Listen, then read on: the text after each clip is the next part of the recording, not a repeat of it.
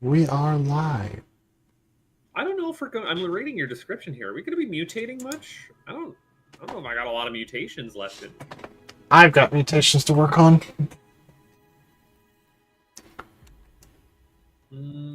Theoretically, we're live. I'm just wanting to see. Hey, look at that. Yeah, your feed's still paused. There we are. I'm going to close our volume. I'm loud. You're loud. We're all good. I can hear both of us. Not that I'm too loud or that you're too loud. My thing should be unpaused. The only difference is I can't see your Discord right now because I have X-Men plot synopsis and all of my X-Men notes lined up here. Gotta be rocking the phone as a third monitor. Oh, huh. That's interesting. Okay, so welcome back everybody to episode 3 of Touching Grass. This time, I'm going to focus on building things, while Buttface will focus on acquiring things. I've been known to acquire a thing or two in my time. It has been known to happen. I really what I should do is that all of everything I want on me. Kind of, disgusting. But like, it's gonna be fine. What does it take to build a better stab and stick? I'm looking for tiger mosquito rapier. I could just do that up right now. We got enough stuff for it. I think I'm going to do that.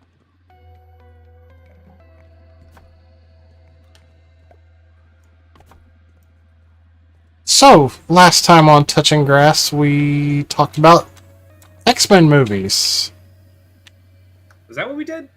Yeah. Was that our plan? Was that what we were supposed to be doing? We were preparing for the new Deadpool movie, which is out now, and I have seen it. And you have not. No, I have not. But last time we only discussed 4 movies out of like 12 or something. I don't know. There's a lot. There's too many. I'm gonna be honest. Way too much. What the heck is all that? Hey, there. So we talked about X-Men First Class, and we talked about X-Men Origins Wolverine, and then we talked about X-Men, and we talked about X2 X-Men United. Remind me why we went Origins first? Because that takes place before X-Men.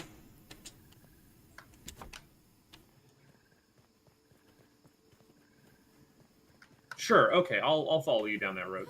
I seem to recall that. It's been a while. It's been a month? It's been a hot minute.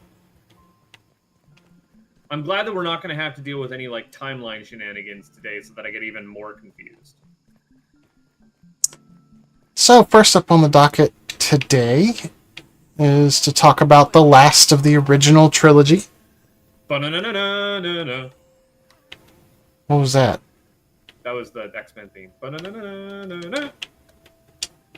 Ba-na-na-na-na-na. No? It's fine. It's fine. Don't worry about it. Yeah, anyway. X-Men, The Last Stand. And they never made another movie after it. So, if you will recall, at the end of X2, Jean Grey made the ultimate sacrifice to save everybody else. as the waters of the lake at Stryker's lab consumed her. I'm going to immediately derail us in that I didn't know that Alkali Lake was like a real place. That not a day trip for me, but a weekend trip I could absolutely go to. Did you know that? It's out here in BC. I mean, everything else in the movie is a real place. Yeah, I just didn't know that there's literally a lake called Alkali Lake. I thought they were being like cheeky, you know, alkali metal, a highly reactive metal set, because that's where you do the adamant. Like, it was a little too clever.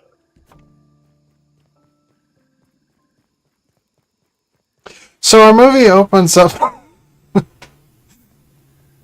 Did you not get that Alkali Lake was like a pun about it being a reactive metal? No. Yeah, that's like all of the like super easy to bond metals are alkali. So to do Wolverine shenanigans at Alkali Lake, maybe go like, last time. Look. But no, it's a real place. I looked it up. Look, I took biology, not chemistry. Well, I'm also not a chemist, so. I just hang out with them on TV. Bow, bow. Bow, bow.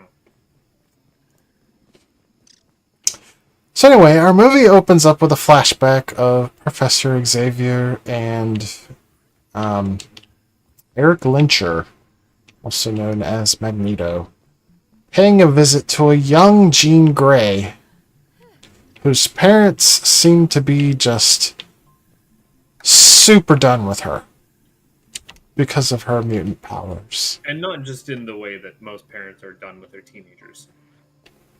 I don't think she was even a teenager. She was quite young in this scene.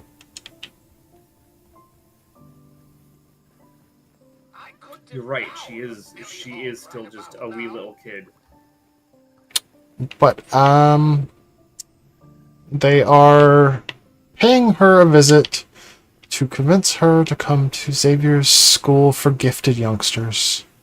And is this where they also call out that she is a Category 5 mutant? Or is that like something discussed later in the present tense? No, actually, Eric asks Charles if they're going to have to visit all of them, and Charles does explain that this one's special. I don't remember if this is the part where he said she was Category 5 or not, but I started to roll my eyes at the point when that was brought up, and I was like, oh, you guys have like a whole numerical numbering system that we have never heard before, and also it's like a 1 out of 5 star thing. I don't know. Maybe it goes higher than Category 5. We just don't know. But like, without a reference point of what any other mutant is, calling someone, they're a level lemonade sour mancer. Like, what does that mean? That's useless to me. A lemonade sour mancer? We haven't seen one of those back from the Candy Wars. So they go in and talk to Jean, and she is not cooperative. Bratty and precocious, I would say. Yeah, we can go with that. Bratty and precocious. Until Charles says, it's not polite to look into my mind or Mr. Lyncher's mind without permission. And, reveals that they're both mutants like her. And, it's kind of where our little flashback scene ends. Nope. Nope. Flashback scene ends with her being like, oh, you're both mutants? Cool. Let me levitate an entire city block of cars. Not the whole block. That would be ridiculous. To just rip up a chunk of the sidewalk and carry it somewhere. Yeah, but they talk her down from it, though. No, she does it. She lifts that. That's crazy. Yeah, that's a lot. But she doesn't cause damage, is what I'm saying. I don't know. Depends how heavy she drops those cars down. That can do some damage to your suspension. You are just determined to argue with everything I say, aren't you? That's kind of my point in a podcast. You also are missing out on one important thing that happens during this scene. Something that I didn't realize was missing in the other movies. Are you going to elaborate? This is our first Stan Lee cameo. Stan Lee's one of the neighbors who gets his cars levitated, and he's like out there with an older woman who's like, Moira with a car, or whatever. And I didn't realize that I was missing Stan Lee in X-Men 1 and 2. So it like caught me off guard seeing him.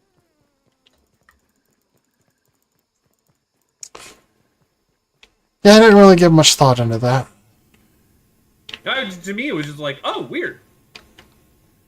Weird seeing that and being reminded that this is indeed a Marvel movie that definitely has a post-credit scene. I couldn't tell you if it has a post-credit scene. Is there an important post-credit scene in this one? Jumping ahead? I think there was a post-credit scene. Well, diggity dang. I'll never know. But yes, then that's the end of the scene. And then we jump to the other, like, pre-X-Men... Flashback scene. Wow, is it flashback? Do we know that it's a flashback at this point? It was one of the more disturbing scenes that I've seen so far. Yeah, I guess we wouldn't know that it's a flashback at this point, but it becomes apparent very quickly. Yep. As we see, God, I forgot his name, but the mutant known as Angel desperately... Warren Worthington the Third. I don't know that. I'm just reading it from the synopsis I have pulled up. Desperately trying to saw off his wings. Well, file them down because they're poking out just for right now. He does he eventually take a hacksaw to it? Because for the most part, it was just filing it down with a giant file. And yikes. There was a lot of that's trauma. There was a lot of blood, and I think there were other tools like a hacksaw and whatnot in the room. And Warren Warrington the Second, which is the only way that you can say a name that ridiculous, even though it's not the accents that they're given, is like distraught at his boy when he finds this out. And I read that as like fatherly concern the first time. I should not have read that as fatherly concern the first time. No, because this guy is basically our... I don't want to call him the antagonist, but he is the one that sets into motion everything about this particular film. It depends if you want to call Peter Dinklage the antagonist. Was he in this one? No, he was in the last movie. Yeah, he's also in the next one as a different character. No, that's I'm making a timeline joke about. He's in the one where they time travel. Don't worry about it. Don't worry about it. It's fine. Timelines are stupid. But yeah, really disturbing scene of child self-mutilation because of changes brought on during puberty, and I went, oof, oof, oof. Yeah, that one resonates with me a little too well. Yeah. But as we find out, it's like most things, some good old-fashioned bigotry. What are we on the counter for X-Men paralleling real-world politics? X-Men being an allegory for, at this point, yeah, the line gets a little bit blurry as opposed to, like, it being a sexual, like, allegory for, like, out and out gay versus this definitely reads as body horror related to transness. Like, you cannot read it another way, or you cannot reasonably read it that way. This is rough to watch.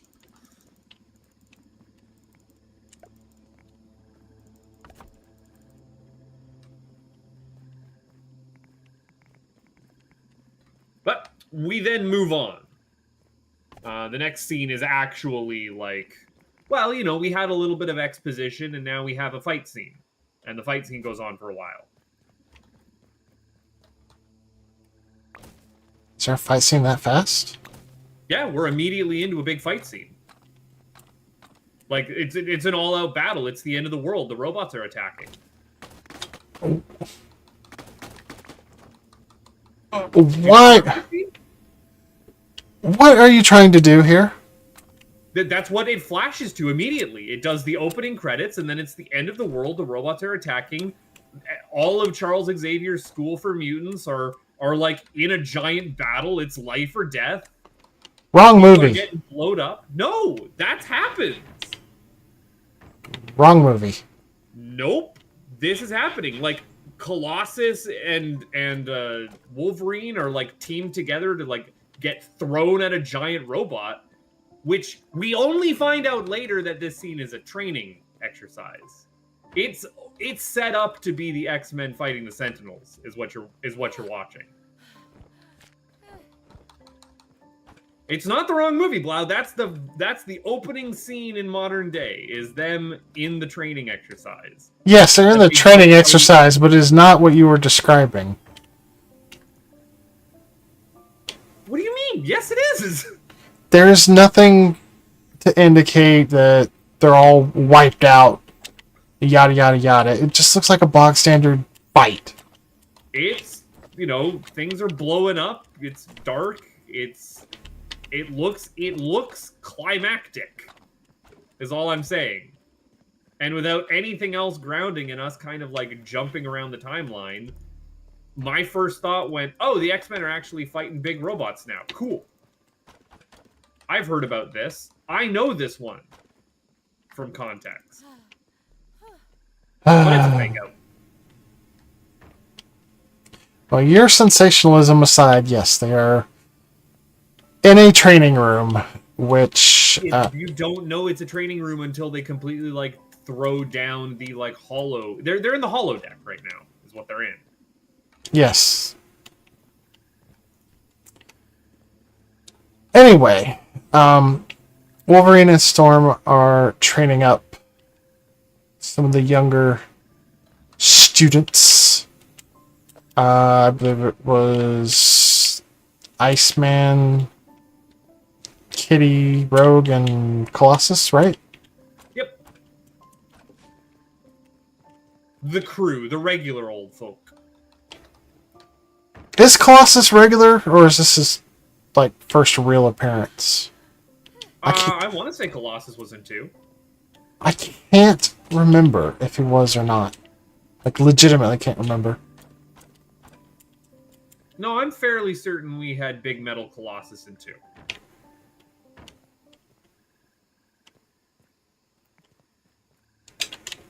Yeah, it's possible. I just don't remember.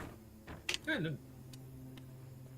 So anyway, the kids don't really know how to win this.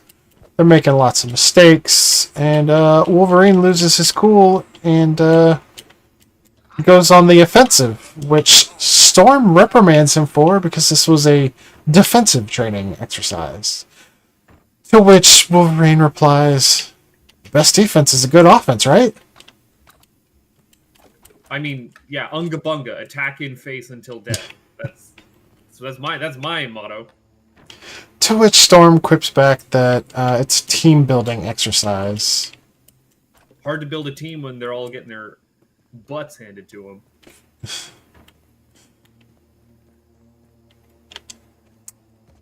And then Wolverine says, "Take it up with Scott. I'm just a sub." Remember Scott? In this movie, he's just a big old sad boy. Because the love of his life has perished. And he's just been being a big old sad boy. I mean, they were dating, but like, do we really know how long they were dating? It was a weird relationship. I'm putting that out there.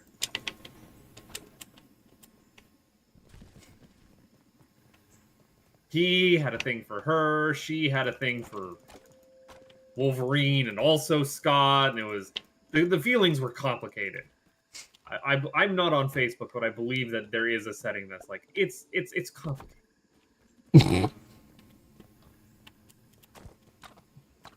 Can I get all of these burrs here, basically? Yes. But yes. A big sad depresso. A dead girlfriend will do that for you. Yeah. Yep. And I think Scott just takes off, right? Like he just pieces out. yeah, he's just like, yeah, whatever, man, and takes off. And is this where we see your boy for the first time? Your big furry blue boy?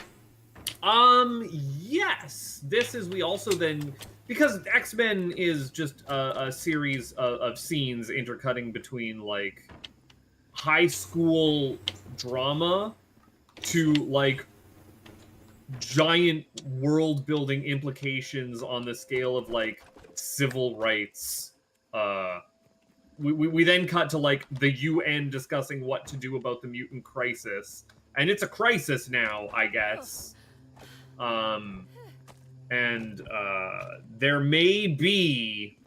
There's talks of a cure for the mutant gene, and so the like he's not an ambassador. What would you call Beast? He's a representative. He runs the Department of Mutant Affairs. Yeah, he's US.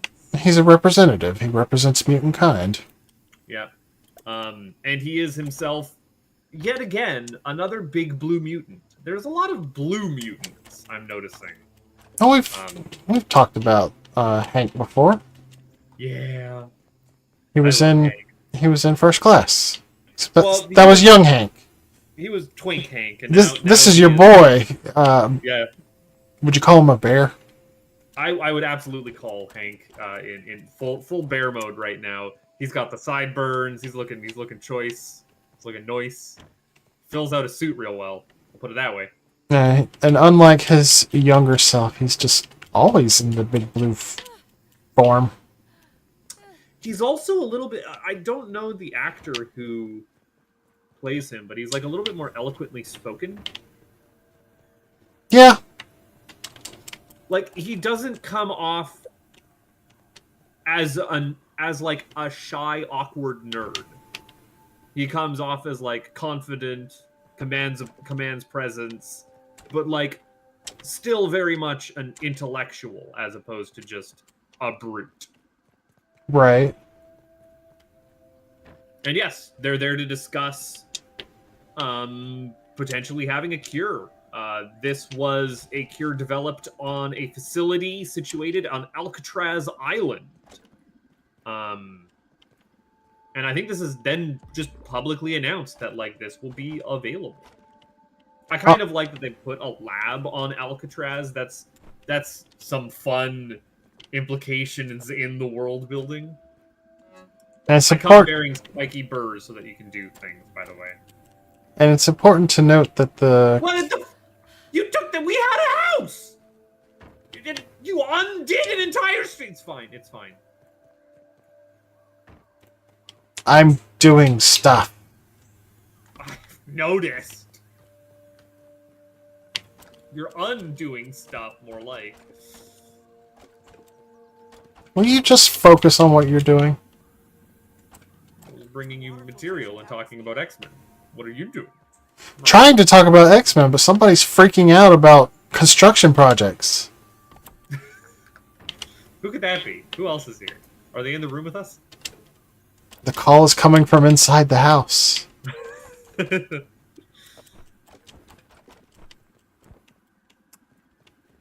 So yeah, the cure to being a mutant is being offered on a volunteer basis.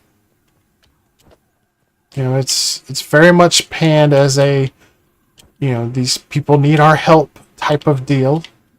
Well, but again, with the subtle, like, euphemism and phrasing, language is itself political. Calling it a cure has wider implications, Yes, right? as we see very quickly, there are mutants that are just clamoring to get the cure. Mutants like Rogue, for example, who have really horrible powers. And then there are mutants who are quite offended at the idea that being a mutant is a disease to be cured. In this regard, to me, the political parallel here feels like autistic people. Again, it is an incredibly malleable metaphor that you need to be really careful with some of your implications. Dunk. Why did you put this wall? It's fine. I don't understand this wall. We're looking for pine cones now. That's what we're doing. So, I think there's a scene where we got our teeny boppers contemplating the cure. Well, yeah, Rogue immediately wants to take the cure because she has "if I touch you, you die" disease, and Storm is like, "No, the cure is mutants need to be proud of their powers because she can fly and shoot lightning." I can see. I think that this, in a world where you can have some particularly In a world. in a world where you can have some particularly diverse side effects for being a mutant, to, like, I'm sure dude who got turned into a jellyfish might have wanted a cure. But I'll put that out there. He didn't live to see the cure. Well, no. I wonder why. Well, you know, they say bigotry ages you.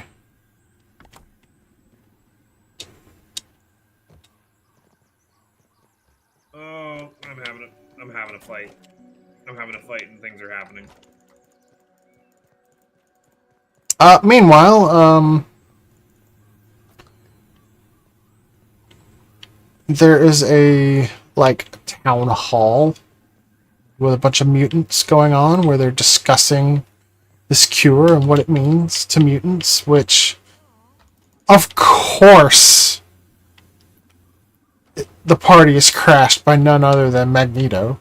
You say it's a town hall. I say it's like this is 100% like the underground leather scene. All right, like this is we are in a gay club at the moment.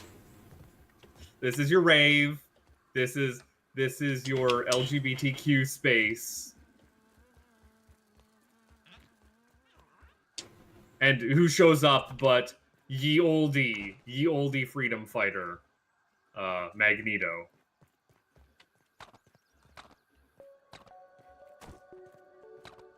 And, you know, he do what Magneto do. And argue that, you know, these humans are whack. They're trying to genocide us. And we gotta kill them before they kill us, type stuff. I mean, he makes a good argument. I'm not gonna lie. It's like you're calling it a what is this? Where am I? I mean, that's kind of the beauty of X-Men, is that your villains and your heroes, neither one are black and white in their motivations. I can't see. Like, they are all shades of gray. Well, except for Gray. She's like just 100% fiery red. We're not there yet. Where are we? What are we doing? What's going on? Stay on topic. You're never going to be able to keep me on topic. You know that. Unfortunately.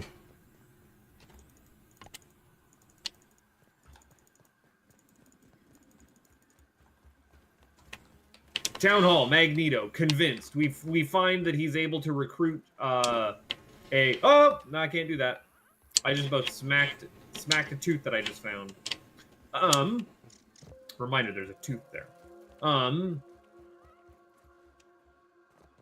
Magneto's able to convince a mutant who has the ability to, like, locate other mutants, right? She has a little bit of the Professor X in her and is able to find where I'm not entirely sure what they're looking for. Do you know? Oh, they're looking for Mystique, aren't they? Yes. Yes, they are. Mystique got captured. Mystique got captured because she was sneaking in and finding out top secret information about this cure. Yeah, and we totally glazed over that. Yeah. It turns out that, one, again, Mystique is captured, and two, Mystique got captured because she found out that the cure is itself produced by a mutant. Yep. They've got some kid locked up in Alcatraz.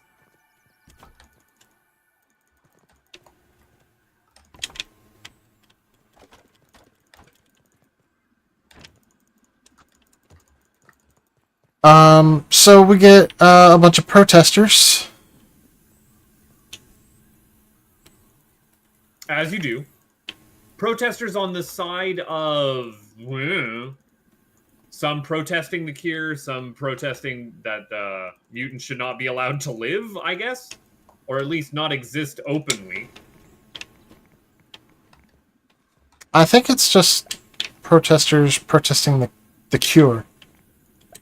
There was not a counter-protest going on out there? I could have sworn. I could have sworn it was two sides. No, but I think there was, like, dudes in military gear. Just your general riot shield. Yeah. That's how protests work.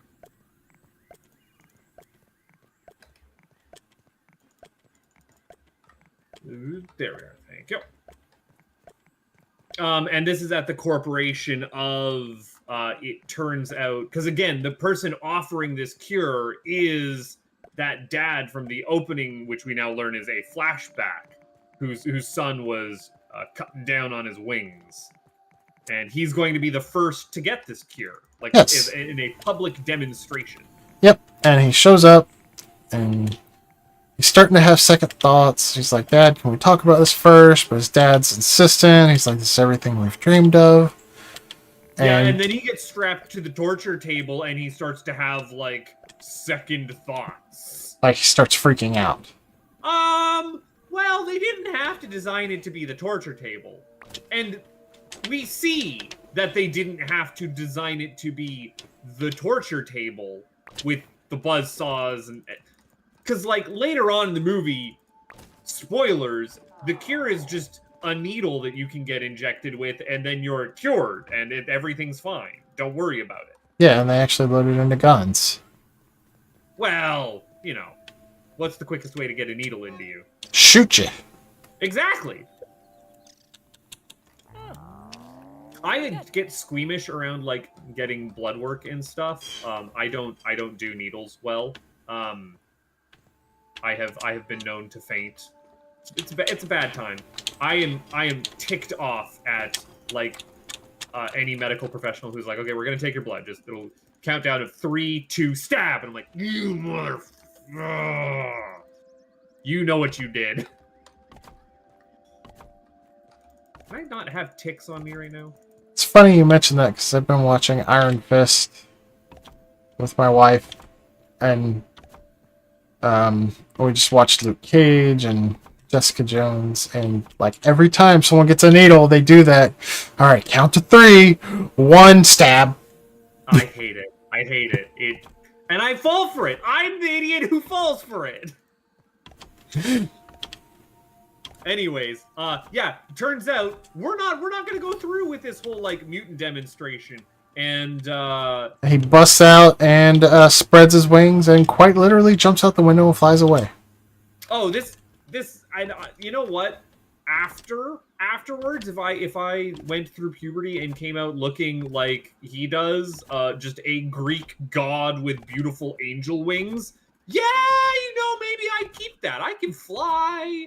I look pretty fly. Everything's all right. Everything would be turning out for me. Instead, I have ended up gangly. But you're my cute gangly man. I appreciate that you appreciate me. I don't necessarily.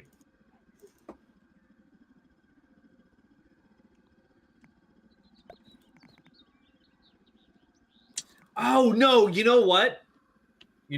We don't find out about Jean being a level 5 mutant. Oh, everything is attacking me. I'm getting turbo fought over here. At some point here, we do have the Scott runs away to be sad scene. I am gonna need wheat stems.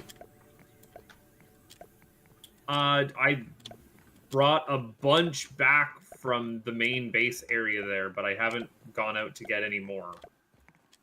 How would you want me to go and harvest you weed stems? I mean, there's weeds everywhere. There are. Just go find some, forehead. Well, I'm on the other side of the yard from you. How am I just finding... I walked through here 30 seconds ago. Ow.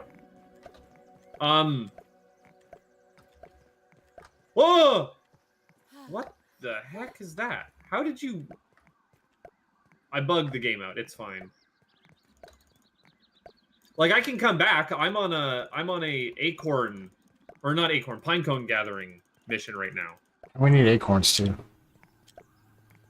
Well, I will also go and do that. I may want a hand to go take care of Explodey, but I can acorn for you. But yeah, do we want to talk about the Scott and Jean of it all? Yeah, so, we see Scott going back to Alkali Lake, where Jean made her sacrifice. And he's just staring out into the lake, I guess, reminiscing about her or whatever. He's been hearing her in his head, I want to say. He starts hearing her while he's standing there. No, I think the reason that he goes to Alkali Lake was she was calling him. Why can't I... Oh, I don't have backpack slots for that. Dang it. Okay, hold on. I'm fighting. My life's rough. Keep explaining plot. Anyway, he gets to the lake and the voices intensify. And then next thing he knows, he's standing there in front of him. Yeah, Jean Grey just, like, reappears, and I'm like, ah, okay, death doesn't matter in this universe. People don't actually ever permanently die. Got it. Cool. Understandable. And, so relieved to see her again, he immediately starts kissing her, which turns out to be the kiss of death for him. That doesn't go well. Yeah, he straight up dies. I'd rather have a spider, personally. Yeah, he gets exploded. And he's never seen again. So, yeah, hope you're not a Cyclops fan, because all he does in this movie is just show up and die. Show up, be sad. Be sad and die. There's important character development. So, Very. yes, Donut Lord is no more. Is it? Off the big donut in the sky. Is he Donut Lord? That is James Marsden, Donut Lord. We were over this last time.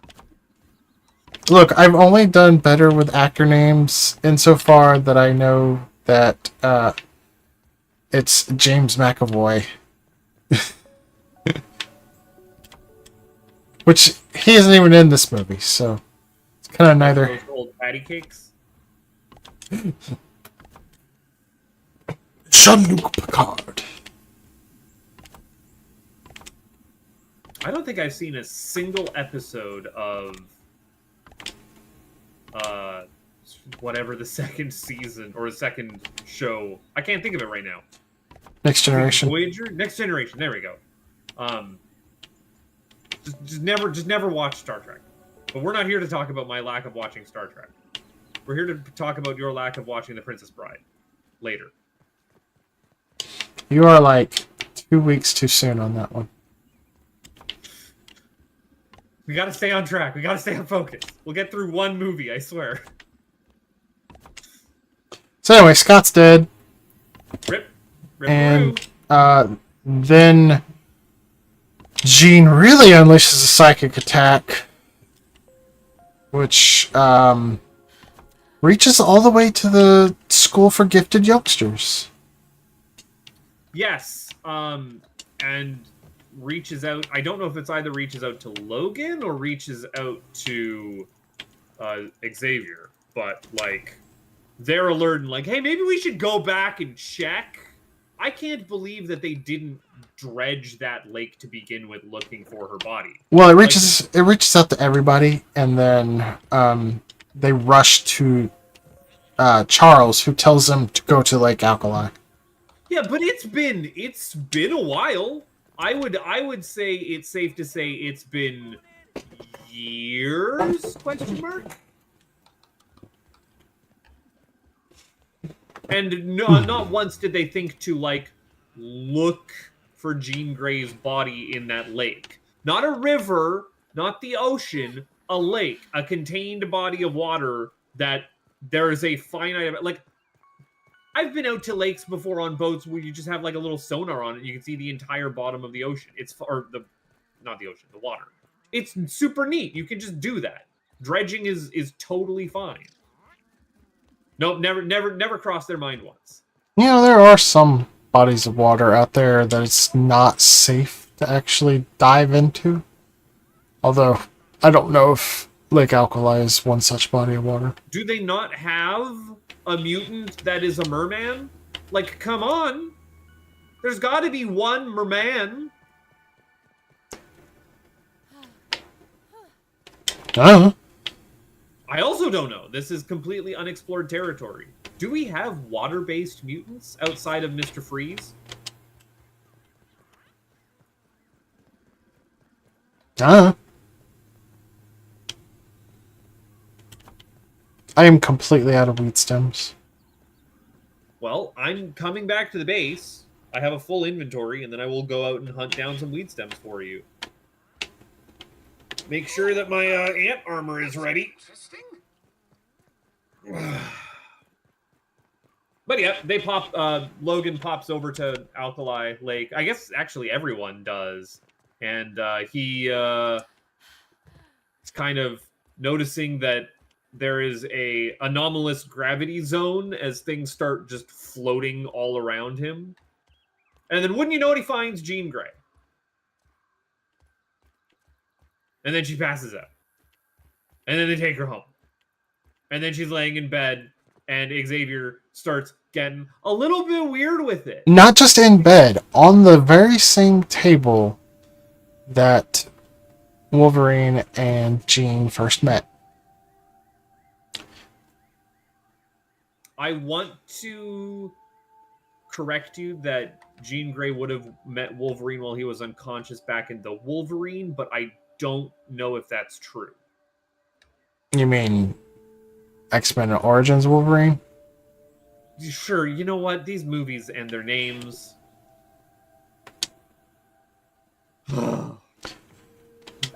Wolverine's... Wolverine also didn't meet Scott either. Dang it. Never mind. Let's move on. There's nothing to correct me because you are 1,000% wrong on that one. Yeah, my dumb pedantry does not hold. As it turns out. It does turn out that way. I'm desperately trying to get home, and I keep running into things. You probably also need all of the stone right now too, don't you? No. I mean, stone's good to have, but I desperately need wheat stems. Okay. It'll happen, don't you worry. I just have to, like, carry them all the way home. But yes, Jean is on the bed that Logan was on. She's a little groggy. Xavier's like, yo, She's not just groggy, she's out. Turns out well, she was groggy back at the lake. Xavier is keeping her under, trying to reconstruct barriers in her mind that lock off her full potential. Because as he reveals to Logan, she has kind of a multiple personalities. Dissociative identity disorder? Question mark. And one of her personalities is the Jean Grey we all know. And the other one is an entity that calls itself the Phoenix. And is kind of a dick. Is, I believe, described as, like, pure id.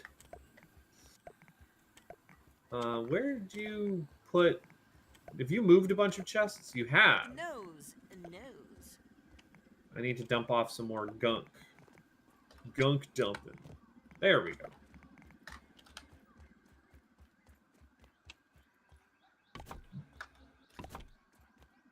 But yeah, there might be a little bit of an issue with Jean. There's a problem where she also has the mutant power of I kill you now. Yeah, as it turns out, she might be more powerful than even Charles. Which I think they go on record several times throughout these movies saying Charles is the most powerful mutant. I think sometimes... Magneto's definitely pushing it. I think sometimes they might call him the most powerful psychic, but obviously neither one of those are true since Jean basically has the same powers. Yeah. Okay, I'm gonna grab you a bunch of weed stems. You just hold your horses. What if I don't have horses? Well, what are you gonna do about it then? Not hold horses? And not get weed stems. The weed stems are contingent on your horses being held. Nay. Really? That got a laugh out of you? Yes, it did. You know what? I wasn't expecting it.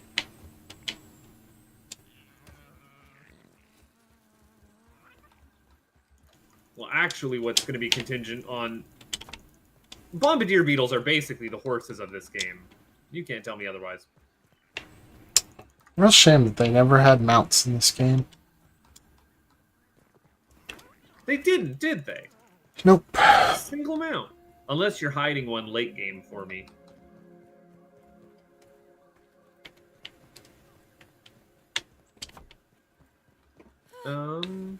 We good? No, we're not good yet.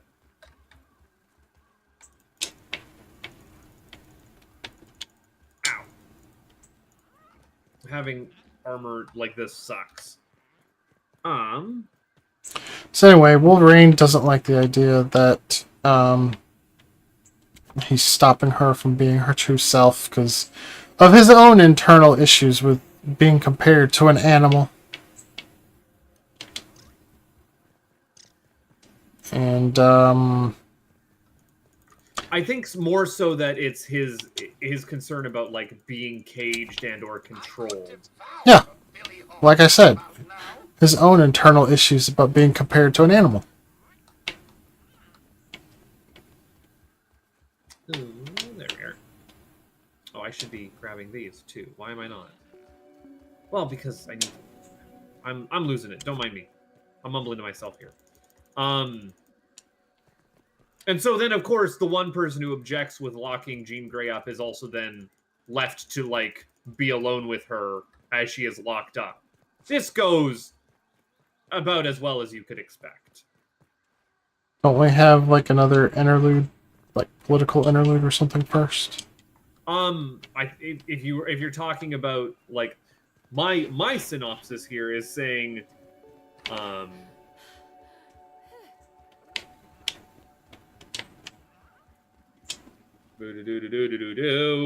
my synopsis here is saying that at some point, Magneto with his new buddy friend pals from the Rave hideout go to break Mystique out of her armed convoy.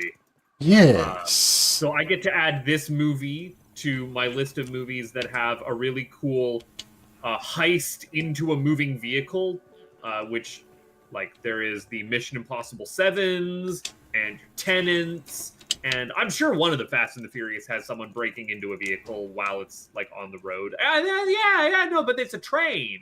You know, a train heist in that one.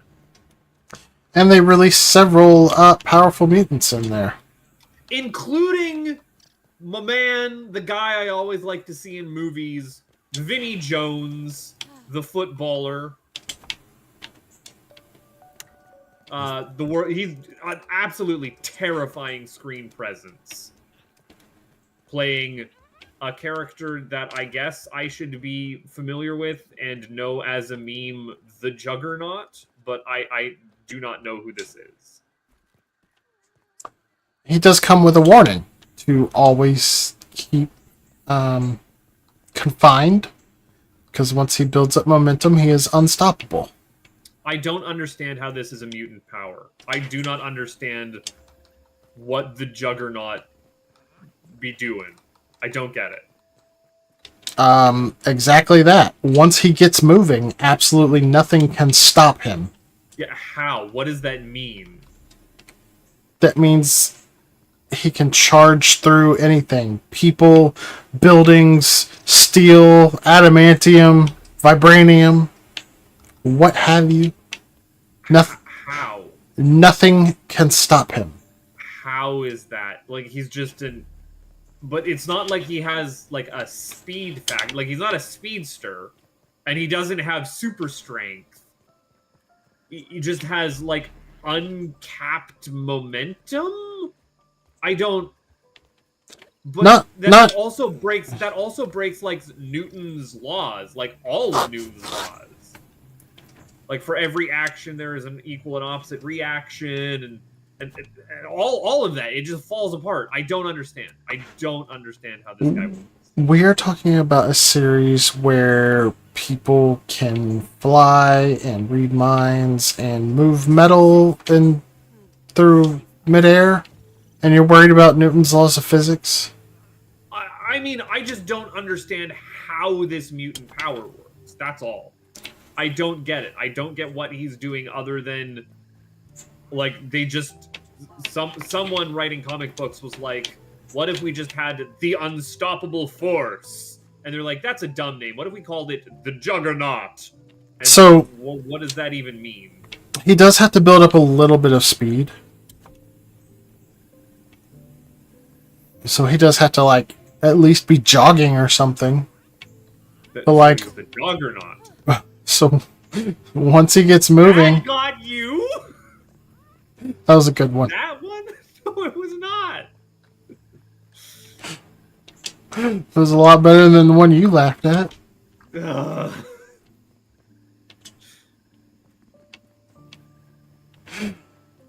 But yes, they do break out. I don't know why we've had this. There's also... What are the other ones that they break out? I'm just thinking of the Juggernaut and Mystique. There was more, right?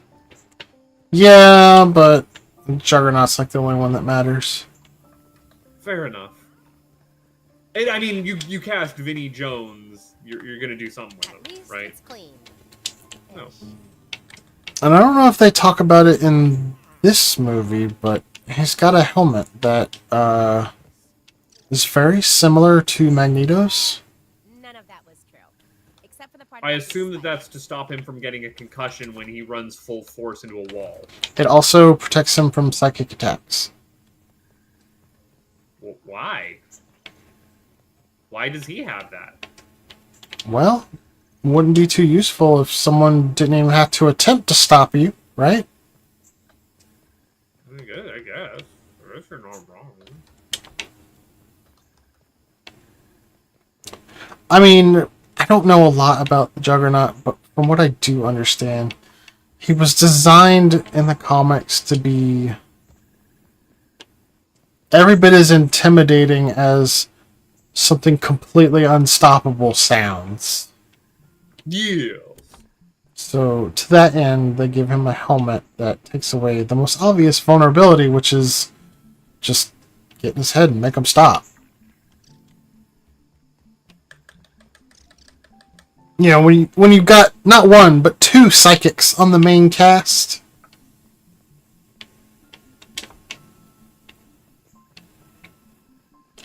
Anyway, I don't think they actually explained that about the helmet until spoilers, Deadpool 2. Okie dokie. There is also one other important thing that happens in the armored vehicle breakout scene. Yes, the guards find out and they start attacking, and they're shooting the cure out of guns. We do have gun cure, and Magneto's like, see, I told you that they were going to make a weapon out of it. I was right. I am justified. I am Magneto, and I am the hero of this story. And then, Mystique gets shot and just becomes a hot naked lady on the floor. And Magneto immediately abandons her. Just Yep, like, and says you're one of them now. And then walking away says, "What a shame. She was so beautiful too." And you know what? And I read this as incredibly cold initially. Knowing that Magneto kind of goes a little bit farther of like, it's them versus us. I want them extinct. There's a little bit of a mercy in just not outright executing her then and there for being... I don't know what this... because this is where the metaphor falls apart. It's like you're a traitor now to your own kind because you're no longer part of the in-group or out-group. I don't know. It's weird. It's weird. It gets fuzzy. But it's also hella cold from Magneto. Like, just... He should have just... It's one of his real bastard moments. He should have just remutated her. Well, yeah, the blue jellyfish might be a little bit of a problem. As far as I know, Magneto is only able to turn people into jellyfish. That's all that machine did. You can't tell me otherwise. It's never explicitly stated. That's just heavily implied with flowery language. Well, it's heavily... We don't actually see it go off, right? We don't know. Maybe it's just the jellification machine.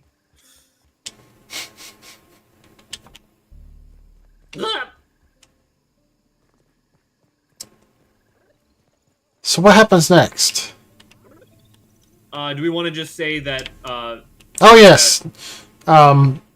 Logan decides, you know what? F this cage. And wakes up Jean. Which is a totally reasonable thing to do. And Jean definitely doesn't immediately start putting up red flags. That's the thing about red flags and rose-colored glasses is that all... And this is, again, a quote from a thing, is that all red flags with rose-colored glasses just look like flags. Because she starts being a bit forward with Logan, to put it lightly. And yeah, they have a hot makeout session. They have a hot makeout session, and then after, like all hot makeout sessions, afterwards, she, at least with me, it's like, and now I must die! Please, end my life! Logan does not take kindly to that. And says, no, hey, what's going on here? And then, Jean explodes in a bout of psychic fury, and breaks out, and just kind of runs away. If there's anything more nuanced than that you want to discuss, this is the point. No. No, you about covered it pretty well. And then, I think Charles uses Cerebro to track her down after chastising Logan. Well, you know what? I want to... I'm going to just bring up that, like, when Xavier is talking about, like, yes, I've been controlling her mind and keeping her locked up, and Logan has some objections to that. It is understandable when, like, these people can be or demonstrated as being able to, like, alter reality in that way. Like, you cannot trust what your objective reality is Even from the first movie, we said, "Can you guys stop attacking me? I'm trying to pick up all of these sticks." Oh no, they make it 1000% clear that Logan did a dumb thing. Yeah, but Xavier also was doing some dumb things. Like he's overstepping his bounds. He was very cold about it, but I could devour a billion. he was also kind of right.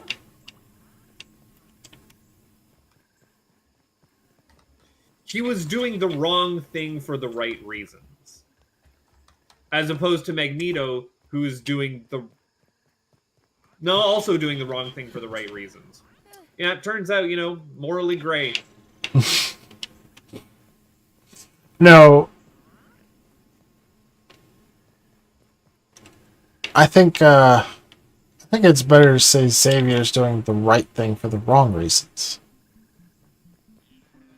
Because it is the right thing to stop Jean from just being able to go on a murderous rampage because she's being a pure rage. He's doing it the wrong way. Right. Locking her abilities away instead of learning her to control them is the problem.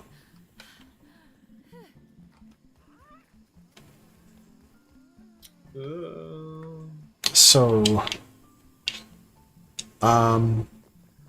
yeah, they go track her down at her parents' place, of all places, where our Running movie back home to opened up. Because it's her id being locked away this long, and there being some developmental regression. I mean, check at your house, check at your childhood home seems appropriate.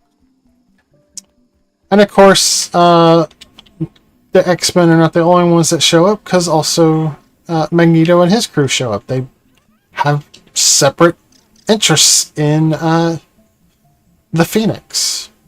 Well, Magneto would know that it's the Phoenix, but also it's like, this is a very powerful mutant, and I need her for my cause. This is a Class 5 mutant. Ridiculous. I think this is the point where they do say that. A lemonade level sourmancer. But yeah, they both try to recruit her to their cause, and she's kind of not having any of it and tries to kill everyone. And after an action scene where, what was it, Logan and Storm end up fighting Juggernaut and whoever else was with Magneto. Yep. While Magneto and Charles try to stop Jean from killing them, Jean actually does end up killing Charles. Yep, she atomizes him, completely demolecularizes him. It's 100% disintegration. Yep, and our next scene is a funeral for Charles. And then Charles is actually dead for real, forever, and never comes back. Never seeing him again. Nope. Ripperoonie. No more Patrick Stewart in any of these movies. Never again. The school continues without Xavier, and I keep getting attacked!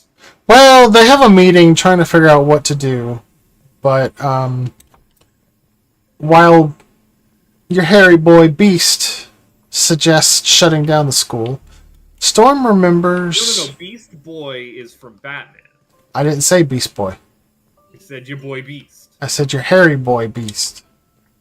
Your boy Beast. No, his name is Hank, not Harry. It's not Harry Henderson? I don't actually know. Anyway. Hank says, shut down the school. And Storm remembers something that Charles said to her before he got atomized. Which is that since Scott is such a sad boy, he was hoping she would consider taking over the school one day. Do you need more weed stems, by the way, or can I go on to another task? Oh no, I still need tons of weed stems. Okay, I'll be back. And Feel free to drag a pallet around with you so you can carry more at a time. I can carry 25 at a time, and I'm not coming back with more, with like less than that. Well, you can carry 25 plus a full pallet. Eh. In fact, where are you? You're right there? I'm going to make a pallet next to the stairs for you. Where'd you put the fridge? Over there. Where? Over there. Over where? Over yonder. It's dark. I can't friggin' see. There it is. Okay, you've moved everything farther back. I'm just hungry. Need food. Just close your eyes and imagine it's a fruit powder. Alright, here's your pallet. It can carry 60 stems. 60? Yep. Plus whatever you can hold in your arms. 60. Yep. Where'd you put that? It's over there where the fridges were. Ah! I'm blind. It's fine. That's interesting. 60. Are these like little elephants? What? These are the little schnozzes. I Yeah. want to sleep in here. You put a roof on this? This is the house I need. I love it. It's great. It's perfect. It's me size. This And- reminds me of my little tiny house trailer. Okay, time to go. So what happens next?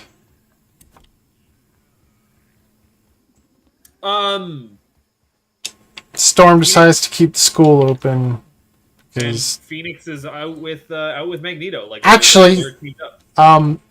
right after she makes this decision, I didn't catch it the first time I watched it because my God, this character plays like such a bit part in this movie, considering that he was in the intro.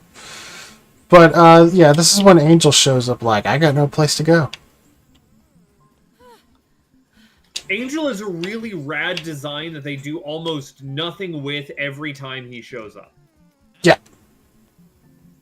He's visually striking and personality-wise, nothing. Yeah, and his wings were hidden when he showed up in this scene, so I didn't even catch that it was Angel.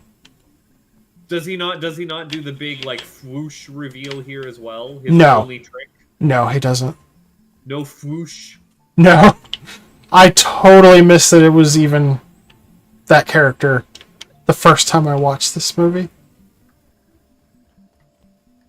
I think the actor looks so much like the actor that plays Iceman that I thought it was him. Ice Lad is still... No, it's Fire Lad. Ice Lad is Pyro. good. Fire Lad is bad. Yeah. Pyro is the one that joined up with Magneto. Ah, you're right. And speaking of Pyro, he's actually the one that goes to the protests and starts the violence. When Iceman goes after him, or not after him, but after Rogue, because he knew she was going to try and get the cure. Yeah.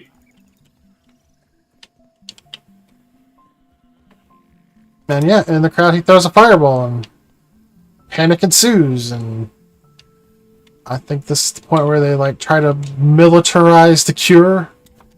The cure becomes fully militarized, and I mean, hashtag Magneto is right, as Magneto always is. And he's planning a Trump rally out in the woods where he gives a uplifting speech.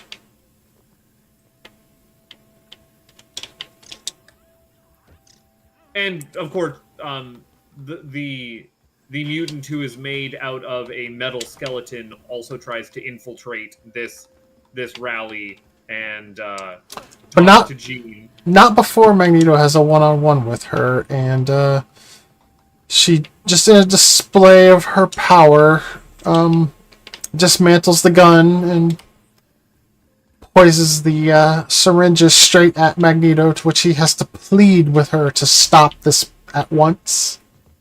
Yeah, it is an uneasy alliance, I guess, is what you could say. Oh, Spoder. Spoder. Taking a look around. Unfortunately, I've had to take off my Mithridatism. But yeah, Wolverine shows up, tries to talk to her. Magneto finds him first. And he's basically like, thought you'd have figured it out by now that you're no match for me, Metal Man. I can smell your adamantium from a mile away. And he's like, I'm not here to fight you, bub. He does say bub a lot. That is kind of his thing. Ironically, I don't think he actually called him bub here. I think he just said, I'm not here to fight you.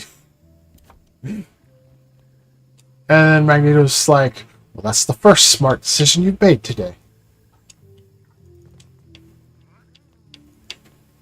He's not known for making smart decisions. Not in this movie, especially. No. I guess that is something that I wanted to mention, is it just me, or is Hugh Jackman's, like, acting in this movie a lot stiffer? Like, he doesn't quite have the range that we've seen in even just the first two movies. Feels a bit more emotionally stunted, I guess you could say. Can you not? I'm... Ah!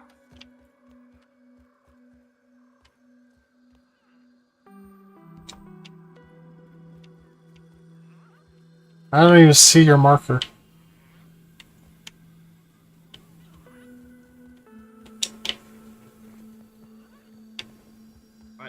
I don't even know where I was.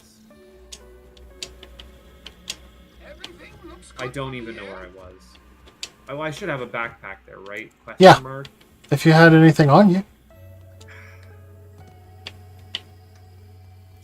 Frustrated because I can't chop weed stems and carry things and juggle everything. I just... Oh, brain full.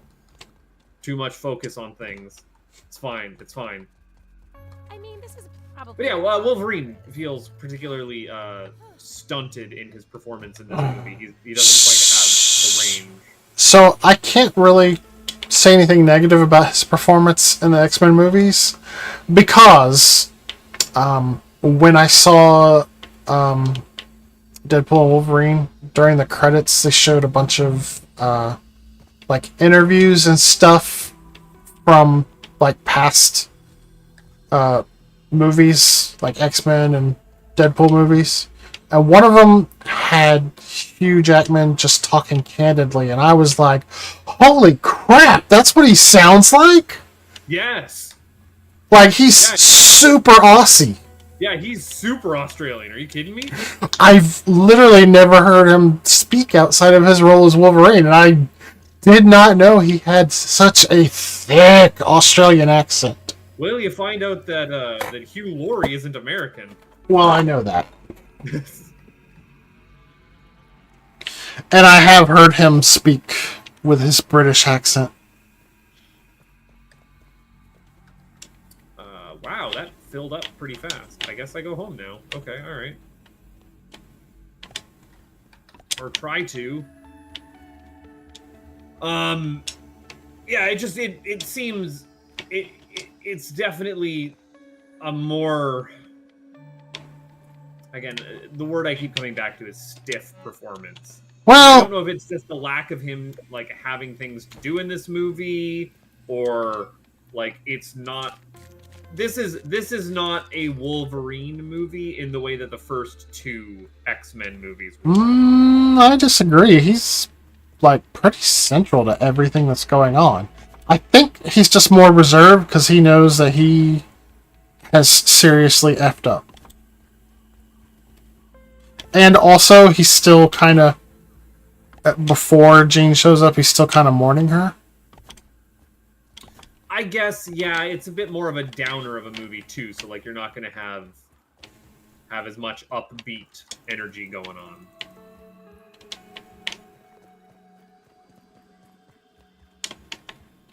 Mm-hmm.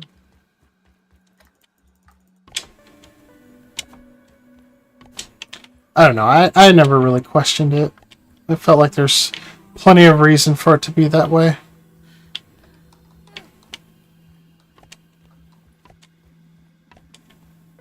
Where are we here? It's also it's weird because again we've seen more movies. Like I've seen more movies after this with Hugh Jackman in it, and this particular movie outside of Logan obviously is some of the most haggard I've seen Hugh Jackman look on screen. He looks tired in a way that is not in any of the other X-Men movies. Part of your crap.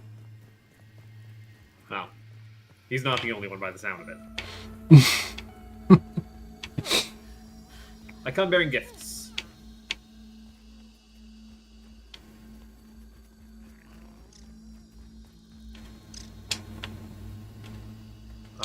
Location obstructed. Location obstructed. There we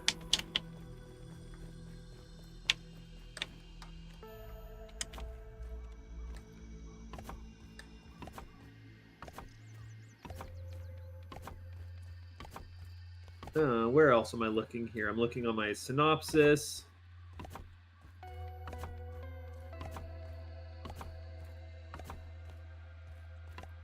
Oh, the president. The president also. Hold up before you take off. What am I doing? Where am I going? I'm not taking off. Oh, you've moved all of these chests here. I just needed to fix this armor. Here, you can take this pallet back with you. Thank you. Because I have already used up every single Wheatston you just brought. Wow, you're a monster. Where'd you go? Where'd you dump it? It's on the path. Got it. The president also signs in against the urgings from Hank of like, all right, we're just gonna demutantify every mutant. Like executive order, they all gotta go. And I'm like, why the political waffling of demutantifying them? Just if you're wanting like governmental overreach, just sign in the kill order. Like just go whole hog. You're inventing new ways to make and use gun. Just be full gun president. It's fine. This is not going to be any more or less damaging to your image. Yeah, who do you think he is? Richard Nixon? I'm not going to try a Richard Nixon impression. I almost did, and then I chickened out. Coward. I don't have the jowls for it, unfortunately. I don't have the jowls for it yet. Give it time. And probably just turn into Kermit. But yes, he does sign into the let's full on military this. Let's get going. Let's roll it out. The cure's coming whether you want it to or not. And Magneto doesn't take kindly to that. And he makes a... Is this one where he makes a publicized threat? Magneto makes a publicized threat and then immediately follows it up with action by like Golden Gate bridging. Are we good to get? No. Anything else we need to go first? Golden Gate's the very end. Before that, Quick question. the military. Yes. DVD. Did you talk about the DVD menu for that movie? No, we have not talked about the DVD menu for that movie. I don't know what the DVD menu for that movie is like. I do. It's really neat. Do you want to elucidate? So it actually gets you to choose if you want to go with the school, if you want your settings to look like this. Surprisingly not terrible. So you have two options. You got Magneto's group of the Brotherhood, and then you have the X-Men. You have to choose which one you want to get into the menu. Okay. And, DVD menus are cool. yeah. That was not a girl face elucidating us on interface design, I guess. Yeah, I guess so. Yeah, I watched it on Disney Plus, so... I definitely legally obtained a copy of it to consume. So, didn't know about the DVD menu. That's not so bad. Neat tidbit, I guess. Now, what was the plot that we were needing to get to in between then and Golden Gating? Yeah, you missed the raid on his little forest rally. I thought that's what Logan was out there doing. No. The government raid on the forest rally. Oh, there was the ridiculous. Ah, I just remembered who Because the other guy was. Decoy. Yeah, multi-man. Yeah. So Mystique actually gives them up, and they use the line "Hell hath no fury, like a woman scorned." Correct. And so the government raids the little forest rally. They got the heat reading on a whole bunch of mutants. And then it's just one guy, and he turns out to be Decoy, and he's like, I give up. Then we get... play multiplayer games, specifically like first-person shooters. My screen name is The Distraction. Because when it shows up in the kill feed, it's like either you got killed by the distraction or you killed the distraction. So, they're not very good. Yeah, then we get some Golden Gate Bridge happening. Then we get the Golden Gate Bridge, right. Magneto levitates an entire city block in the form of the Golden Gate Bridge. I have been to San Francisco. I have made that travel. And he I just... couldn't tell you the scale of the Golden Gate Bridge. He does this to create a bridge to Alcatraz Island. He doesn't create a bridge. He just uses it as a moving platform. Like, Because Juggernaut can't fly or something. Juggernaut doesn't like water. Juggernaut can't swim, I want to say. Yeah, something like that. He's got sonic problems. Except again, Juggernaut is not a speedster. He doesn't go like Mach Force. He's not Mega Teenage Supersonic whatever. No, he's not Quicksilver. Exactly. But like Magneto did not need to use the Golden Gate Bridge. He could have used any metal structure, period. He could have unfolded like a couple of like shipping containers and just had his crew fly over there. There's only, you want to say a couple dozen? Yeah, 100? the Golden Gate Bridge is so much cooler, though. Oh, it is 100% just Magneto being flexing on the world. Like, just showing off. You know, I gotta correct something from last time. I said something about him always playing bad guys, and I realized what my error was. What? I knew it was one of the old men from Lord of the Rings, but it was Saruman that I was thinking of that always plays bad guys. Christopher Lee. Yeah.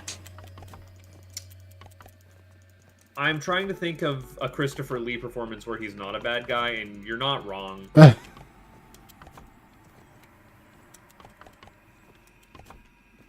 Anyway, that was... Do you want the one Christopher Lee anecdote that I have in my back pocket? I guess since I already brought it up. While filming Lord of the Rings with Peter Jackson, the director, it was like to Christopher Lee, when you're dying, be a little bit more dramatic about it and go like, ugh! And Christopher Lee goes, no, when you get stabbed, it's more of a, ugh!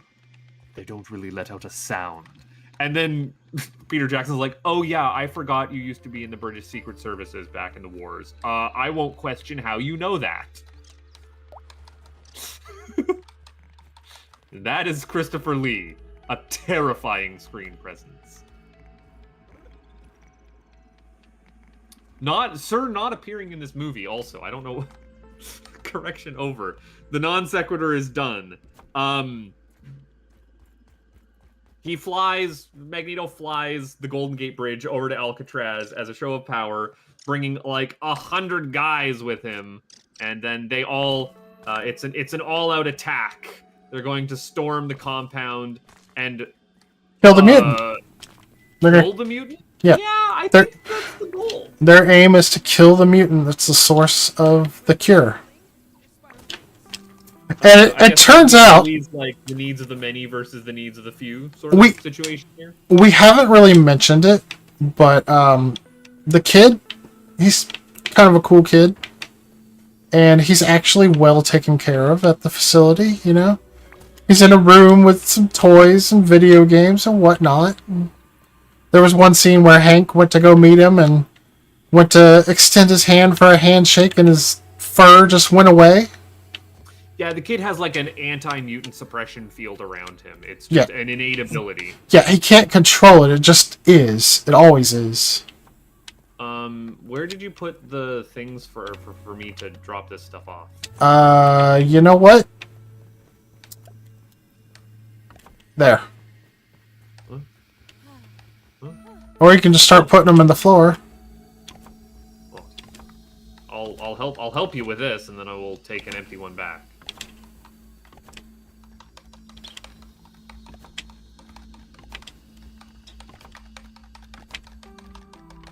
You know you can hold the button and autofill it, Yeah, I could. but you already didn't do that. And look at that, I'm done already. I can mash. I've been known to mash. Can you monster mash? I cannot use a zip line and move one of these things, can I? No. There's so many weeds over on the other side that I'm just never gonna get, I guess. It's fine.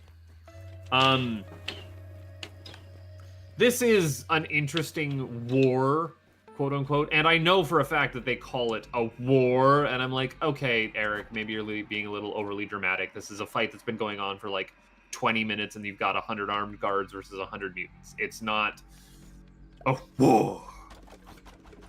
But they do some neat stuff. There's some team building. I really like that they use Kitty Pryde to like no-clip through the ground for their landing. That's kind of ridiculous. There's the Juggernaut getting no-clipped into the floor. Again, they're really using Kitty Pryde's like abilities to an extent. And it wasn't really like Kitty wasn't.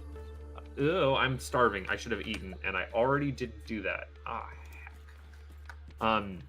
Wasn't like Elliot Page has been in the other movies, but like his range as an actor, unrecognizable here.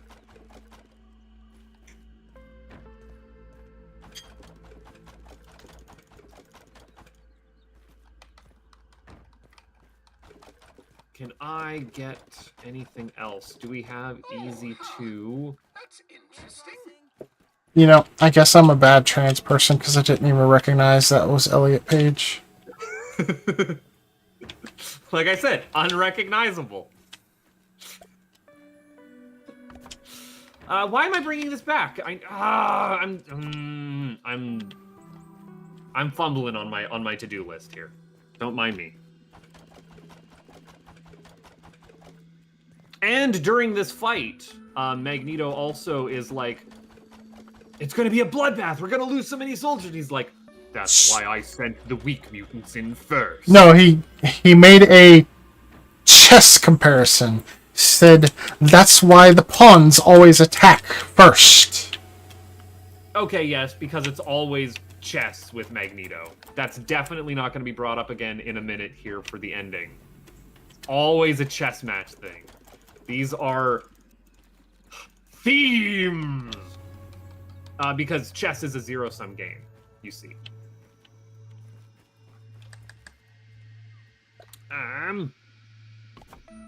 And yeah, during the fight, Magneto's king gets captured. He loses. He loses hard. He might still win the war though. But before that, Magneto, though, Juggernaut's instructed to just go inside, get the kid. yeah, just walk in there. Just And do it. Kitty Pryde uses her ability to go through the walls to beat him to the kid. And tries to escape with the kid using her power, and just, totally birds into the window, smacks into the wall. I was gonna say I've never heard the term bird before, but now I 100% like immediately understand what you mean by it. So yeah. And that gives her an idea. When Juggernaut busts into the room, she lets him charge towards her and just dives out of the way last second. He smashes into the wall without his power and knocks himself out. Yeah, I was gonna say, like, Juggernaut's plan to get the kid out, I guess, would be to go through all of the holes he created on the way in, right? No, he was just gonna kill the kid. Oh, fair enough. Where'd you put our water, our little droplets? Oh, there they are. I need those. I'm going to die. Nice and clean. I need food. There. So yeah, the battle ensues. Magneto's team loses. It's down to like just him and Jean, and then you know, It's not a battle, it's a war. It's our last stand. Hank and Wolverine devise a plan, At least it's clean. and Ish. Wolverine charges at him, and he's like, "You never learn, do you?" He's like, "Oh, but I do." And then Hank gets the jump on him from behind and stabs him with the cure. I have a question: can Magneto stop the metal guy, the guy who can turn into metal? Colossus? Yes. I don't know. I guess that would depend on if he's actually made of metal or if he's made of like a space age polymer.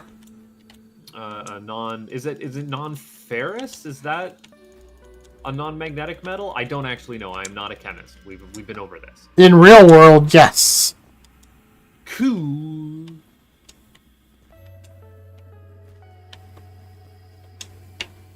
Anyways, yep. Magneto demutatified, and then all of the messing around has reached to finding out phase of, oh, but I'm still me, and I still have thoughts and feelings. Oh no, maybe the human hate was a bad idea.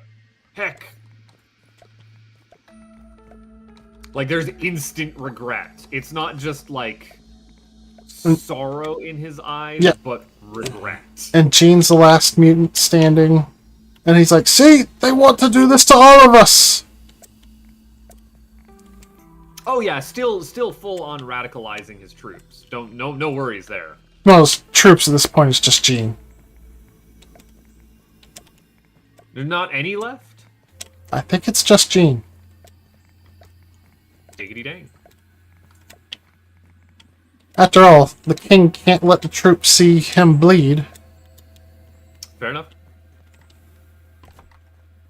So yeah, Jean then goes nuclear. Like, just full on nuclear. Yeah, she makes a lot of guys not feel so good, Mr. Stark. I mean, it is very clearly like it's this. it's a radiation metaphor is what they're doing with this one. Like, it's calling back to like radiation sickness and just being like exposed to way too much pure energy. I don't know about that, but these dudes like straight up disintegrate. So Yeah, and then it's not great. you know, Wolverine tells everybody else, "Go! I'm the only one that can stop her." And as it turns out, he's the only one that can stop her because he heals faster than she can disintegrate him. He heals super fast. This might be the coolest example of his healing factor, period. Like, you are watching his skin fly off of his body, his muscle and like tissue disintegrate around him, Well, and he's just able to walk through it. It's rad. It's so rad. it is rad, but I feel like the next movie might have a more rad instance of it. Yeah, the next movie that came out, what, 10 years later? No, This is so cool for the time. no, it was like 6 years later. Not! Ah! I'm pretty sure it was 6 years later. Ah! Stop it!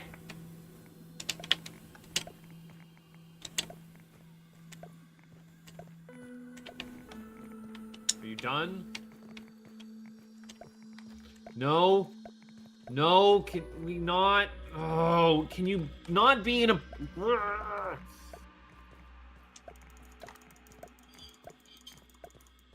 Thank you. Hey, you got a gold card for the stink bug. I don't want to talk about it.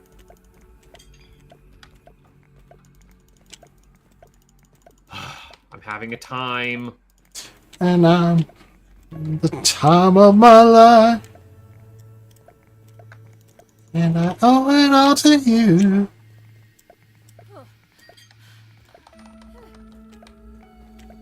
I would like to not be continuing to explode here. Ah! Ah! I hate that you drop everything when you just get hit once, and there's mites everywhere, and it's just... Can I get around this? Where did I leave? There we go. Okay, alright.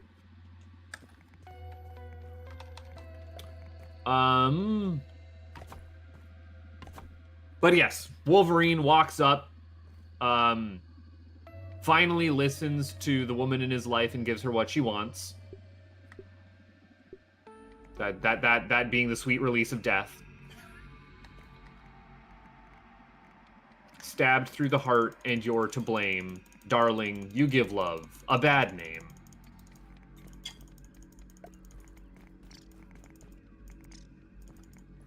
Can we not? With this? There we go. Just every mite right now. And then this also gives Wolverine more excuses to be sad and mopey about a dead loved one. And he's not going to have any more loved ones in any other movies that die tragically. Definitely not going to happen. No, never. No, never. Yep, never. Never, ever.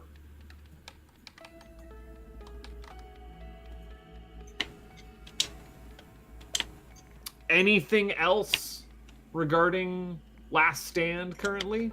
I actually cannot remember if there was a post-credit scene or not. There is. Well, there's one more scene after this. Is like we see the school continuing on with Storm as the headmistress, and Logan's there. The president. The president is like, I'm so sorry for all of that I did. Mutants are cool now. Don't even worry about it. And Rogue has taken the cure. Rogue is cured. And is able to get with her boyfriend Iceman, also in this movie, not doing a whole lot. Oh, yes, I do remember the post-credit scene now. Yes, because there are implications of this post-credit scene. Yeah, so post-credit scene shows somebody in it. It's not post-credit. Oh, no. It's not showing some... Because you see Magneto at a park, and he's playing chess, and he's feeling sad. Oh, right, yeah. Yeah, there's that. And then it rolls credits. And then the post-credit scene shows somebody in a hospital bed. And Moira McTaggart walks in. Who? Moira McTaggart. I don't know who this is. She was the girl that Charles had a thing for in First Class. I forget that she exists. Yeah, this was like her first appearance, and she had a very bit part in the movie. I forget that she exists. No, before we get to the post-credit scene, I wanted to say, you see Magneto in the park, at a chessboard, being mopey, but then the piece starts to move on its own, and you're like, the cure is only temporary. Aha! Oh, okay. I'm glad you said that, because I actually didn't watch that part when I was rewatching it yesterday. Nope, you see him in the park, he's playing chess, but he's just kind of looking forlornly at the chessboard, but then you see it wiggle. And I was thinking all while we're talking about this, I was like, man, this whole cure thing really creates a problem. It sure does, except it's always only temporary. Where's I always lose these fridges. What are you doing? What are we making here? A building. Don't worry about what I'm doing. Worry about what you're doing. Well, what do you need me doing? Weed stems. More weed stems, eh? Yep. Where is our upgrade block? Somewhere in this mess. You have definitely thrown me off, that's for sure. Ah, I found it.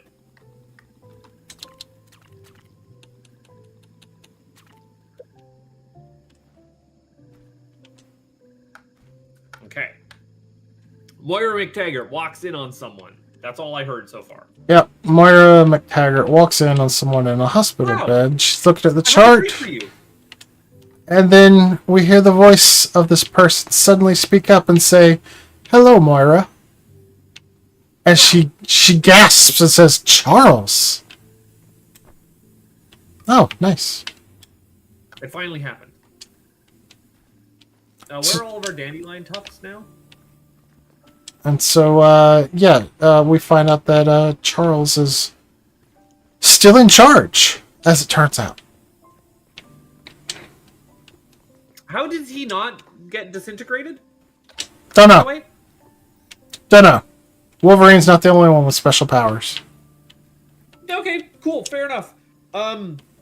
Before I run back out and do another thing, and before we get into movie 2 of 4, I need to get up and grab a drink. Okay? Okie dokie.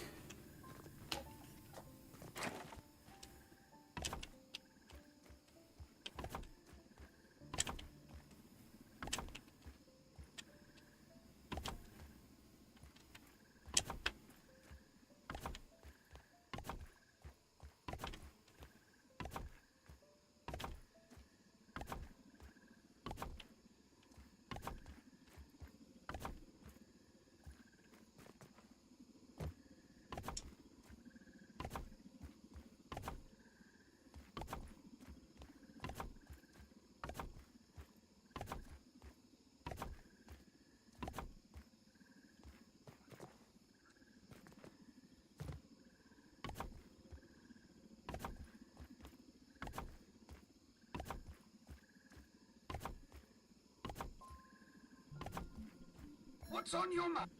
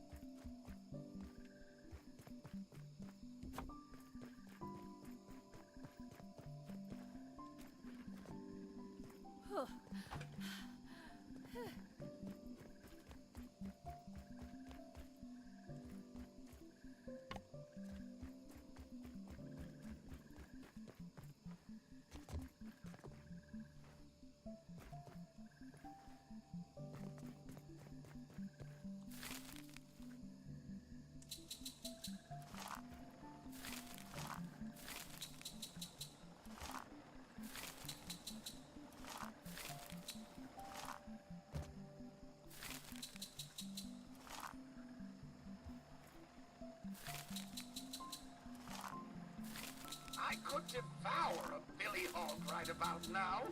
I could devour a billy hog right about now. Oh, maybe Blau also left. I'm about to, actually. Oh, okay, yeah. Because I need to, empty the machine. The machine. No. The movie we're about to talk to is the one that has the machine in it. It's actually got some cool machines in it.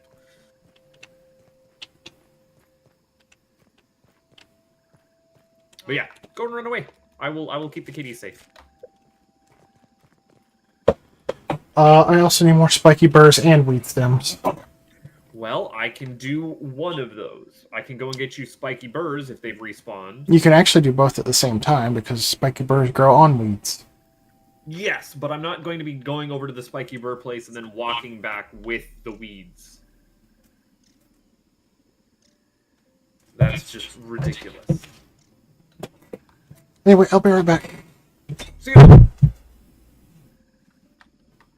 Hello, children. It's me, Nothing Buttface. This is the part where I just, like, tank the entire stream by letting out a, like, string of expletives that are no safe on Blau's channel, and she'll just have to, like, cut this entire section. I wouldn't do that. See, what Blau needs to do in instances like this, and what I don't have, but maybe she does, she needs to get, like, wireless headphones that she can put on so that she can listen to me. No, actually, no one needs to listen to me while they're away from their computer. That's ridiculous. But I don't have wireless headphones because I don't like charging. Don't like doing that. Yeah. I was very hesitant for years to get wireless earbuds, and then Dan actually convinced me of, like, just find a pair. They're great for, like, walking around and going to the gym and stuff like that, because then you don't have the, like, dangle problem when you're jogging. And I'm like, oh, you are right. The constant pulling there. And it was very nice. As long as I don't get the earbuds that, like, are the super noise canceling one with the rubbery end bits, I just want something that sits loosely in my ear. Much nicer. I don't know if I would ever want to go, like, out and about with, like, the can headphones, the ones that go over your head, like what I'm sitting here at the desk with. That's a little excessive. But, like, if Blau, professional streamer that she is, and her entire streaming room setup is able to get, like, wireless headset, then she'd be able to be monitoring all my shenanigans while she was away. She could be doing that. Nothing's stopping her. I'm always out here at night trying to see what I'm chopping down. And, less than ideal.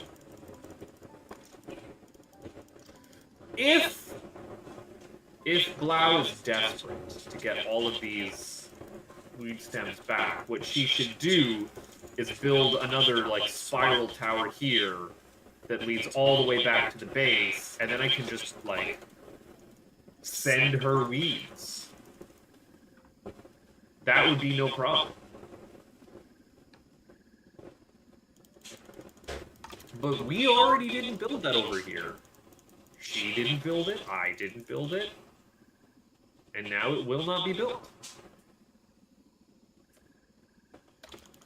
I also don't know, like, what logistically that would require from us.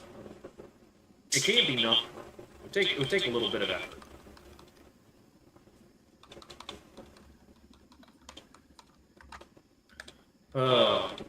We will get through 4 X-Men movies today.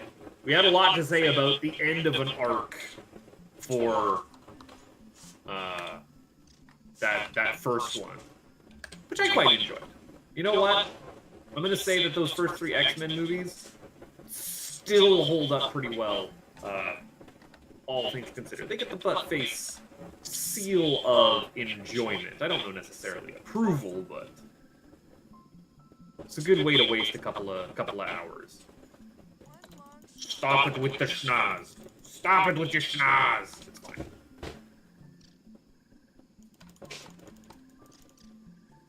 I'm still out here in Holland gear, which means that you hurt like crazy. Oh boy. Oh boy. Oh boy. Ow. Ah!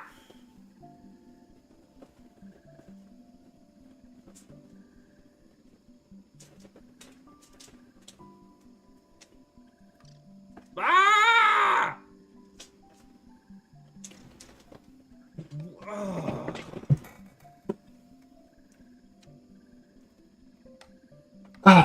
Yeah, sorry, the echo was because my headset is kind of loud. The microphone was picking it up. Was there a slight echo? There was. I don't have your chat pulled up. If there's people in chat, sorry. That's just Lord Enigma. Hi, Lord Enigma. I can't see you. I'm juggling a lot of information on my screens right now. That is the curse of doing the movie recaps.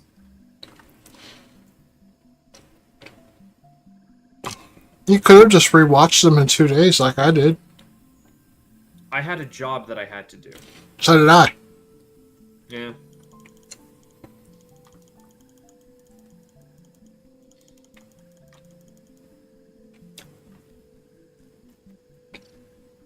Machine taken care of? Mm-hmm. Congratulations.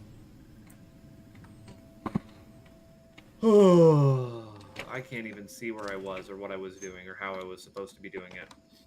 You should be able to see where you are pretty well now that there's no grass. Yeah, well, it's also nighttime because I'm always out here at night.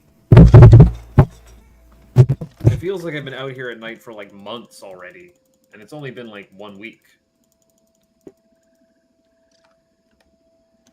This just feels already rote and monotonous and oddly familiar.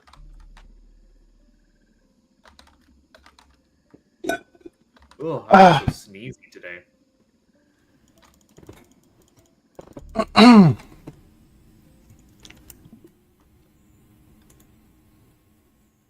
But I was, as I was saying to the chat, we're gonna get through 4 movies today. We're gonna do it. We just had a lot to say about like the end of a trilogy that was a good time, all things considered. But things are gonna move a little bit quicker as we wrap up. Yeah, especially with this next movie because it's mostly action and very little actual plot and exposition.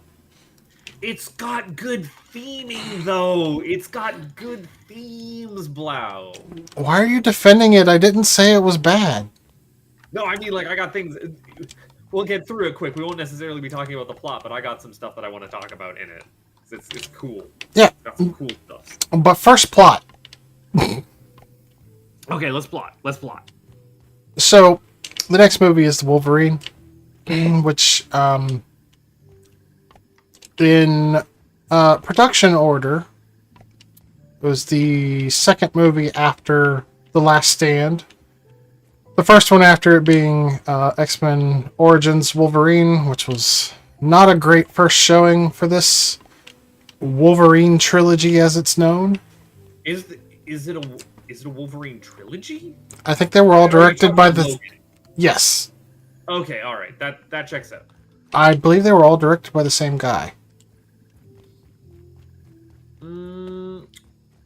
Yeah, I was looking into that, where I was like, I don't know this director at all. He seems like he makes some dang rad movies. I should check out what else he's done. And then it was like, oh, I've actually seen a couple of his movies, and I also like them. So, like, what the heck? Need to check out, and his name completely escapes me. But it opens up. Opens up in World War II. Yeah, I thought it was going to be another historical piece, like an actual one this time, as opposed to the fake out that they had for the Wolverine. No, this is the No, Wolverine. this is the Wolverine. Wolverine Origins, right? Cool, got it. X-Men Origins Wolverine. It's fine. But yeah, it's like he is a prisoner of war in Japan in World War II. They've got him like locked up In a well. Ground. Yeah, And it's literally a well. Yep. Well. The one place that you wouldn't have thought to check. Nope, he's safe for me, that's for sure. And it just so happens that he's locked up in a well near where the nukes get set off. And Nagasaki. Yep. I didn't know. Is it actually Yes. Nagasaki or is it? It is Nagasaki. Okay. And as it just so happens, it's moments before the nuke is dropped. The Japanese are just scrambling, releasing all the prisoners and running away while the leaders are lining up to commit seppuku. Yes, theme of the unavoidability of death and going out either honorably or dishonorably established immediately. Themes. But yeah, one of the leaders just can't do it. And Nope. He doesn't want to die. He has a fear of death. He has this inability to bring himself to confront death, his own mortality, and he will, as we see, do anything to escape it. lucky for him, though, Wolverine is there to save his scrawny behind.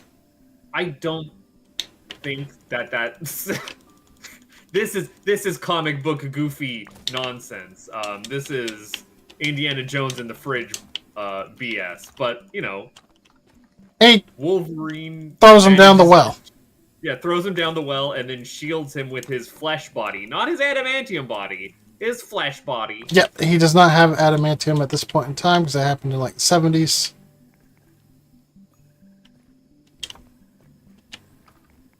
And then that's it. And we see Wolverine survive like the nuke from a distance.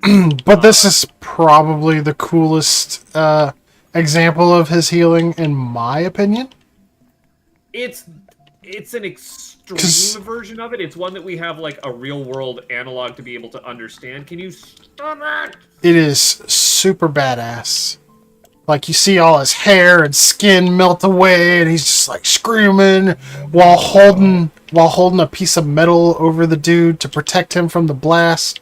But it's got like a hole in it. Burn on his face. Yeah, because the metal's got a little hole in it. Oh!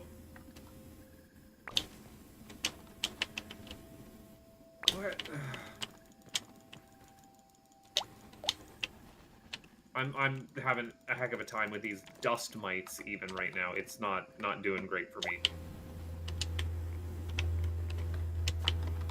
But then we flash forward. Logan's bummed out. Yeah, it picks up immediately where the last movie left off, and Logan is not doing so hot. Is he in Alaska or is he in northern BC? I can't remember. He's out in a cave being wild mountain man Logan, and we see him like walk alongside a wild animal, this time a large bear, and he gives it like passing acknowledgement of like, yes, you are also a free and majestic creature, just like me, shunned by society. And then there's brooding. And then the bear takes a piss on a tree. You know, where else are you going to take a piss in the woods? And Logan takes a piss on the tree. And it gets really awkward between them. Anyways, it's like, dude, there's a million trees. Why are you standing in this tree stall right next to me? And Logan's like, I don't know. He does slash up a tree though as he's walking. He's marking trees, right? Like, yes. He's marking days? Question mark. It's the passage of time and the marks that we leave on the world. Themes. And then he goes into town and there's a bunch of chud hunters out and about, right? And they're bothering him, and he's like, "Don't make me angry. You wouldn't like me if I'm angry." No, that's the Hulk. Yeah, but it's still Marvel. But that's not Wolverine. That's the Hulk. But this is a refreshing change of pace, all things considered. Because you can see like there's emotional range to Logan. Like, he's not just playing depressed, he's playing like completely ruined here. Logan is feeling the weight of years behind him. Is the implication that he remembered the intro flashback, or like these memories are coming back to him after his hit on head amnesia? Say that again? Is the implication that the intro flashback is him remembering this from his past? Because Logan, like, can't remember the hundreds of years that he's lived after what happened in X-Men Origins Wolverine, where he got bonked on the head and forgot it.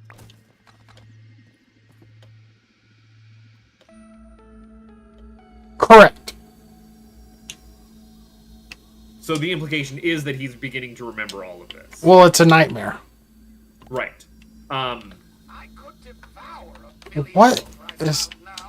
I think this stair is bugged. Do you see this blueprint right in front of the door? Yeah, there's a blueprint there. Okay, I'm going to... Well, why don't you complete it? I just did.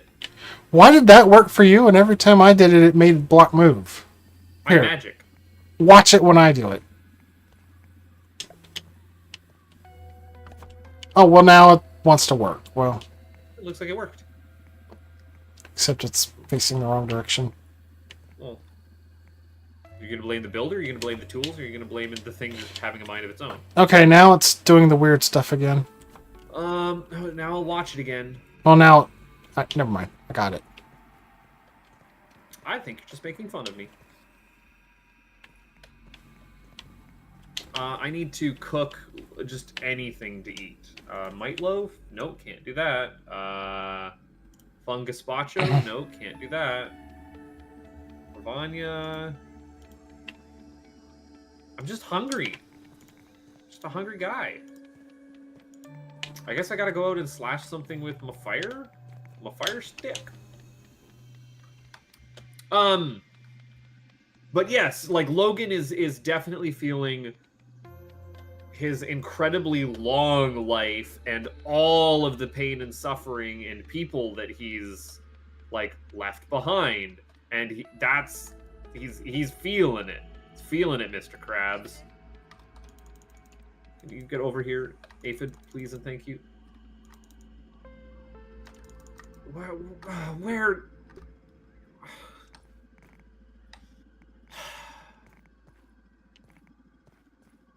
Exhausted by this the mechanics here. It drives me nuts. Okay. I eat the food. I have eaten the food. All right. And in town, you can tell that he's a bit of a loner. He gets harassed by these hunters that show up, and then later on, as he's feeling particularly bummed out back at his camp, he hears commotion out in the woods and finds that bear that he was hanging out with earlier dying. It itself is not dead yet, but dying. It has been wounded and not actually finished off. So he goes over there, he pulls out an arrow from it, and he realizes that this arrow has been poisoned. This is a poison arrow that's how, spoilers, it was the jerkwad hunters from the beginning. That's how they were able to take down this bear that was ridiculously over-leveled for them. And they didn't die 17 times in a row. Because they had proper gear. And so he runs back into town, into the bar where they're there, and I think one of their buddies is either, like, permanently disfigured, or one of them died to the bear. I don't remember. They all died except for one guy. They all died except for one guy. That was it. And he comes back and he's talking about, like, you should have seen it. It was the fight of a lifetime. And Logan comes in and he's like, I can't remember the exact line, but I did pull out a funny you should ask in my notes, is a really sarcastic line, and I don't know what it was in reference to. Do you remember? Nope. Dang it. Anyways, Logan stabs this guy in the hand with his own poison arrow. This is set up and called back. And then walks out of the bar unscathed after this fight, being like, maybe you shouldn't be picking on wild animals for sport. And also, it's very unsporting to use poison against your prey. What if you had a taste of your own medicine? Where do you have the spiky bird chest? Was it in nature? Or did you just use them all? It was in nature.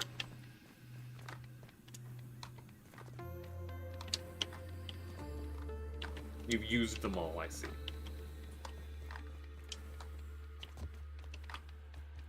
Maybe.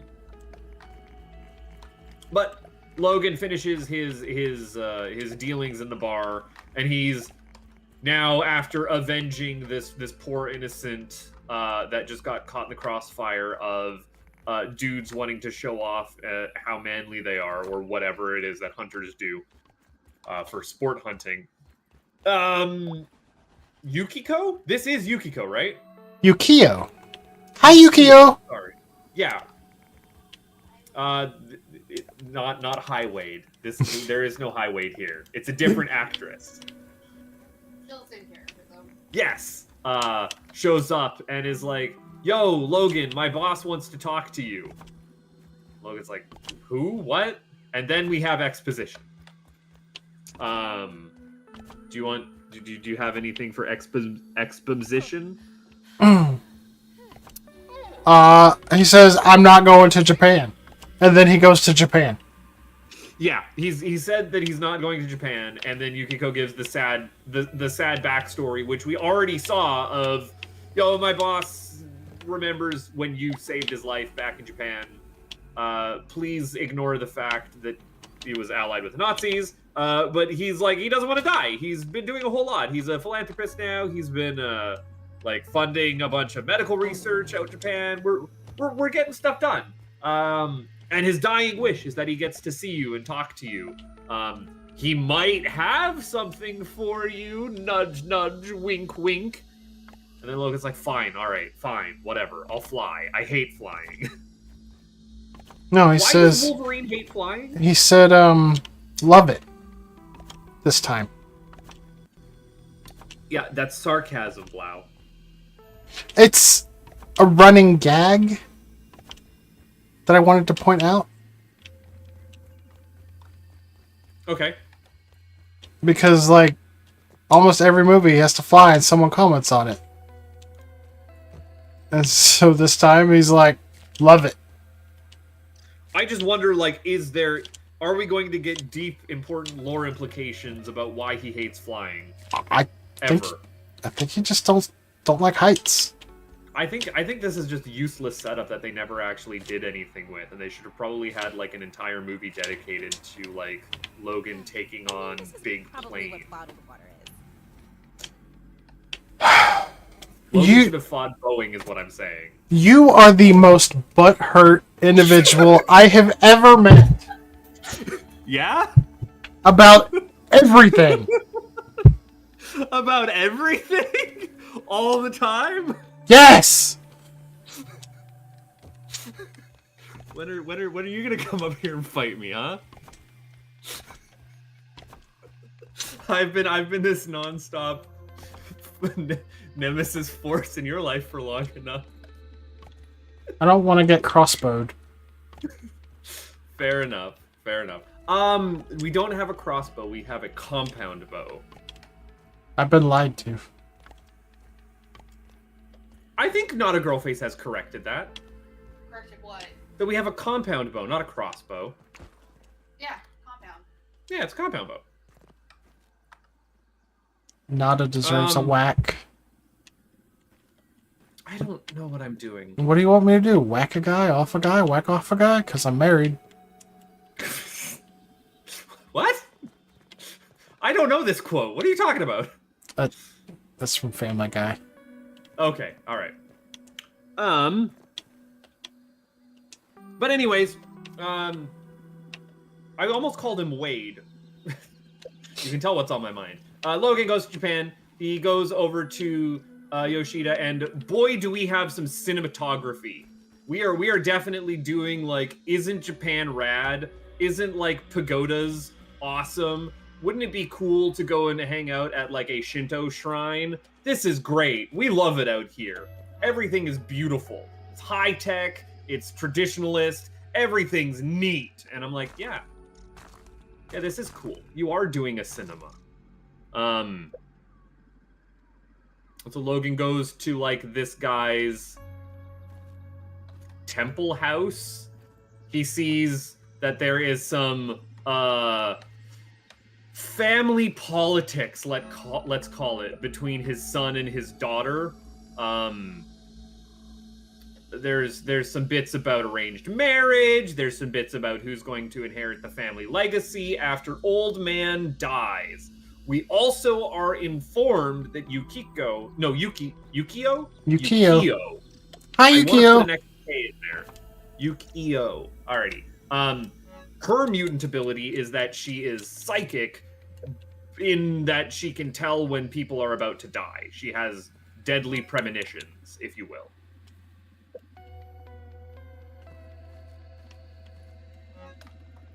Insert discount Mario World music. Ba, ba, ba, ba, ba, ba, ba, ba, ba, ba, ba, ba. I've never actually played Deadly Premonitions. You'd think that would be like right up my alley. Nope. Nope. Yeah, I've heard that the second one doesn't do so great with trans representation. I wouldn't have a clue. Again, I have never played these. Apparently the villain is trans. I mean, checks out for a David Lynch-inspired game. Who's doing it? Do you need a hand, or are you good? I need a hand. That's wasps. Okay, I will try and get there in good time. Salty spear. Salty, you say? Where are they? Oh, here they are. I'm a ways away.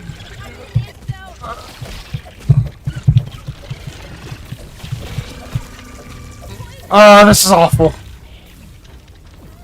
I can't come and help.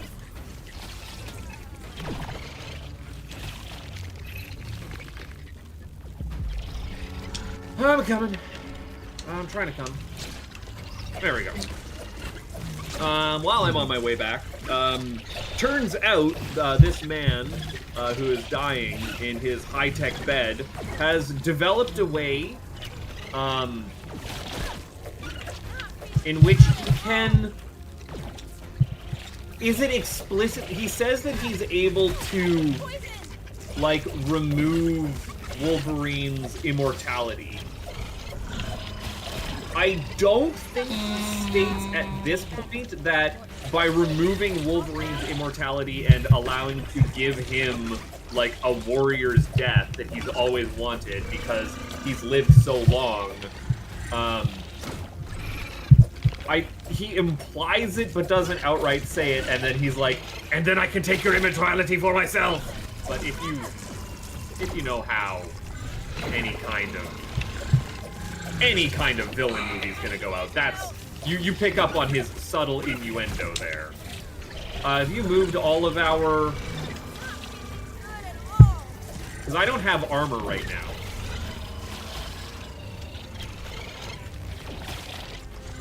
Okay. I'm doing what I can here, but, like, I don't know how much I can help.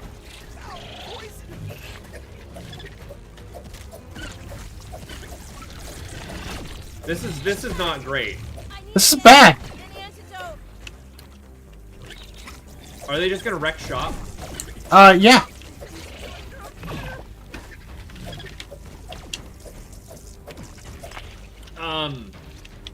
But yes, Wolverine turns him down and is like, actually, no, maybe don't kill me.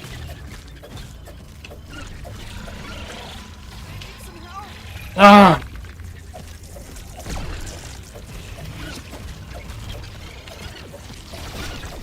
I was not geared for fighting at the moment, just so you're aware.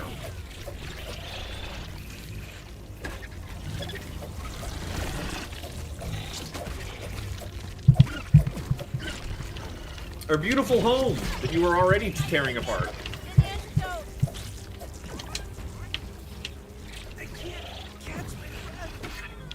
The problem with it is that they like re-heal themselves so much.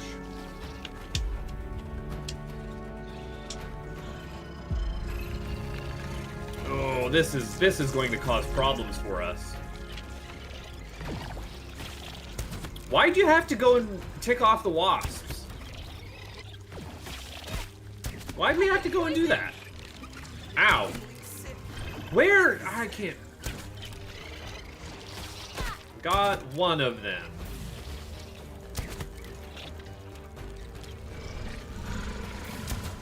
Poison. I need an antidote.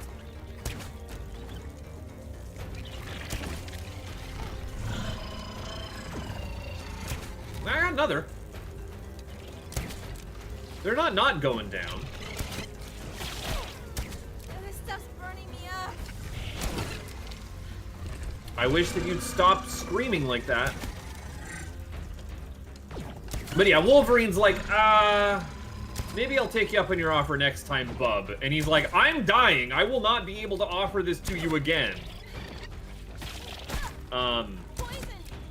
More family drama happens, I want to say, in the background here as well. Oh, and you also see that this is not just a high-tech Japanese, like, manufacturing conglomerate. I'm going to die of poison. Dead. It's fine. It's also a ninja training ground. Or samurai training ground. No, I think it's a ninja training ground. Let's call it a ninja training ground. It's kind of ridiculous.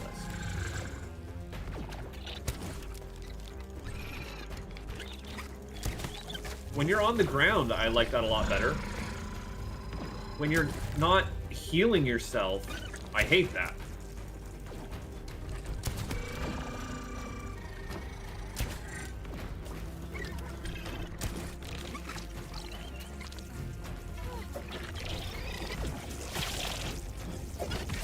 There we go.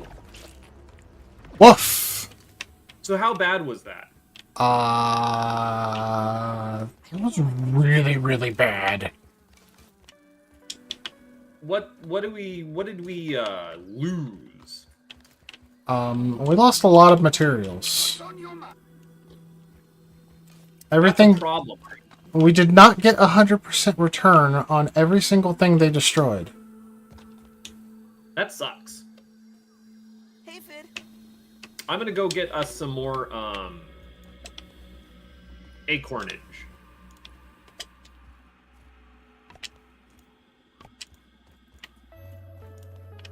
Everything looks good from here.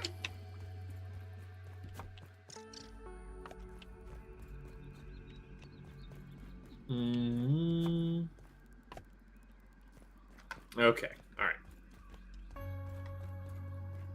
Well, everything kind of got busted. Rabbit's foot. Morton wore lipstick. Fake hall pass. Nice and clean. Looks like it's all still here. Hope this is enough to keep me safe. Are you good with repairing the base here for now? Hopefully they don't attack again. How do we prepare for that in the future? What possibly could we do? We could build up defenses. I thought that's what you were just doing. I mean, I'm working on it. Okay. Well, At least it's clean. it's being worked on it. So I don't have to worry about it right now, right? Correct.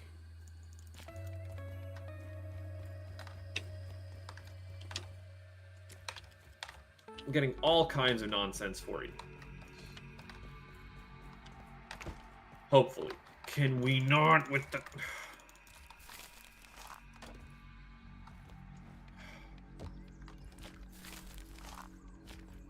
The problem is that, like, I just can't... Combat is ever present out here, and so much of this is just me wanting to zone out and... Why? I can't tell. It's just always with the bonk-a-donk-a-donk noise, and I don't know what's attacking, and I can't see it. So I don't know if it's something I need to be threatened with or not. What do you mean that requires a chopping tool? It's fine. It's fine. Logan goes to sleep, has a nightmare. I have forgot to mention that there is a ridiculously hot nurse that is Yoshida's, like, private physician. Yoshida, right? That's his name? Yes, I believe so. Yashida. Ridiculously hot private nurse. And has a nightmare of her, I want to say, as well as other things. And then wakes up feeling groggy. And Yukio informs him that while he was asleep, Yoshida died. And then she remarks under her breath to herself, I didn't see it coming. That's so weird. And they don't put A and B together at this point. Yoshida, desperate to have his life prolonged. Yoshida mentions that he will let Logan, has the ability to kill Logan. Yoshida desperately wants healing factor. Yoshida dies in the middle of the night, but also the one person who would see that his death was coming, he confirms that he shouldn't be dead. Anyways, we move on to his funeral, and the movie just is like, the flashing red lights are going off, and no character in it is remarking on it whatsoever. Yeah. Everyone has a bit of a case of the stupids in this, and that's fine. It's fine. At the funeral, the Yakuza attack, which is never great. They're going after Yoshida's daughter, I want to say, as like this is a political power struggle currently. Was that correct? I'm sorry, that attack has thrown me so far off. No worries, I'm doing heavy lifting for the Wolverine right now. I will let you take Days of Future Past. Let me consult my notes. Yeah, I guess I was really just like not looking forward to an hour of maybe the Yakuza did it before finding out that he just had an elaborate plan to steal immortality. But the whole funeral to downtown fight chase really highlighted... Oh yeah, spoilers. There's an attack at the funeral. And then it leads into a really long, like, on the ground level chase that Logan is running through downtown Tokyo or Kyoto? I think it's Tokyo. Is it Tokyo? Yeah, because he runs across that one really famous intersection at one point. I can't think of the name of it. Outside of the record label tower. You know what I'm talking about, right? Absolutely not. No? Why do you think I know anything about Japan? Yeah, I take you as a bit of a weeb. You take me very wrong then. Turns out. I thought that I was in weeb company here. Nope. I just play a weeb on TV, I guess. Played yourself? Where was I? But coming off of X-Men Origins Wolverine, this whole like fight in and around this like just beautiful Japanese garden to the like downtown foot chase in and through these buildings really highlights what filming on location brings to an action set piece and just the look of your movie compared to Logan, which felt completely disconnected from reality because so much of it was done on sound stages and green screen. Or not Logan, the X-Men Origins. You know what I'm talking about. You're picking up what I'm putting down. You can follow me. You understand my ramblings. Do what? Yes, absolutely. You do. I believe that you can keep up with me, Blau. I Why? have full faith in you. Why is there antlion armor on 2 of my dummy stands? I don't know. You can do whatever you need to. I needed to dump off my red ant armor in a hurry. Did you not pick it up? Well, no, because we were in a fight, and now I'm out here in Explodey Spiderton, and I'm afraid that if they even catch a whiff of me, things are gonna go bad. But I'm picking you up some acorns, so like, don't worry too much about it.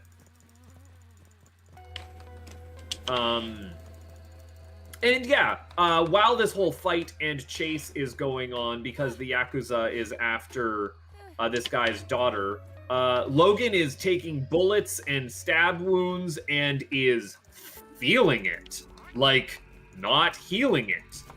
He's really feeling it. Yeah, he really is. He's getting messed up. Things are not going so hot for him. And this is alarming to him. As it should be. They check them. Oh yeah, Logan eventually catches up with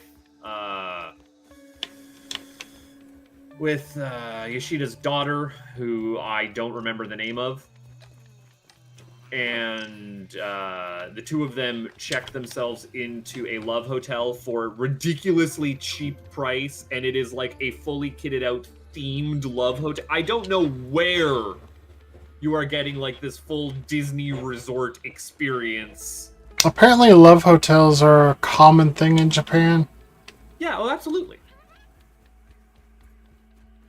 It's rates by the hour. Not that I would know. Don't ask. How do you know? I already told you. We're moving on. I already asked. They check themselves into this love hotel. They get ambushed by ninjas. More like nonjas. They get thrown through a wall. Logan keeps getting shot and not healing, and he is now very suspect. Really? You're not even going to comment on that one? What if I told you I've never seen Speed Racer? I haven't. Entirety. I haven't seen it at all. Is this I just. who you're friends with? I highly don't believe you. You might be surprised. I've never seen Speed Racer in its entirety for the Nanjas bit. I've never seen it at all. I'm just familiar with the one bit. Consider this like your best friend's favorite movie. Oh, it's an incredible movie, and I've seen bits and pieces of it, but the problem is if I want to sit down and watch Speed Racer, like, I'm not streaming it. I want to get it on the biggest screen possible in the highest definition possible, and I just don't have a good 4K TV and 4K Blu-ray player. Lord Enigma says, answer the damn question, Nada.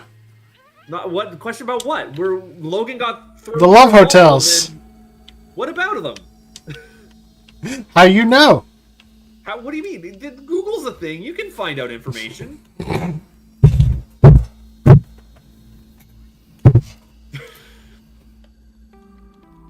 Look, we do not need to go into what it may or may not be Buttface knowledge. Buttface knows many things. Buttface has approximate knowledge of many things, including the quote of approximate knowledge about many things. I'm looking for mushrooms. We get back to Logan getting thrown through a window and then going on to a high-speed bullet train chase again as Yoshida's daughter, who again is an actual character and not just a plot MacGuffin. I swear, we know how to write female characters in the X-Men movies that aren't nuclear weapons, out-and-out bad guys, or plot MacGuffins. They're allowed to have some depth and agency, right? Right? Yukio's a character. She has some depth and agency. Hi, And Yukio. then she's an exposition dispenser. Do you need more weed stems? I need more wheat stems and more spiky burrs. I just de-spiky bird, so they shouldn't have respawned yet.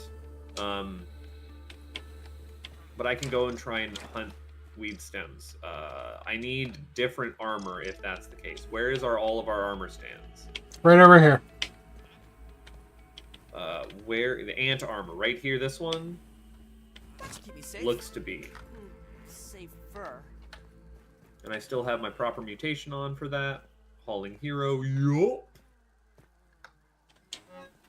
So they are trying to get out of town, away from the Yakuza, out into the forest, to be as far away as possible. And there's a bullet train fight, and it's really cool. You get to see Wolverine donk a guy on a sign, which is something that you have to do anytime you fight someone on a train, right? It just goes hard.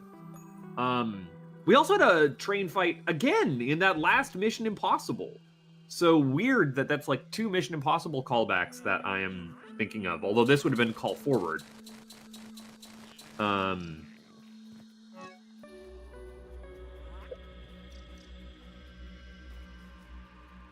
And they're also beginning to explore... I'm pausing here instead of running out and grabbing you things. I'm sorry, I should be doing that. They're also beginning to explore, as like Wolverine is dealing with his injuries, the themes of what does mortality feel like for someone who has spent hundreds of years as an immortal? Like, how does one's body adjust to like, oh, I can't just shrug this off anymore? And that's interesting. That's an interesting theme that they, like, life is precious only insofar as your ability to lose it. And Logan really hasn't felt that before. Okay, that needs to stop being alive. I also need to re-up on my healing after that stupid fight, I realized. Yeah, that fight was rough. So now that Logan has something precious to lose, and is feeling that maybe his time on this mortal coil is coming to an end, and while he's still mourning the loss of his previous love, as opposed to the loss of his love before that, Which he he can't remember. Yeah, but he's starting to remember things. So who's to say that X-Men Origins Wolverine wasn't also just fully filling in his backstory? It's things are weird. Things are hard. Don't worry about it. Don't read too much into it. He immediately starts falling for this new girl that he is known for the totality of 24 hours, maybe less. Okay, I killed your explodey boy for you. Huh? I killed the explodey boy for you. Which exploding boy? Oh, no, I already took care of that. Like, I grabbed all of these. Where do you want them, by the way? Nature's Bounty? Yeah. Well, he's taken care of now. Where is Nature's Bounty? You've changed everything around here so much. It's in the corner. We got a 1 in 4 chance of finding it. There it is. Oh, you mean like right in the corner, right in the corner. Dang, alright, cool. Cool. What am I doing? But yeah, they go out to this like tiny remote cottage. Do they sleep together or do they just sleep? I think they're sleeping together. In the biblical sense. Ow! I didn't even knock you off. I saw you coming back. I waited my turn. What? You thought about it. I did. Ow. I fell through the floor and I didn't want to. You know what? You're not wrong, Blau. Now that I'm trying to sit here and do a recap, there's like an hour in the middle of this movie which is just fight, chase, fight, chase, fight, chase. Because I don't remember how Logan ends up getting tipped off that Yoshida is actually still alive. Oh, that doesn't happen until he reveals it. Because once he goes to the compound to rescue her, are we there yet in the recap? No, we're not. Okay. Oh, that's it. Sexy nurse is coming after. Yeah. Is coming after the daughter. For some reason. Everything looks good from And here. so Logan Better safe than suspects that it's the brother who's behind this, not the Yakuza. So he goes back to the compound. That's right. And then the brother's like, nah, I got cut out of the will. This is all going to the daughter. I didn't have anything to do with you getting poisoned or whatever's happening to you. Spoilers, Logan. That's not her brother. That's her dad.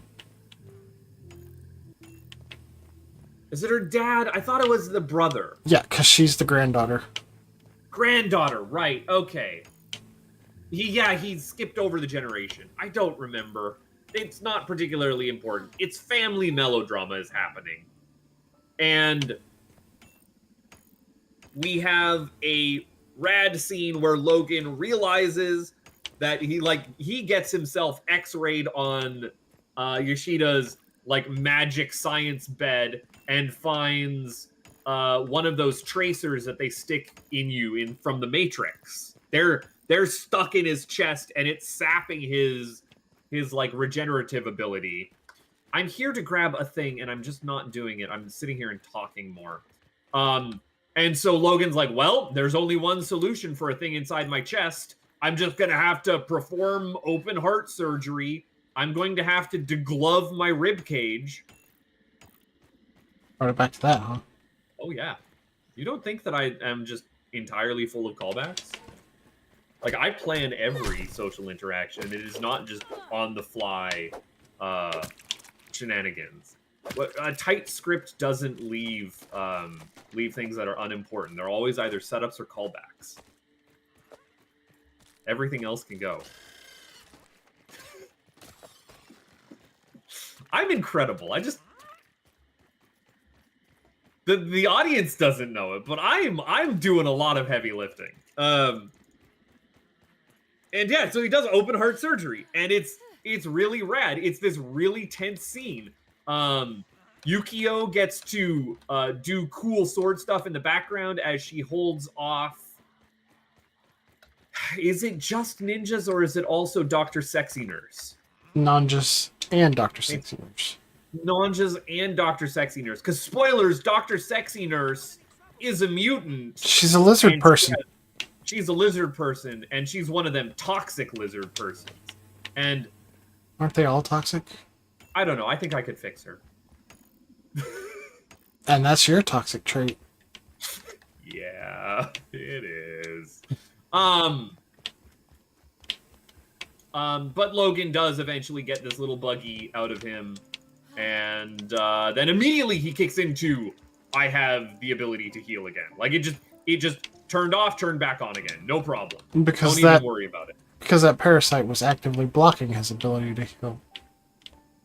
I still don't understand how the parasite thing works. Spoilers, it was not, because it's not just that it's blocking it, right? Yes, it is. Well, I think it might be sapping it, but that's not really. Well, it's not really specified. It is at least blocking it, though. Why did Yoshida need to just block it? Don't necessarily kill Logan. He didn't need to. He didn't need to sap it all away, if that's the case. Well, if you remember from the speech at the beginning, he wasn't trying to kill Logan. He was offering Logan death. No, he told him he would still get to live out a full and normal life from that point on. He wouldn't die instantly. He would just begin to age. Yep. But it is like stealing his regenerative ability. Yes. And so I don't know how you steal it remotely like that. Like, where is the regenerative ability going? Is it being transmitted over the Wi-Fi from this thing? You know, is it Bluetooth enabled regenerative ability? I don't get it. It's not like he's like, I could understand if it was like, oh, we're keeping you in a vat, like, and it doesn't matter. It's magic sci-fi BS, and we don't have to worry too much about it. It's just goofy is all. I'm trying to get you weed stems, and I'm having a day of it. But Logan's back. He kicks butt. It's awesome. And then, I guess not brother, but Yoshida's son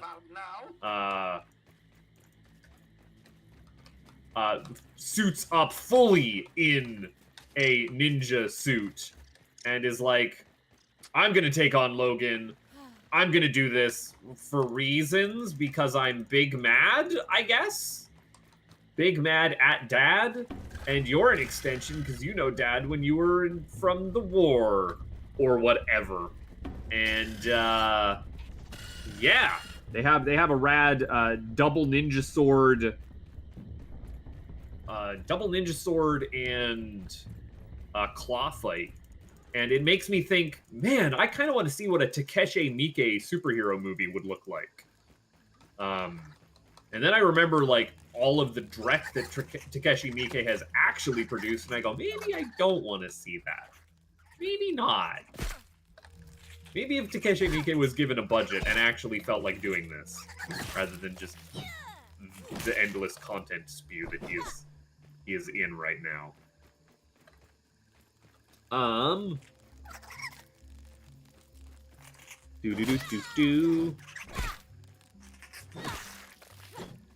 Scrolling through my notes instead of the plot synopsis, I guess back at that, at their farmhouse, I swear that they have a tanuki cookie jar in it. It looks like just the full ball sack is out. It's kind of amazing. As a tanuki is. I didn't like go back and scrub through. I just like caught it out of the side of my eyes. I'm like, whoa, what's going on with that cookie jar? I can't. This has not regrown. Other ones have. Okay, well, we're waiting. Scrolling through. He isn't healing. How is he retracting his claws?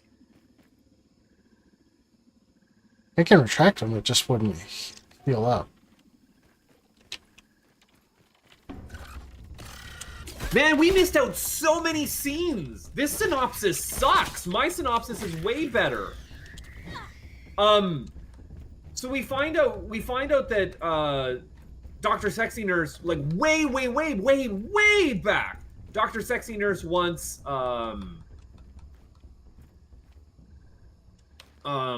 the daughter because of her arranged marriage. That's what it was. So Logan and her go to see her skis ball arranged marriage partner up in his penthouse where he has a bunch of other women. And there's the amazing line about, like, how many words was that? And it wasn't, because he's like, you've got 10 words to explain what's going on.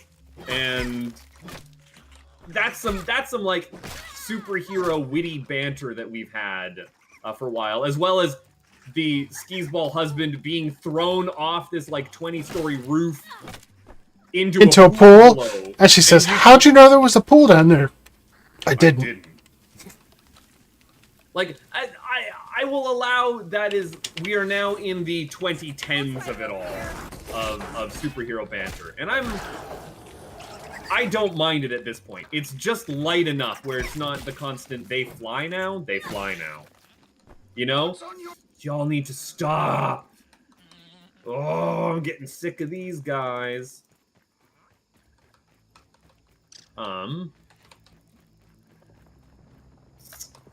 Scrolling down, Shadow Ninjas behind screens. Again, it's a stereotype, but it's so cool to watch.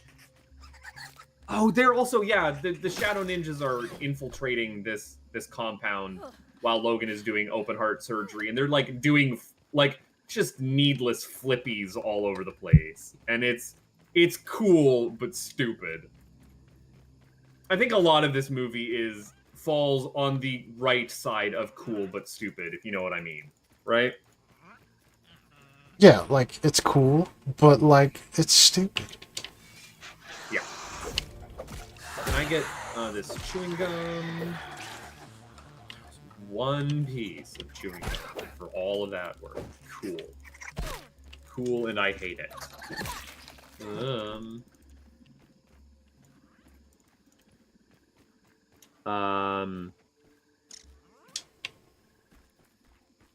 And then, yes, Logan is fighting the dad, and instead of actually killing him, he's like, no, you'll just have to live with that, and then walks away. And then the dad rushes him again, and Logan just turns around and kills him. So he ruins a perfectly good thematic beat of an immortal who knows what living with regret is like, and how that's can be worse than death, by immediately like granting this guy death when he like goes to double cross him, even though he was already fighting to the death and we knew that this was not going to end any other way.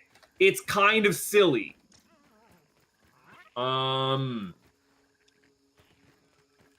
There's also been an entire time this whole movie a subplot where there's like a good ninja assassin that is maybe being blackmailed to be a bad ninja assassin. Yeah, her boyfriend. Her boyfriend. Her genuine boyfriend. Arranged marriage. Yes. Right. He also shows up at one point here. I think maybe on a motorcycle, or maybe this is after they now go to the Snowy Mountain Village, where we end up with ninjas on motorcycles. Which is cool. I'm not gonna complain about ninjas on motorcycles. There's a fight scene. My notes get a little bit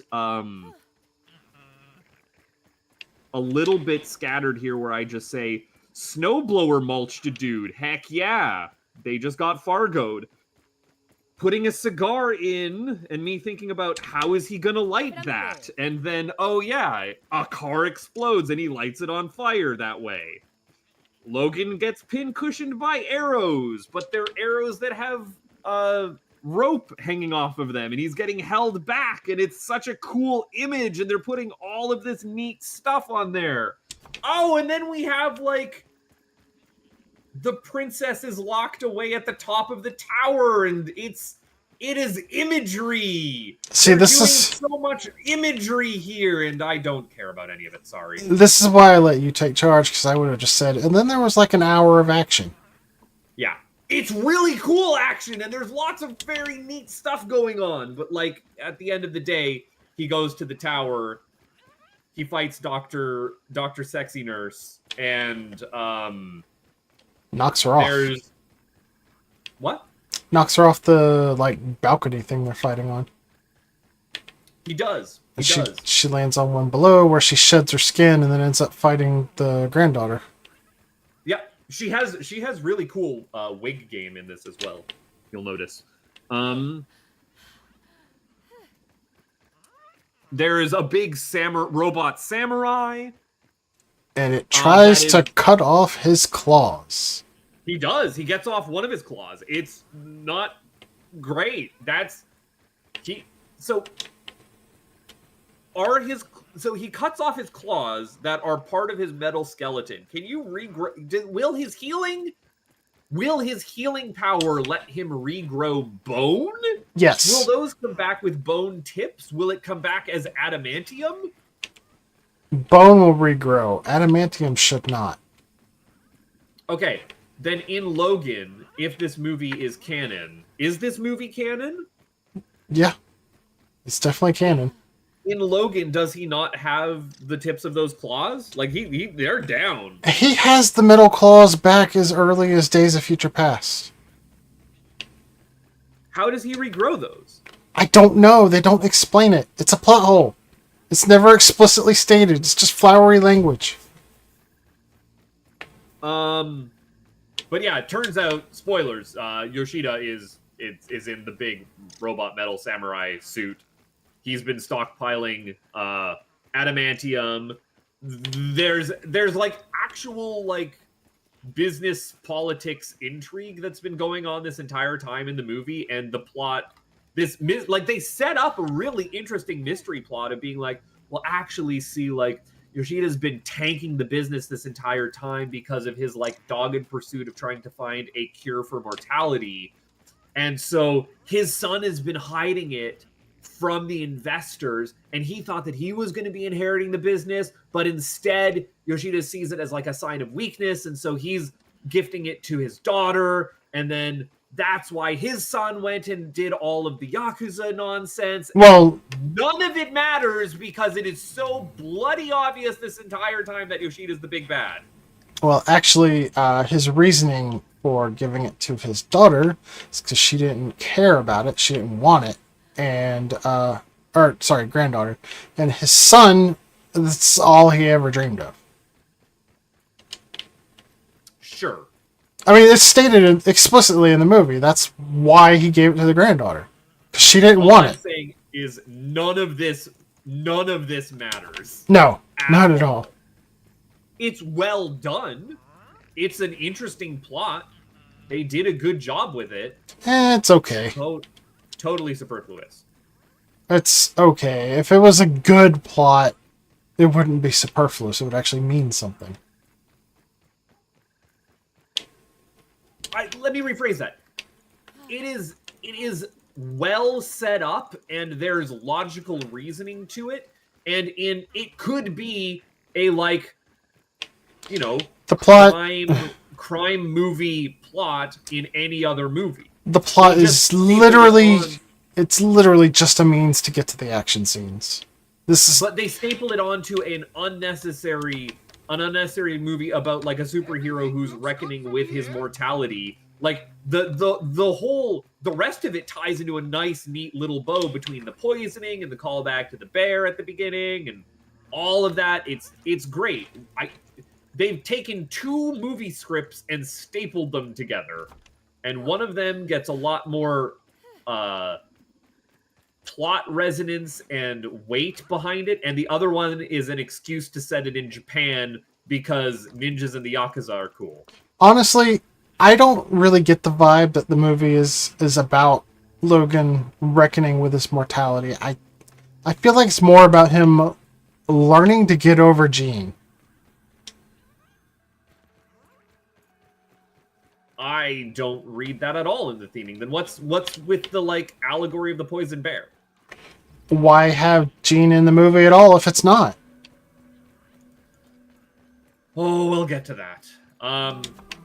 But yeah, Yoshida, giant samurai robot. He's piloting it like a mech. I'm just sitting there at my screen yelling "F yeah" over and over and over again. Wolverine gets his claws chopped off, and then gets screws into his bone, and my entire body recoils and shrieks in horror. I did not handle that well. Not having a good time of it.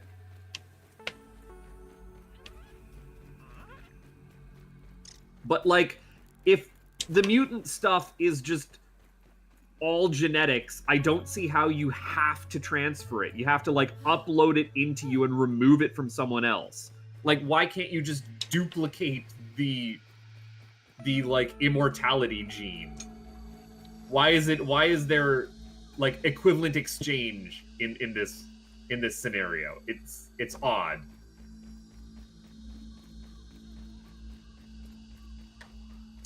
I mean, it's removed by another mutant's powers, so... Is it Yeah, the parasite is part of her power. I thought the parasite was a device that Yoshida built. No, it was like an actual parasite. I thought it was a little metal thing. Oh, it's a little critter that she created. I did not pick up on that. I know she planted it on him, but like I just figured that was like Dr. Sexy being a henchman.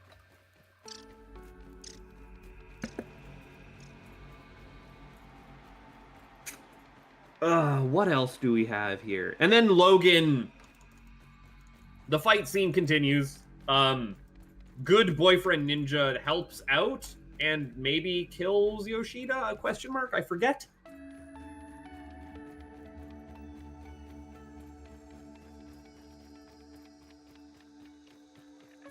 My allergies have kicked up, so I gotta go on mute for a minute. You'll have to take over. I don't know how to take over. You said you had the lead on this one. You lied to me. Well, it's either that or you hear me sneezing and blowing my nose here for a minute, so, like, just bear with me. Just bear with me. I really don't have a whole lot to say about this movie because, like I told you before we started this stream, I was kind of rewatching it as a second monitor type deal, and it was just a little bit of exposition followed by a ton of action, a little bit more exposition, a ton more action, and then, you know, ending exposition. There wasn't really a whole lot to it. I have the ending, and again, it is we're back to the like Japan crime drama movie that has themes that are not at all explored in tandem with Logan's story, because it is Mariko,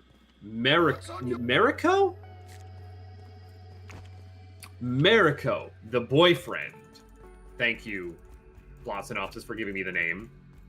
Who grabs one of Logan's cut off claws and stabs Yoshida while he is regaining his youth by draining Logan's immortality through his bone claw screw device. And so like we get the secession there, and Logan of course passes out from this and then begins to hallucinate, and we have a really cool like pan over into a match cut of Logan in bed with none other than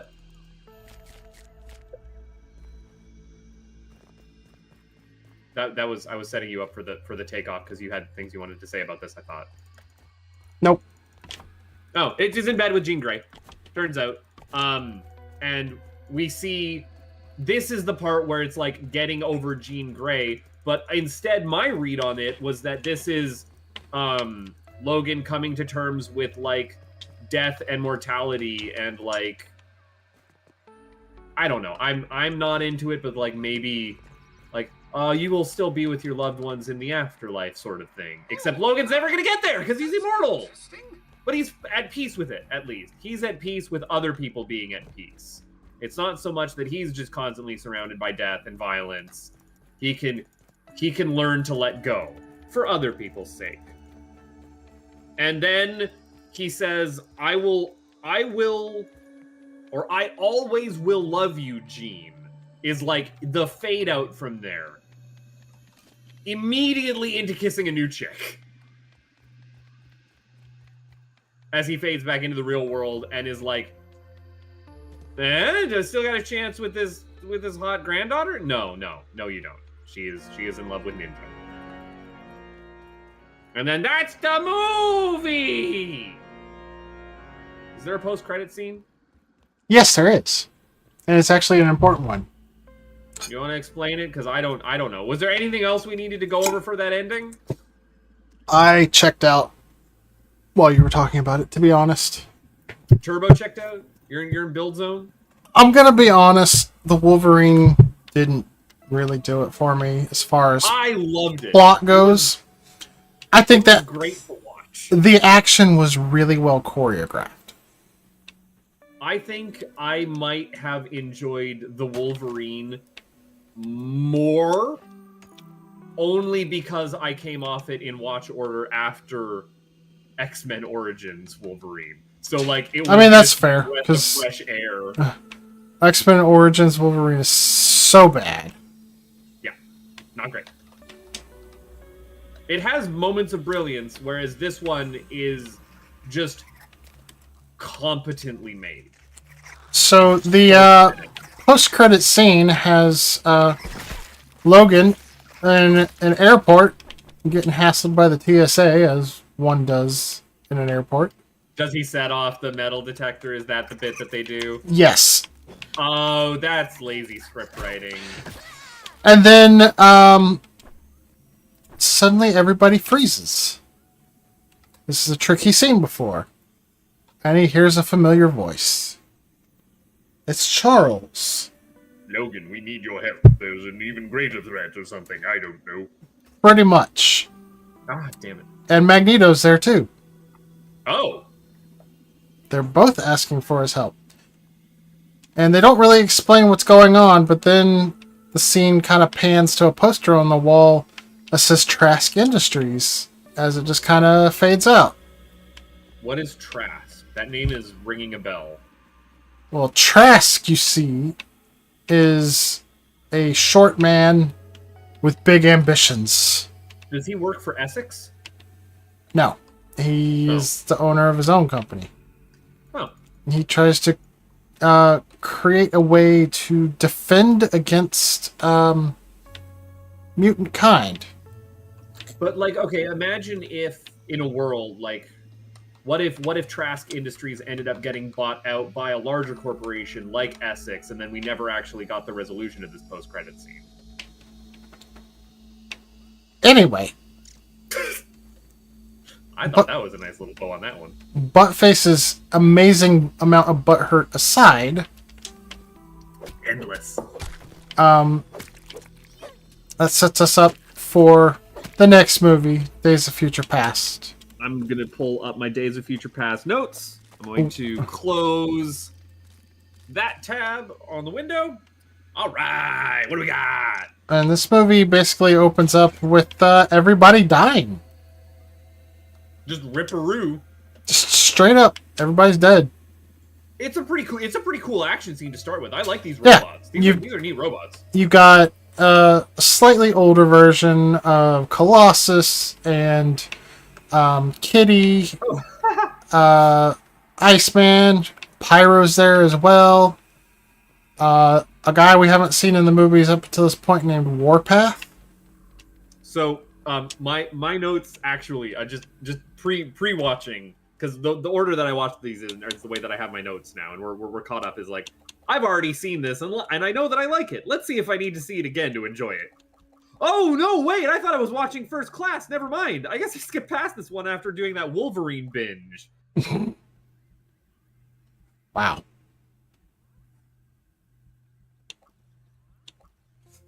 Yeah, so everybody's dying. You see Iceman get his head cut off and then stepped on by a giant robot.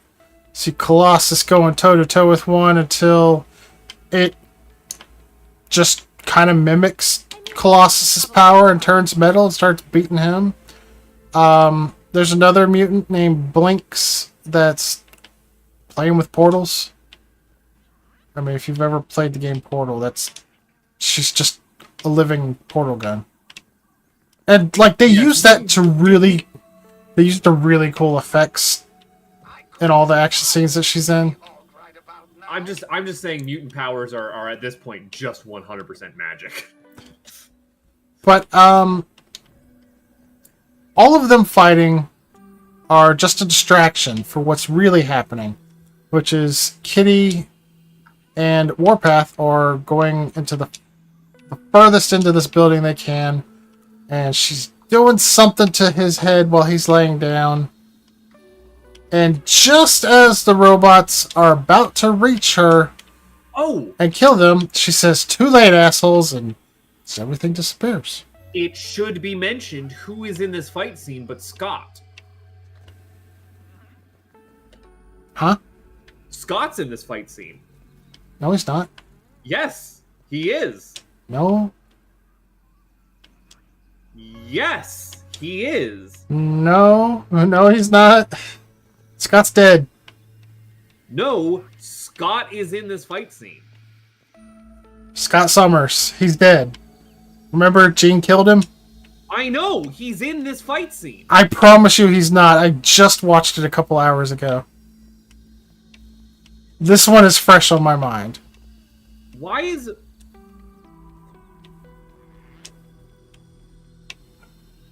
Scott is... Okay, my note says, why is Scott alive? Why would I have a note that says, why is Scott alive in my notes? I don't know why. I can name all the mutants that are in the scene off to you. You got Kitty. You got Warpath. You got Blinks. You got Colossus. You got Pyro. You got Iceman. And that's it.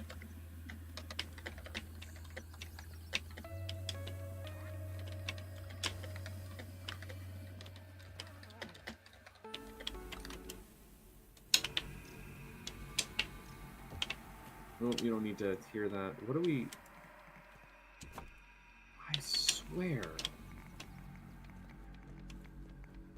I swear Scott gets iced in the first, 3 seconds of this fight scene, but he is there.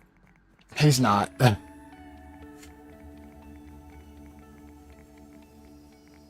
Who am I thinking of, then?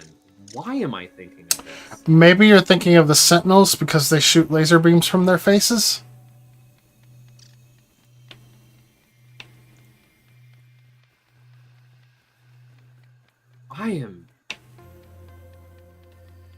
I swear I was paying attention when I was watching this movie initially. Because, yeah, my notes say that Scott's alive, and I was confused about that.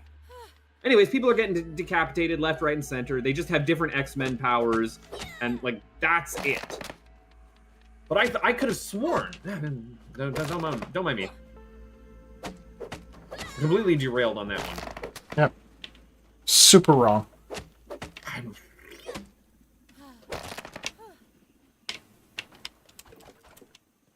But yeah, it turns out... Where do you want spiky burrs? Nature, I guess. Nature, okay. Continue. So it turns out that the reason everything disappeared is because Kitty has the power to send someone's consciousness back to their past self. And they have been using that to escape being destroyed by the Sentinels, which are basically undefeatable robots.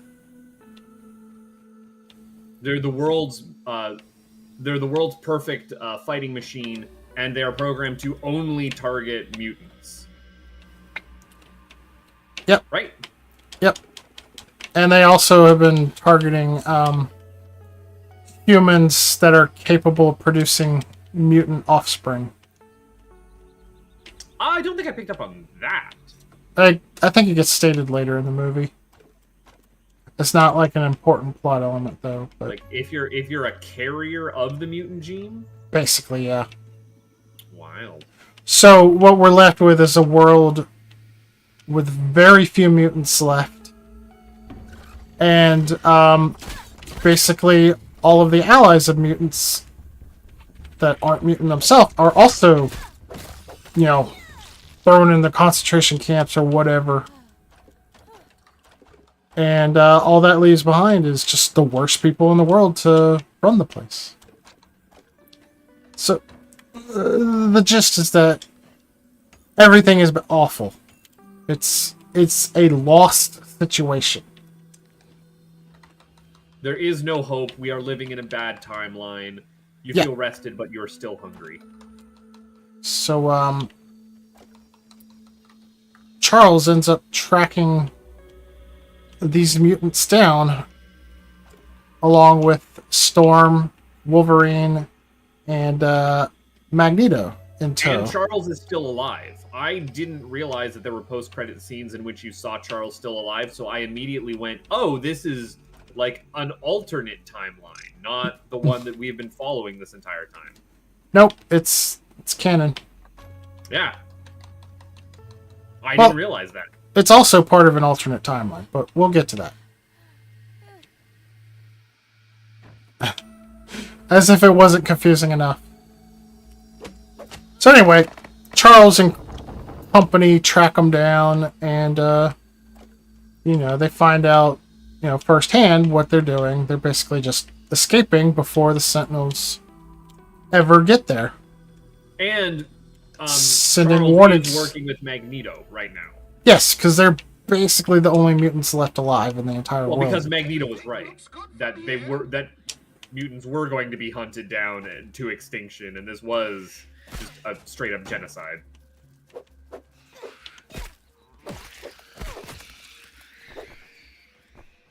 But they say they have a plan to stop it for good. And it really is a Hail Mary, because if it fails, that's the end of the line. Because the Sentinels will find them. Well, I mean, they were going to die one way or the other. Like this isn't a sustainable plan. Well, they were able to survive as long as they kept sending a warning to the past. And that lasts. They're pushing it every time. Yeah. It's a risky situation. Not great. So they end up agreeing to help with the plan. To send someone 50 years in the past to stop the moment that triggered the creation of the Sentinels program, which was when Mystique killed for the first time. And how are they sending people into the past? With Kitty's power that we didn't know she had until about 5 minutes into the movie. Exactly. I don't understand how, like, I can phase through walls translates to, and I can also psychically, like, she's not a psychic until she is. It's not really a psychic thing.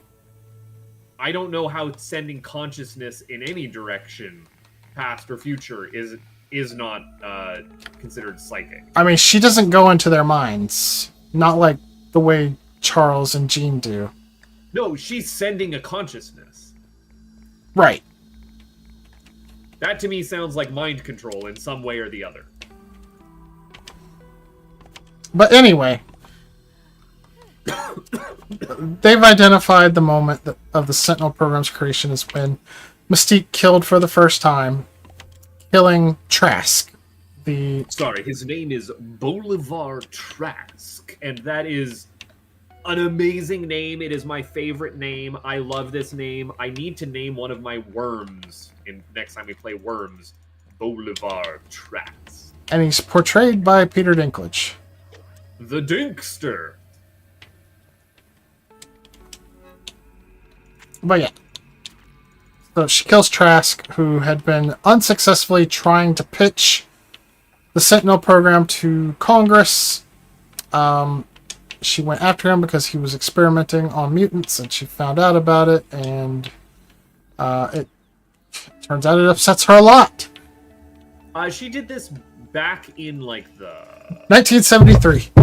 Yeah! However, Kitty says that sending someone's consciousness back further than, a few minutes would rip their mind to shreds. So they're at an impasse until Wolverine chimes in and says, what if someone can heal faster than they're being ripped to shreds? And so Wolverine volunteers. Where is Wolverine gonna find a guy like that? This late on a Tuesday? Oh, you actually finished my flooring. What? I didn't realize you finished my flooring. What? Those are the wasps. They came back. They said they were sorry, and then they offered like some cookies and some milk, and then they were like, "We'll take care of this for you. We feel bad." I'm out here collecting some more weed stems.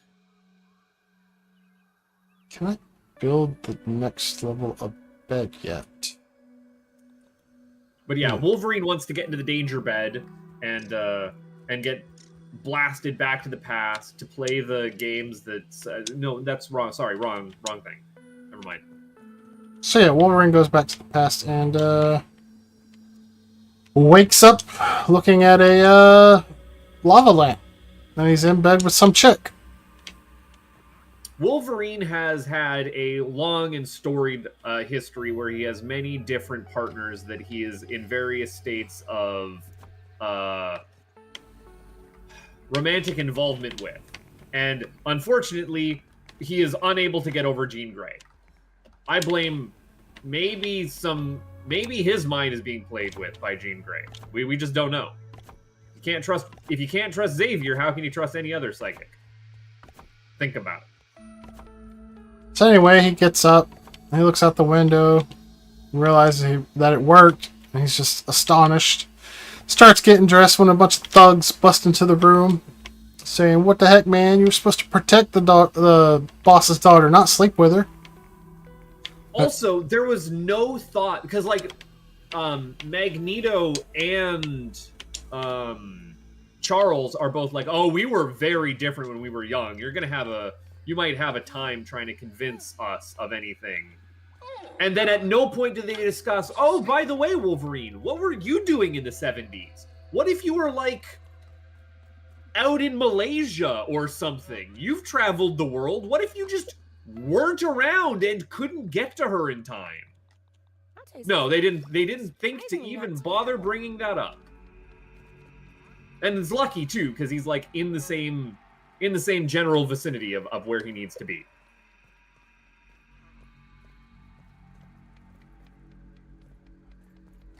Continue with the boss's daughter bit. Yeah, they're like, "What the heck? You were supposed to protect the boss's daughter, not sleep with her." And he's like, "That wasn't me. I just got here a few seconds ago. That might have been the old me, though." Yes. We also can tell that it's the 70s because we've got the porno music playing. That is 100% happening. Well, the lava lamp was the main giveaway. I still have a lava lamp. It's not the 70s. Although maybe now it is just considered retro kitsch. Hard to say. What's wrong with a lava lamp? You dissing? No, I'm just saying it's very much a product of its time.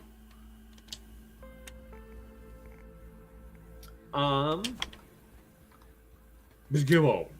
But, yeah, they don't like this answer, and a fight ensues, and he pulls out his claws to discover that they are bone instead of metal. He's a little shocked by this, but still kicks their asses.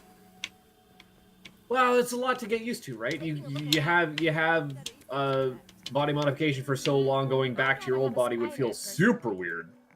After, we're normal size again. Can I take this apart? No, I can't take that apart. Can I take this apart? I can't. And, so there's actually two different versions of this movie. There's just the normal version, and then what I can only assume is just a fancy name for a director's cut called the Rogue Cut.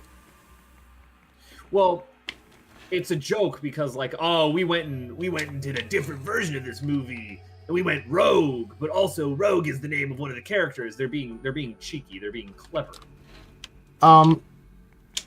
So I don't know how many scenes were actually added versus just modified. Couldn't tell you. But there is one scene that I did remember happening in the Rogue Cut, which I watched first. Since I rewatched Days of Future Past and it's back on Disney Plus now, I just watched the regular version a few hours ago. There was a scene here where the woman is in the car of the thugs that Logan beat up and took the keys from. And Logan has a conversation with her, basically telling her, like, he doesn't care what she does, but she's got to go, or something. Yeah. I don't know. It's not there in the regular cut. It just kind of jump cuts to the next scene, which is Logan arriving at a very abandoned-looking school for gifted youngsters.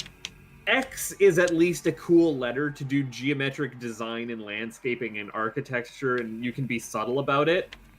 It'd be really bad if, like, Xavier had a different last initial. Like, it'd be super obvious that he would just be throwing his initials over everything. But you can at least get away by, like, hiding the X in the fountain and the bushes and as a thing on your gate. But boy, like, try doing that, like, if your initial was like Q or Zed might maybe be able to get away with it. It's kind of hilarious the amount of like walking up to this manor, and it's not stated that it's explicitly Xavier's manor, but like yes, it is. We're being coy about it with our set design, just to hold off something that the audience already knows, I guess. Wow. Wow. Wow.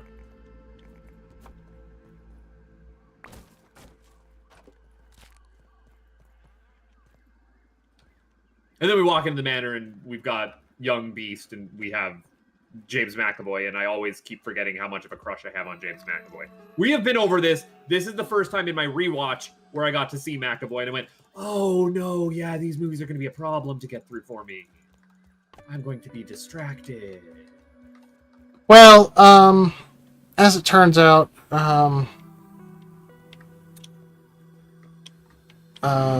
Logan is greeted at the door by Hank, who does not let him in, says there's no professor here, tries to get him to go away, but Logan is insistent and makes a lot of references to the beast inside Hank because he hadn't seen him not being all big, blue, and furry. No. I could devour a Billy Hog right about now. And,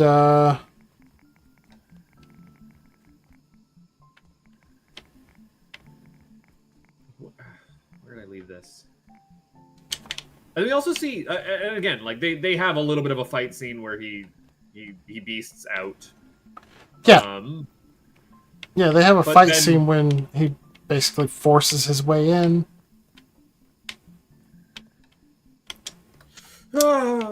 And it actually starts with a really great line.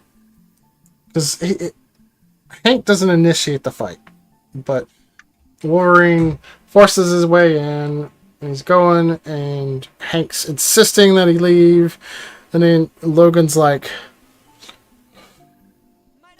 listen, Hank, we're going to be really good friends. And then he punches him in the face. It's a good bit. It's good banter. It's really funny. Said that, Peter. But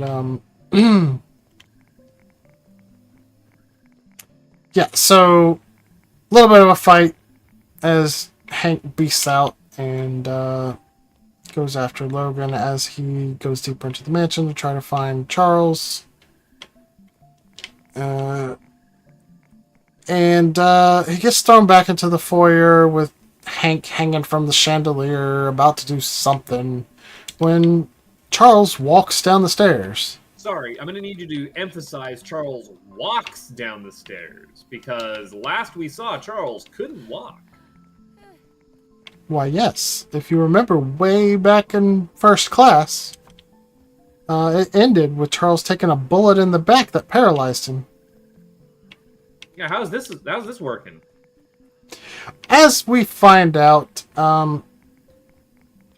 Charles basically is at the lowest low of his life and kind of hates having his powers.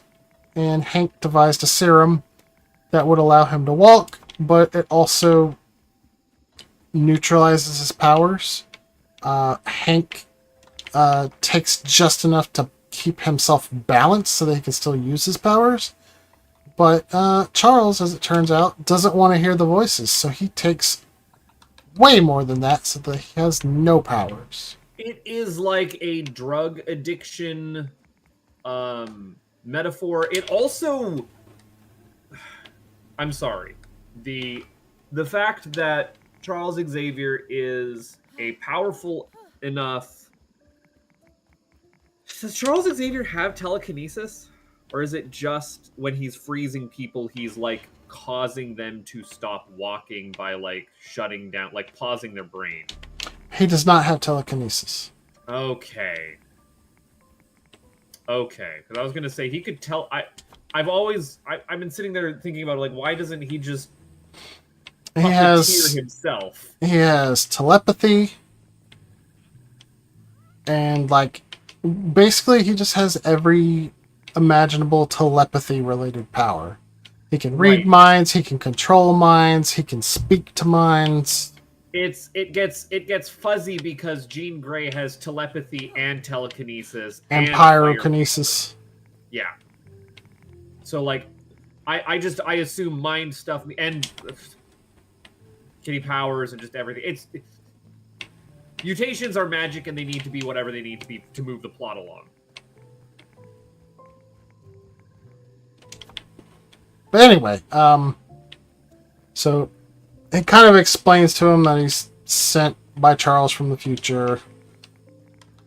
Of course, he's not believed until Logan tells him something about himself that he's never told anyone.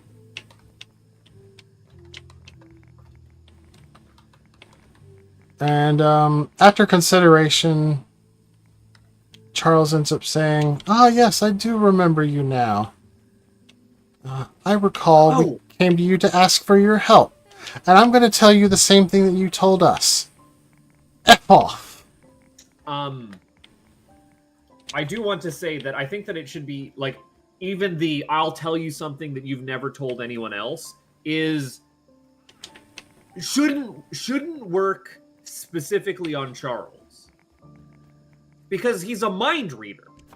So he knows that there are other mutants out there who could also be mind readers, and they would be able to read his mind. He should have been impossible to convince that I'm from the future with something like that. Unless he can recognize that Logan's not a mind reader. Yes. But again, we're working in a world where mind readers and mutants can just be whatever, so like, I don't know. You're trying to apply too much logic. Always. Have you not? Hi, welcome to me. I'm Buttface. What do I do? Overly analytical of things. Is it also mentioned, like, now do they talk about, like, needing Magneto as well for this plan? Yes.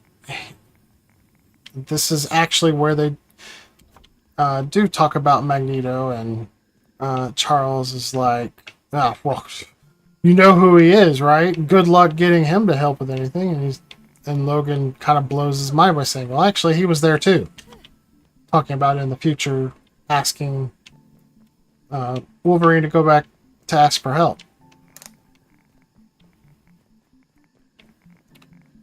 And yeah, so it turns out he's being guarded underground, surrounded by sand and concrete and no metal in sight, in the middle of the Pentagon. Why is he in this holding cell that they just happen to have in the Pentagon, by the way? Like, why was this built? Oh, right, because it was during the war. Yeah. They built this during the war, and there was shortage on metal. Oh, so this was just a coincidental thing, right? Yes. Right. No, they do give an adequate. I'm losing it here. Don't mind me. How? I'm coming back. I screwed up my order of operations on things that I need to do for an errand. But he's also being held there because he maybe tried to assassinate JFK, and that's the reason that Charles gives. Yep. And that's really funny because, like, well, how do you explain the bullet curving? And it's like, you tied a nice bow on it. And I could absolutely see him doing something like that. Oh, movie, you think you're being clever. And you are! It's a good bit. And they call it back later, too. Yes, but we'll get to that. So, you know, Charles is like, it's impossible to get him out. And he's like, unless you have any bright ideas. And then Logan's like, actually, I know a guy. What guy does he know? A mutant by the name of Quicksilver.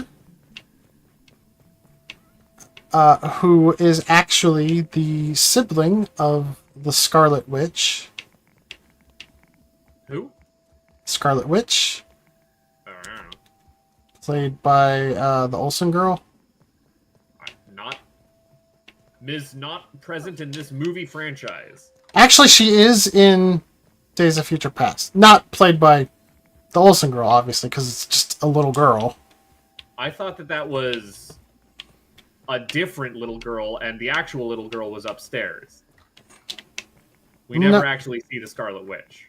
No, we do see her. I thought the mom says to the little girl, go play with your sister, and then she's like, I don't want to, she's A little safer. spooky or rude or whatever. That's Ladybug. I don't want Ladybug. Where am I? I think you're imagining things. I might be. They don't have another sister. It's just the two of them. I could have sworn that there were reference to 3 kids, but don't mind me. I'm known to have been dumb once or twice. So you're saying you may be dumb. Yeah. That's my line. Well, it still holds true. But yeah, they go downstairs and they find why do I want to call him Robbie? That doesn't make any sense. I forget what his actual name is. Yeah, they say his name and I forgot it too. But he's Quicksilver. Yeah, he's Quicksilver. And he's being like sarcastic and why would I want to help you? He's basically Sonic. I have in my notes, okay, maybe I get why Chalice likes speedsters, and then I'm like, oh god, they're all just Sonic, never mind, I take it back. Yeah, he's basically Sonic. He's got an attitude, and he's very snarky. But laid back and, like, very chill. And he is such a great character in these movies. I hate it. It's just Sonic. But it's so good. So he's zipping all around the room, and they're... Actually, when his mom answers the door, she's like, the cops are here! And they're like, we're not cops. And he's like, yeah, I know. Cops don't drive a rental car. And they're like, how do you know it's a rental car? He's like, well, I checked out your rental agreement. Oh, this is the first Quicksilver, right? This is the first time we see him. Yes, this was before... this was long before... right, I was thinking that the I know a guy was like... Oh, in reference to, like, us having already met him. No. This is the first time we meet Quicksilver. Okay, cool. Never mind. It's a great introduction one way or the other. I'm just realizing it is an introduction scene. Yeah. And he's zipping all around the room, like, playing Pac-Man and, That's interesting. you know, just kind of being obnoxious. He has his entire wall of stolen goods. Yeah. And, the exchange happens and they entice him to help them just because he's a klepto and this is his chance to break into the Pentagon. And boy, does he break into the Pentagon in a really rad way. Every scene in the series where he uses his speed is just amazing. Well, the coolest thing that you can do with a speedster is not just be like, and then he ran really fast. Because we don't see, and then he ran really fast. How far do you want me to get before we get to, like, the glass shattering? Because I want to talk about that. That's awesome. Well, unless there's a scene that you remember from the Rogue cut that I'm forgetting, they do immediately go to the bust out scene. Yeah.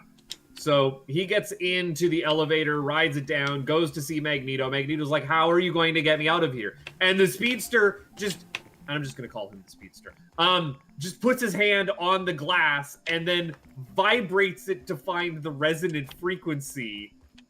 And I'm like, that's rad! You're using speedster powers in a rad, inventive way, of course. And we get the slow-mo of the glass shattering down on top of Magneto. And then they ride in the elevator going up. And they're like, Wolverine and Charles are in the lobby, right? Waiting for him to come up from the elevator. And Wolverine is like, this would be a lot easier if you could use violence. And Magneto's like, or Charles is like, I'm not so good with violence. The elevator door dings open. He sees Magneto there and immediately just punches him in the face. It is such perfect comedic timing for the bit. I loved it. Then the guards come in and they're like, halt! And Charles tries to explain with a lie that they're like inspectors, but he's fumbling on his acronym, and Wolverine's Well, just he's like... also drugged up at the moment. He's not working on his A game. And Wolverine just gets tired of listening to this embarrassing display and decides to attack the guards. And more come in and they start to fire when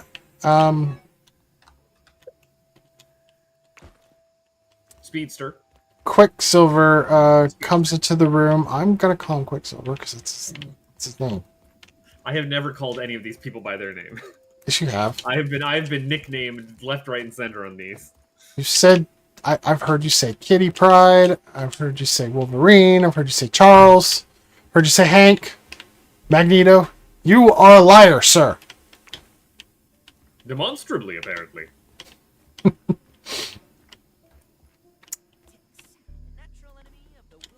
But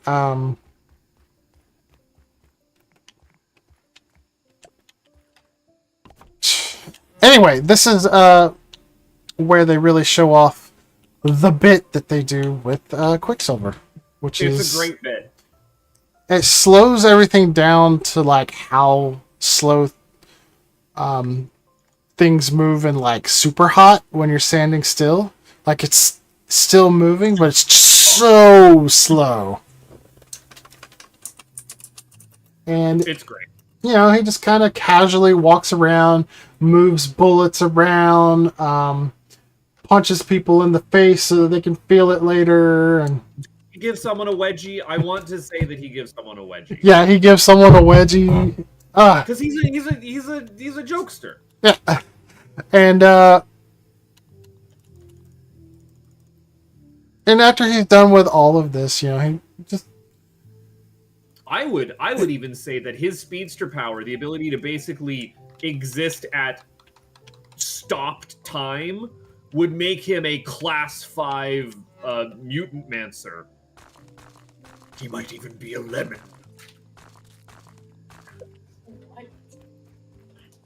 A level lemon sour mancer. I do not.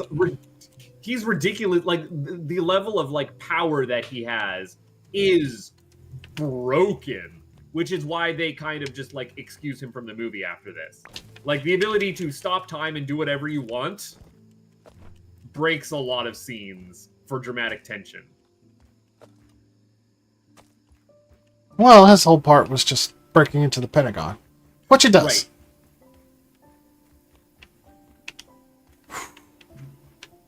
And it's actually slipping my mind what the next scene after this was. We also have a moment where Wolverine's claws come out and Magneto's like, imagine if they were metal. Like, that is just a completely random non sequitur for someone to say who doesn't know that you're going to get metal claws. That'd be like me walking up to you and saying like seeing your eyes and saying, imagine if they were gumdrops. I don't know why I have candy on my mind right now. I wish you had pine cones on your mind. I'm getting pine cones right now, actually. That's what I'm doing. Can you not see? I'm doing that. And now scrolling through here. They rescue Magneto. His name is Peter Maximoff. Yeah, that's right. In Washington, D.C., Trask unsuccessfully lobbies Congress to gain support for his Sentinel program, as the Defense Committee is not willing to fund the program. Meanwhile, in Saigon, Mystique prevents a young William Stryker from approaching a group of mutant GIs for Trask research. Ah, yes. I will let you continue now as you found your place and I'm grabbing pine cones.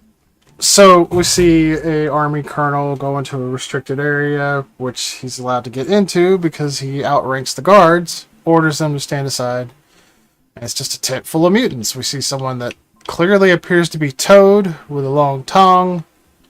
Hello, it's me, Toad. Hi. Wrong Toad. Dang it.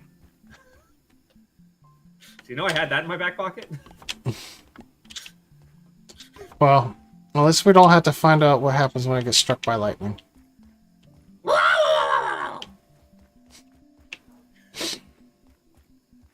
I don't know what Toad spin out noise is for Mario Kart. That was me taking my best guess. Pathetic. It was pathetic, did you just say? Pathetic. Oh. Okay. Not too bad. I got pine cones over here. Why would we have pine cones over here? Why would I have anything that I wanted over here?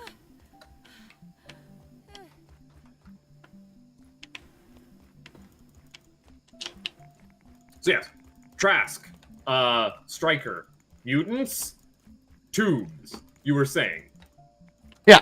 And so he gets into the tent and finds out what's going on in there. It's a bunch of soldiers that are getting sent off to a lab. Or rather, Being excavated. they're told they're being sent home. And then Stryker comes in and find out they're getting sent to a lab. And we don't know it's Stryker until the Colonel inspects his dog tag. Because this is not the same actor that played Stryker in Origins. Well, yeah, he's even younger now. Not really. I don't know why they didn't use the same actor. Like, they probably should have, because it's roughly the same time.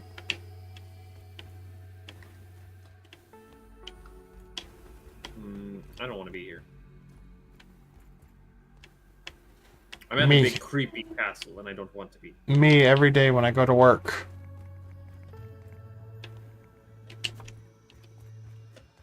But, You, my weekend is my job, and my job is hanging out with you, and I do want to be here with you, but not here with you, just here elsewhere with you. Yes. So anyway, Stryker insists upon taking them, and a fight breaks out, and all the mutants kick his ass. You know, we find out that the Colonel was actually Mystique in disguise. We find that Shocker. Scott's brother was there. I forget his name. Havoc is his code name. Right. Scott has a brother. Yep. Right. Had a brother. Wow. Timelines are weird. Has. It's all a matter of perspective.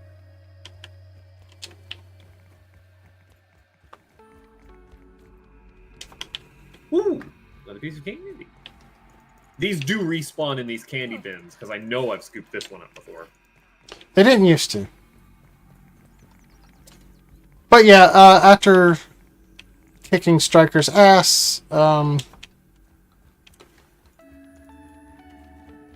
Mystique resumes her disguise as the Colonel and gets all the mutants on a plane that's actually taking them home instead of to the lab. And doesn't get on there with them. Says she still has unfinished business, and she assumes another disguise as she's walking away. On the way to Paris. Stryker comes to as he watches the plane go away. And end scene. Yep.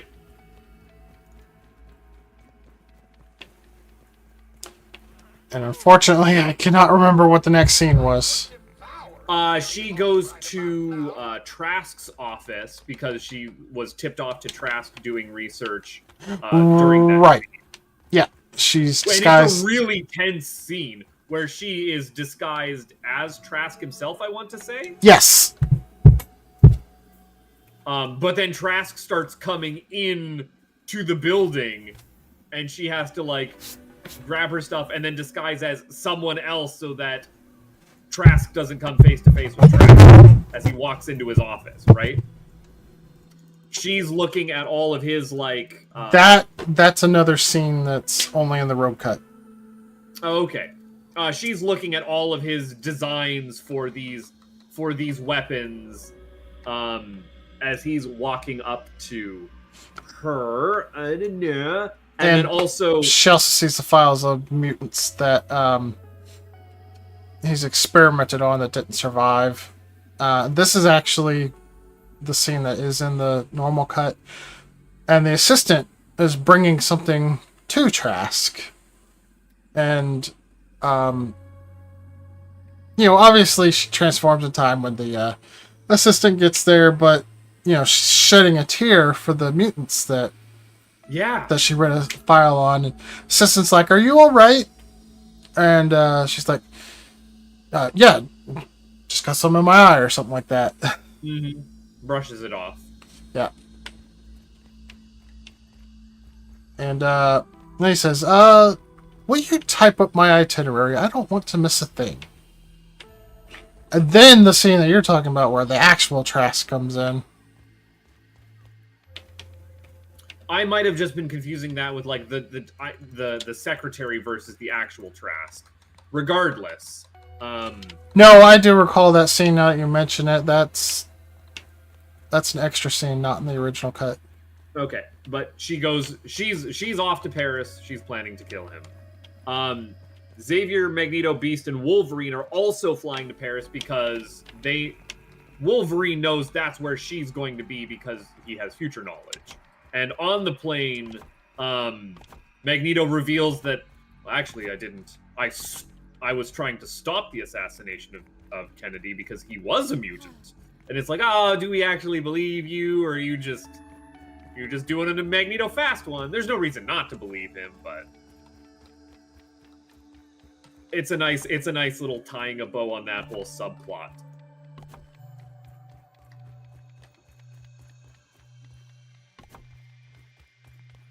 Yeah, it works. Yep.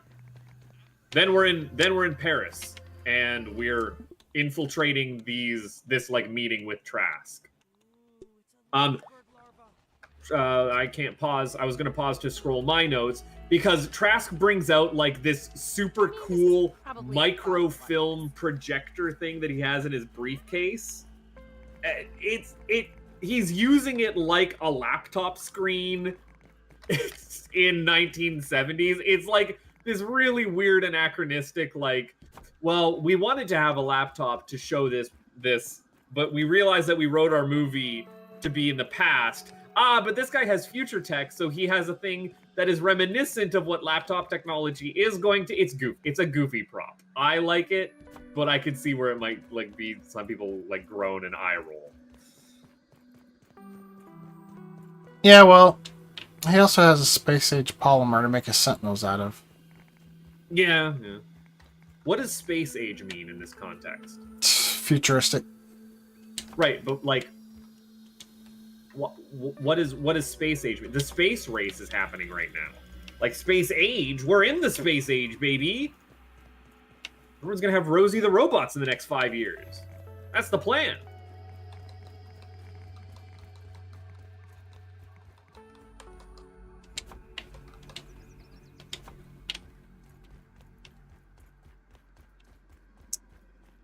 Anything else? So after that, I guess it's the Paris scene.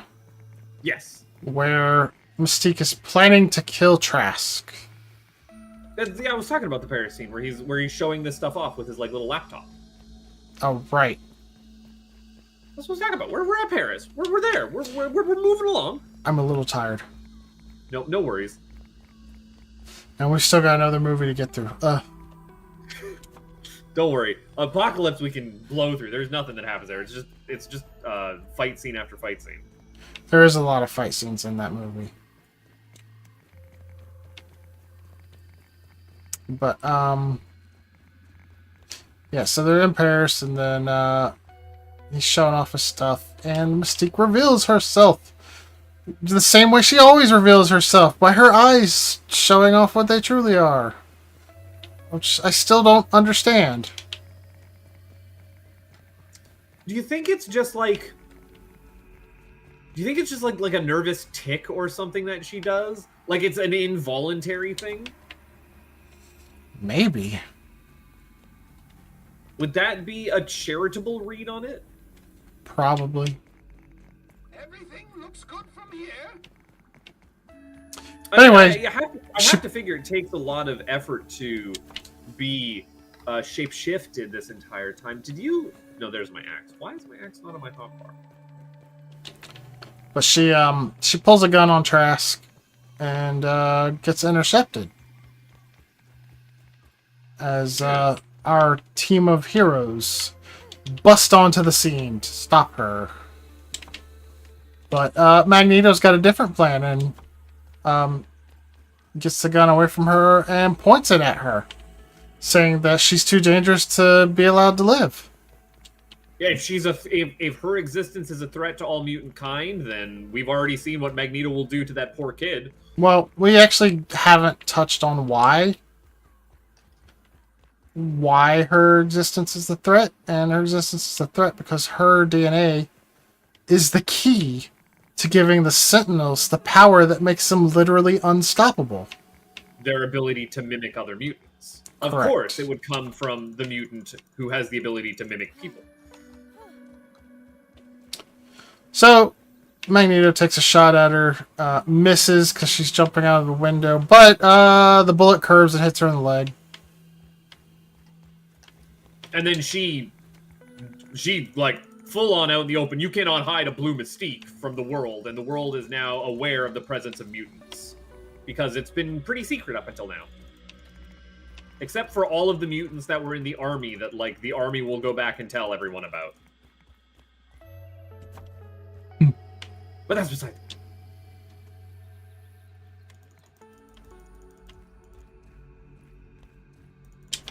They have a fight scene. And also, while that fight scene is going on, William Stryker shows up, right? Yep.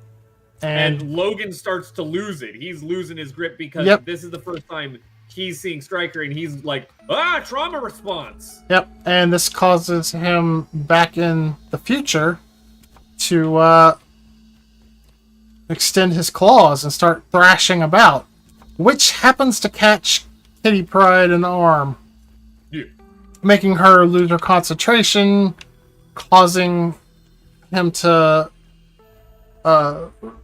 like slip in the time stream. Yeah, like not fully return to the future, but he has a moment of time sickness. Like he loses the inhabitation of his past self, which allows his actual past consciousness to come to, who is freaking the F out, wondering where the heck he is. And Charles tells him, you had a bad acid trip. That checks out. And, like, he doesn't... Don't do drugs, kids. He doesn't really get to him before Kitty regains control. And this is kind of like the main key difference between the normal cut and the rogue cut. Because in the normal cut, Kitty Pryde regains control here, and that's just, you know, end of the story for that. In the rogue cut... That was the momentary complication. Yeah. In the rogue cut, she continues to lose blood, and she's like dying. And she can't just stop, though, to treat her wounds. Because, you know, everything's hinging on it. And they're like, if only someone could also do this. And then they think about Rogue, and I don't know if this is where it fits in, but eventually they go... Yeah, we can talk about it here, because it's kind of like spliced in between other scenes. It's not really plot relevant. The reason that this is here and in an extended cut is because this gives our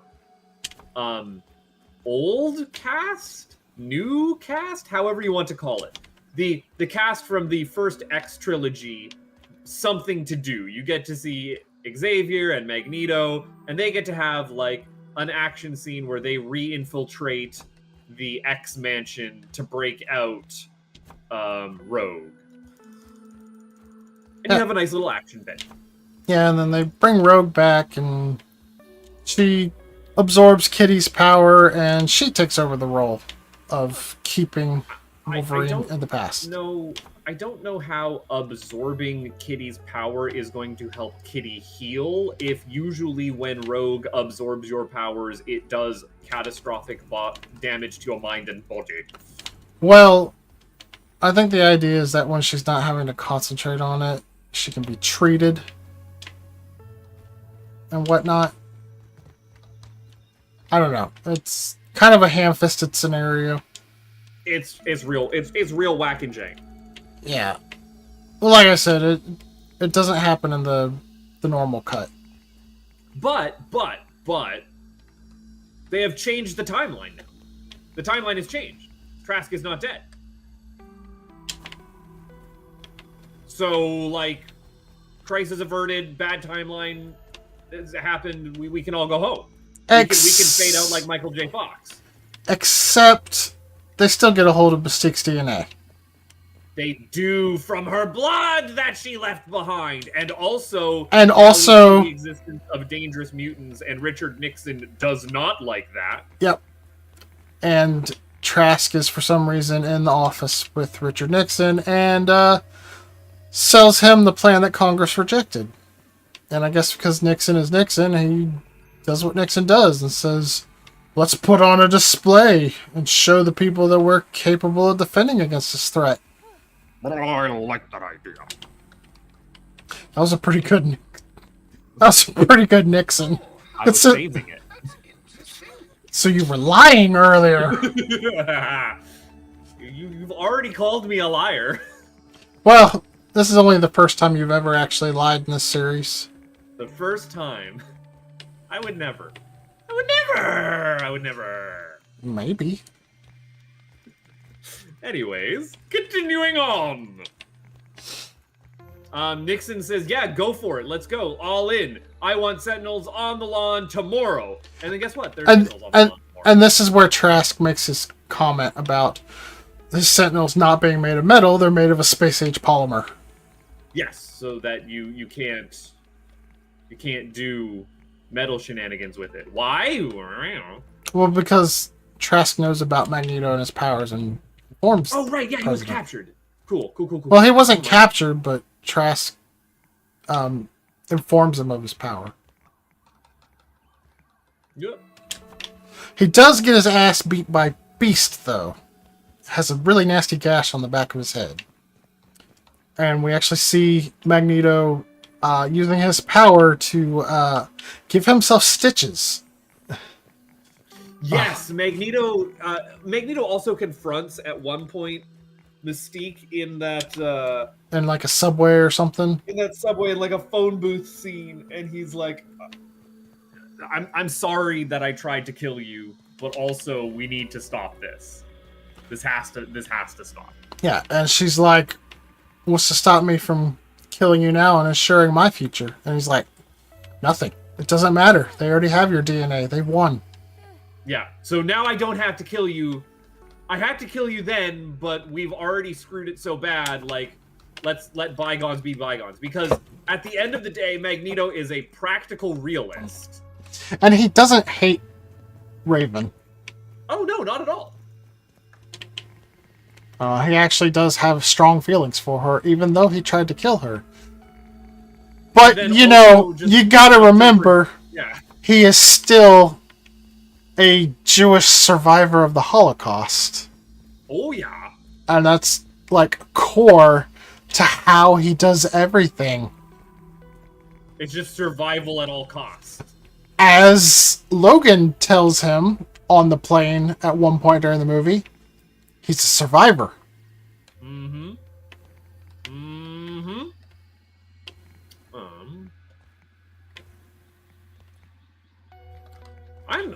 I've been doing pretty decent with the resource collecting here. I just want to point that out. While we've been busy, I'm running around like crazy getting you all the things you want. Well, I'm trying to make our workshop a workshop. Eyes appreciates it. That's what Eyes appreciates about you. Very busy basing it up. Based Blau, isn't she awesome? You are so based. Goated with the sauce. Just never mind the whole thing with the wasps. What thing with the wasps? The thing that you caused by pissing off the wasps? I don't know what you're talking about. I've already forgotten. What wasps thing? That never happened. Different timeline. Oh, did We're talking about a different timeline. did Kitty send us in the past and change that? Yeah, it's fine. Don't worry about it. I don't remember that happening last time. Different timeline. Don't worry. Didn't happen last time. It happened this time. No, I'm talking about. Oh, this is not episodes. Never mind. I keep thinking we're cutting this up into episodes. Nope, this is a stream.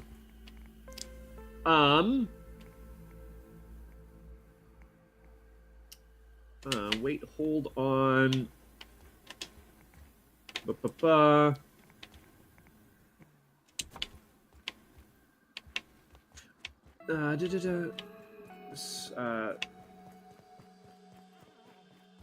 Right! There's also a scene where Magneto is stitching up the back of his head and he's watching Richard Nixon give this speech. Yeah. Where it's panning over TV screens, and one of the TV screens shows one of the time travel episodes from the original Star Trek, which begs the question, who plays Captain Jean-Luc Picard in this universe?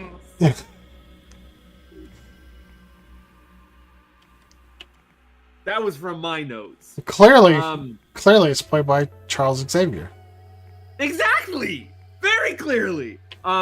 Also, I really like that there are, like, they just completely gloss over the whole, like, well, there's rules about what I can and can't tell you about the future. Like, no, they just go straight into it. Like, if you need to know something, Logan's just an open book.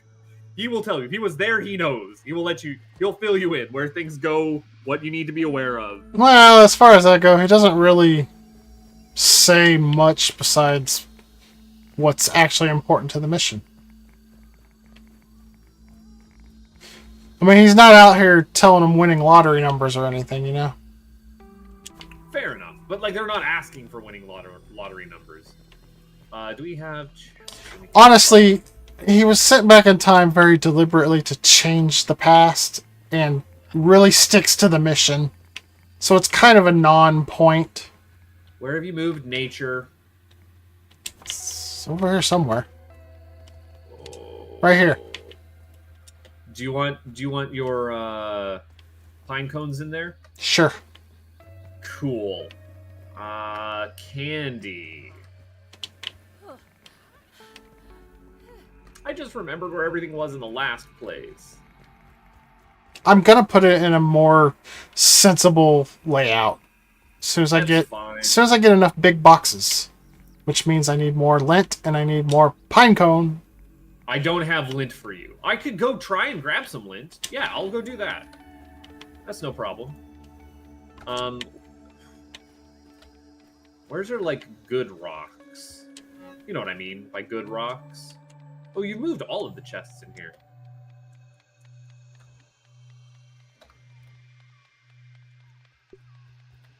Like where we were keeping our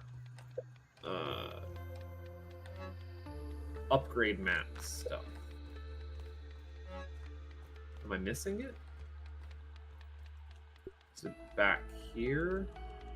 The rocks are in these big ones over here. Oh.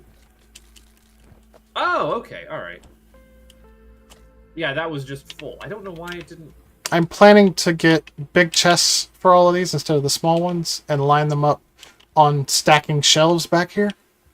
Do we have some food that's cooked somewhere? Yes, I appreciate that. Not bad.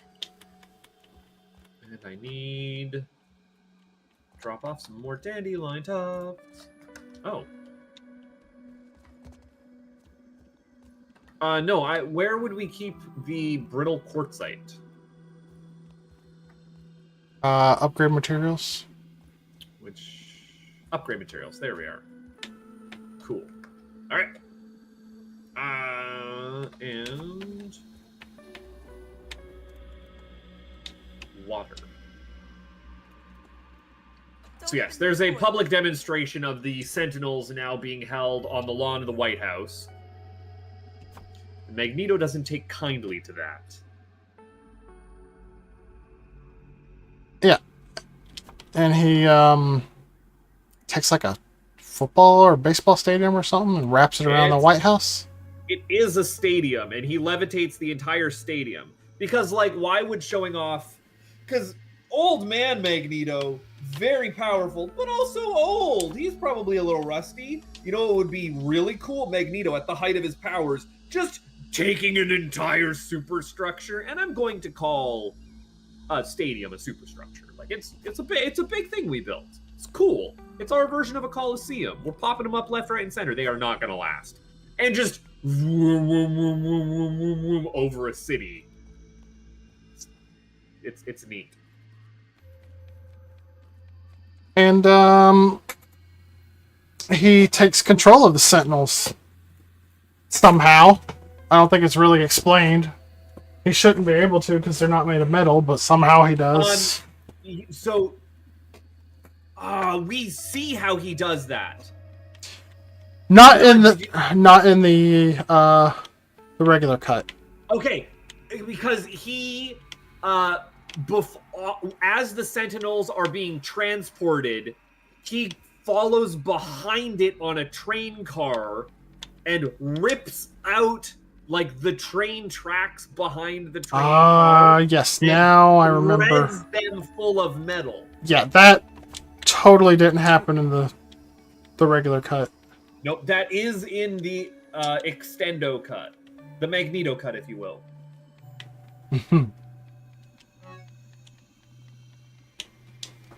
Man, he takes control of them and he starts to try and use them on like the president and his cabinet, but instead ends up having to use them against Hank, Charles, and Wolverine. Logan. But mostly against Wolverine and Hank, because Charles gets pinned underneath some scaffolding pretty quickly into the fight. This also, like, I mean, Magneto is full display of power here. Like, he knows that, like, this is massively changing the timeline now by just, yeah, I levitated an entire football field. Everyone knows that, that mutants are a thing and kind of a threat. What are you going to do about it? And the picture refuses to change. He actually turns all the cameras to face towards him and give a speech where he's like, "You all thought we were a danger? Well, you were right." Yep. As he drags the safe room from the White House onto the lawn. And yeah, hiding in a metal safe room. Great idea, guys. Rips open the door, exposing all the members of the cabinet and the president. Including someone who's sneaked it in there. Yeah, before he could do that, though, someone did sneak inside and got revealed from Trask's futuristic mutant detector. And it was none other than Mystique trying to myrtleize Trask once again. One whole murderalization. Before Magneto interrupts her by dragging the whole room out of the floor. Yeah.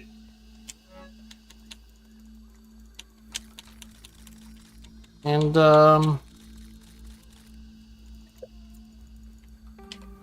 then, Magneto gets all the guns after he rips open the door. And while this is all going on, there is a fight scene that's happening in the future, where, like, all the Sentinels are swarming onto the, like, temples located. Because they're in a temple, I guess? They're in the time temple? Something like that. And they're just, like, getting turbo-deaded. Well, everyone's dying left, right, and center. Magneto is doing awesome Magneto things of just throwing planes around left, right, and center and making them explode.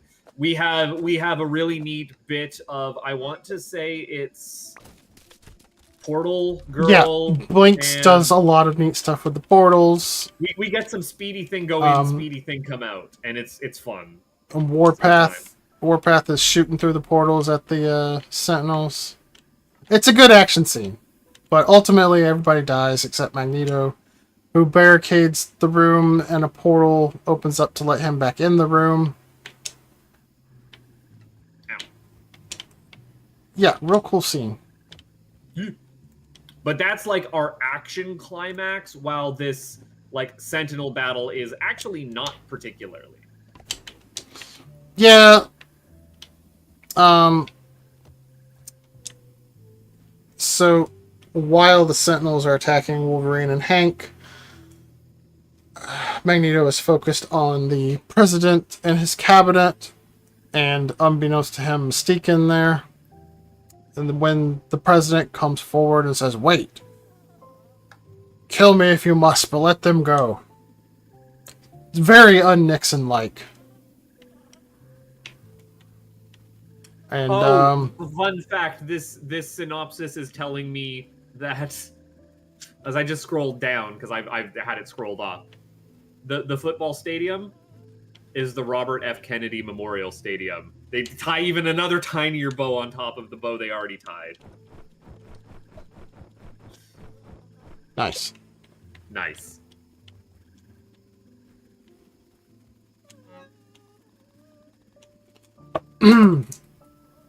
But, gosh, I've forgotten what happened here.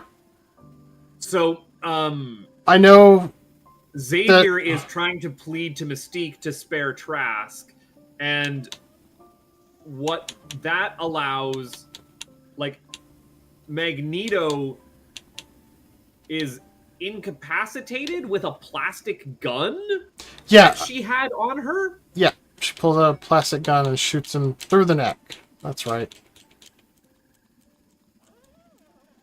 But then she's still on the warpath to kill Trask. But Charles reaches her, and she doesn't do it. Instead, Do you want pulls me off. to start spinning up some more lint? Sure. Or And do you want raw lint right now? no, we need lint rope. Okay. But she pulls off Magneto's helmet and says, "He's all yours now." Which Charles manipulates Magneto to lift the scaffolding off of him. Mm-hmm. And then Magneto says, "You know I'm as good as dead if you let them have me." And he says, "I know." And then he just lets Magneto fly off into the sunset. And Mystique walks off into the sunset. Water filtration Ah. is needed. During the Sentinel fight scene, we also have Wolverine just get wrapped through his body with rebar. Yeah, He gets he does. So with the Sentinels, Hank stabs himself with the syringes full of the medicine to make him not show up as a mutant anymore. So they stop attacking him and they refocus on Mystique and Magneto, going after Magneto primarily. And then I guess Magneto destroys the Sentinel at that point, and then Wolverine charges after him. I guess figuring since his body is bone instead of metal now, he has a chance. But then, Magneto just runs rebar all through him and kind of does what he always does to Wolverine. and just tosses him out into the lake, and Wolverine is drowning in a lake now. Yep. I don't know how drowning works when you're immortal. It sounds bad. I would really hate to be Hugh Jackman in a movie where you have to experience drowning over and over and over again. That'd be really weird if that happened.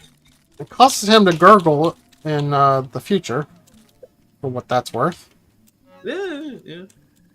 But anyways, I just wanted to make sure that we got to the point that Magneto's at the bottom of a lake. Yeah. You mean Wolverine? Yes, sorry. Oh, my brain is also slowing down. So Wolverine's drowning, and all this is happening, but then, Mystique and Magneto fly off into the sunset, and this is happening just as the Sentinel breaches the room and is charging his laser. He's a firing his laser. And, yeah, everything just vanishes. Yep, it gets Back to the Future. They changed everything. Yeah.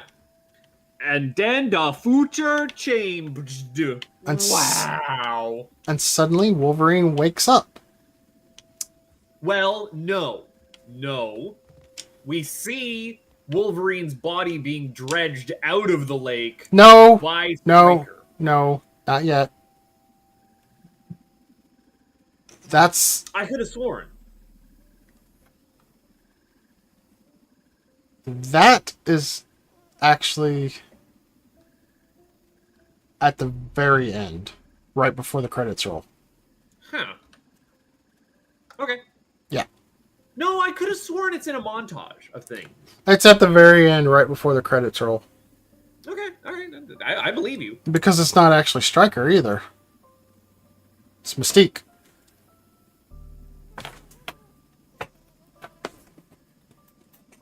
I don't know if I caught that. Yeah, it does the eye thing. I don't know why, because it makes more sense for it to actually be Stryker. Yeah, because my understanding is that like you can change the future in this leaps and bounds, but also the future still has to happen. Like because you're right, Logan wakes up and the future has changed. Yeah. And like he's in the good future, but I think he still has like adamantium, right? Yes. Yeah, he's still got the adamantium. He wakes up in the school. Yeah. And just everybody's there. Yeah, he runs in, Everybody's there. It's fine. he runs into the older, hunkier version of Beast.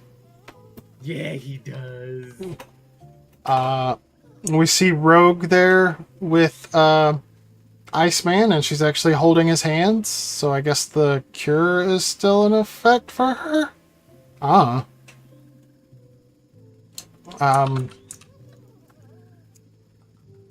And then he walks around a corner and sees none other than Jean. And Scott. Yeah, as he's trying to, tell Jean how much he misses her. And Scott appears from behind the door, like, "Whoa there, buddy." And Does he say buddy or bub as like... I don't remember exactly what he said, but it wasn't Bub. Okay, I was gonna say it would be if I was writing a script and I wanted to be cheeky and clever. That's what I would have, but I didn't. So it's fine. Don't worry about it. But it is very much a "what are you trying to do to my girl" type of whoa there. Yeah, but everyone's also acting like just Wolverine's been around here the whole time because he's a regular teacher. Yeah, and then he runs into Charles, and at first Charles doesn't really know what's going on, and he says, "What are you doing? You're supposed to be teaching a class right now." And he's like, "Teaching a class?" He said, "Yes, a history class." And Wolverine's like, "I might need a little help with that. Remind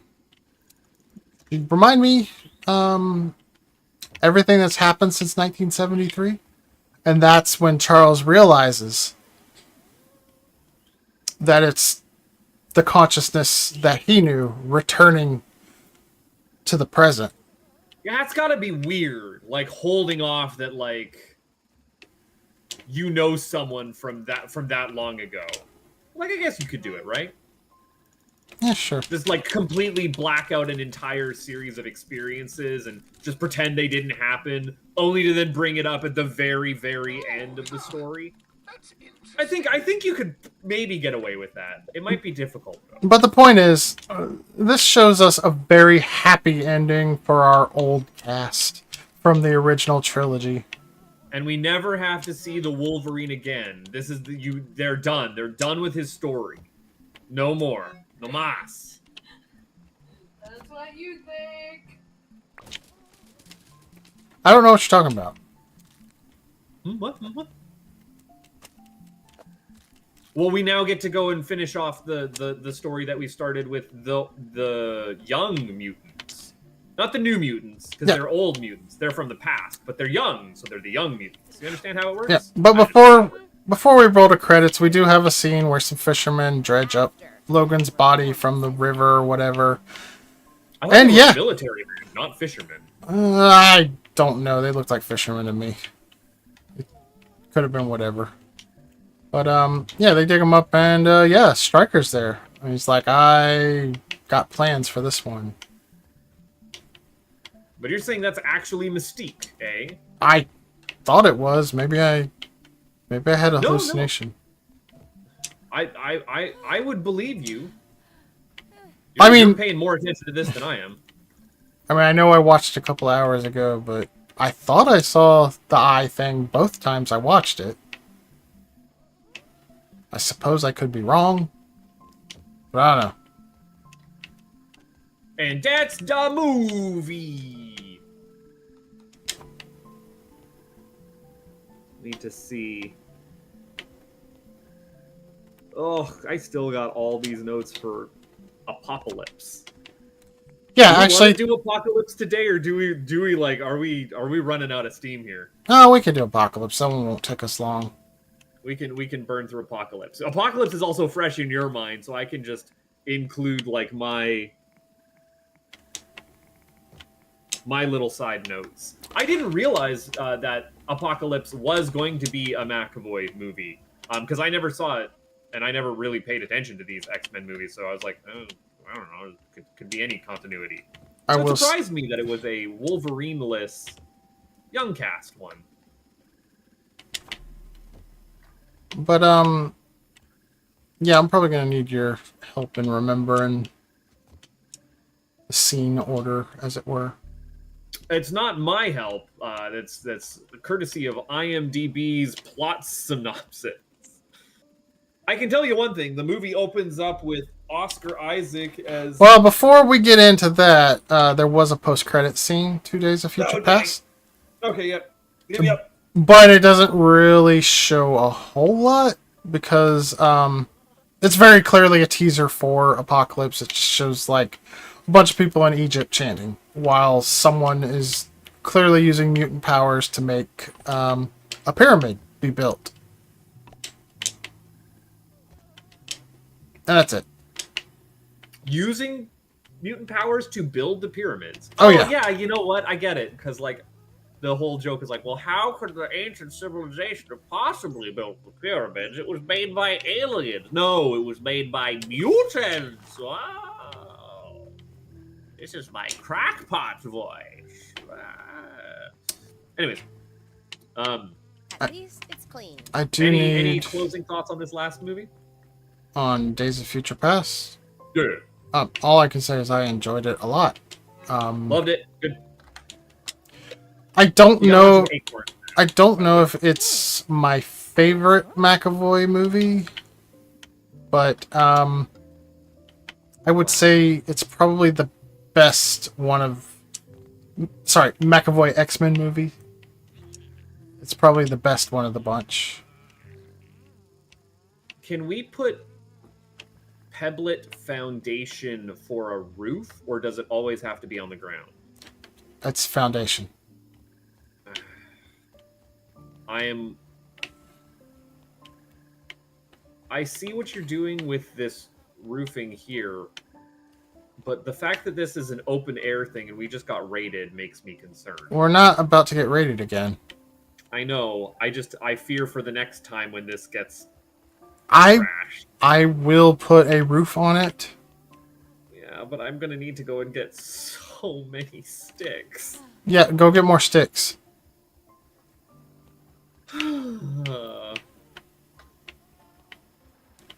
Literally what I'm waiting on. Yeah, well, I'm getting everything. I'm doing what I can. I'm but one man. This is literally unplayable with you. I am but man. It's what? I don't know. Literally unplayable? Uh-huh. I'm not familiar. Is this a butthurt that I had at some point? Probably. Probably. You have a lot of butt hurts. Am I expected to keep up with all of them? You are my butthurt's keeper. I would prefer if you didn't say that ever again. Yeah, there we are. So, New movie, Apocalypse, where everything went just fine. Don't worry about it. That title is not meaningful in any way. Well, as it so happens, Apocalypse opens up in ancient Egypt.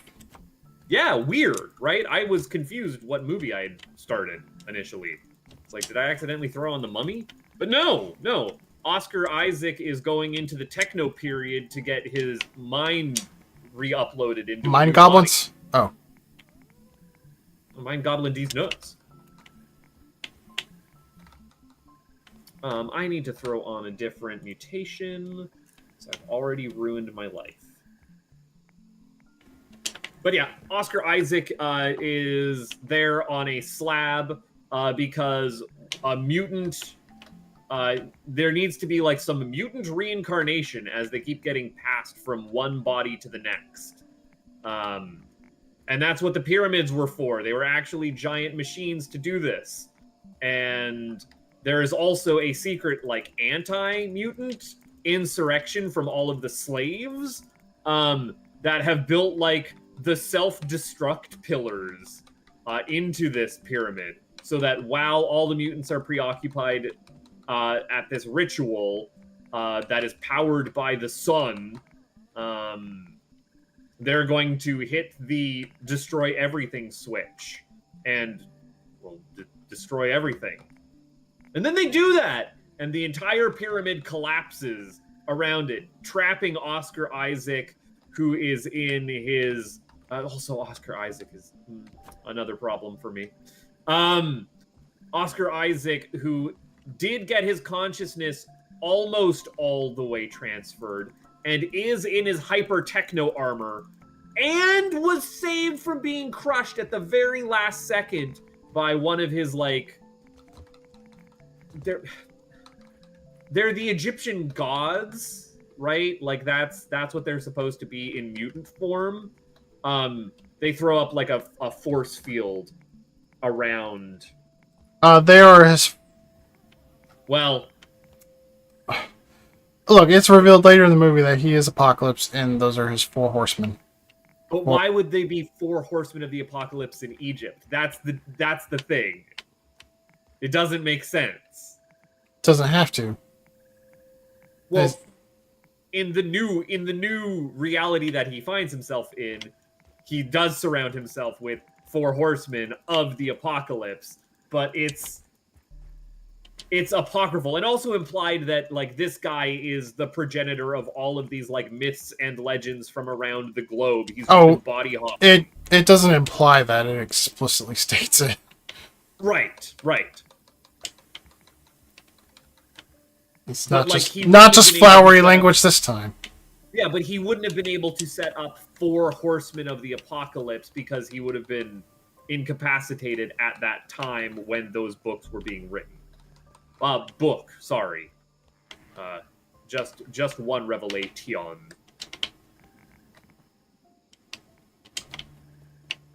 Did I mention? Sorry, the complete aside here, which is going to slow us down even a bit further. But because when I went to go see,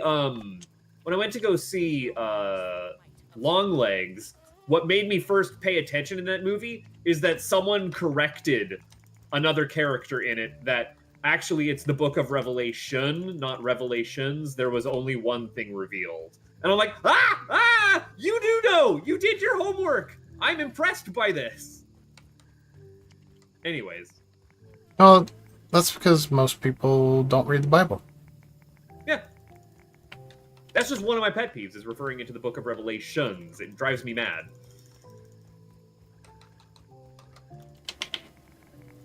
I need these things dead.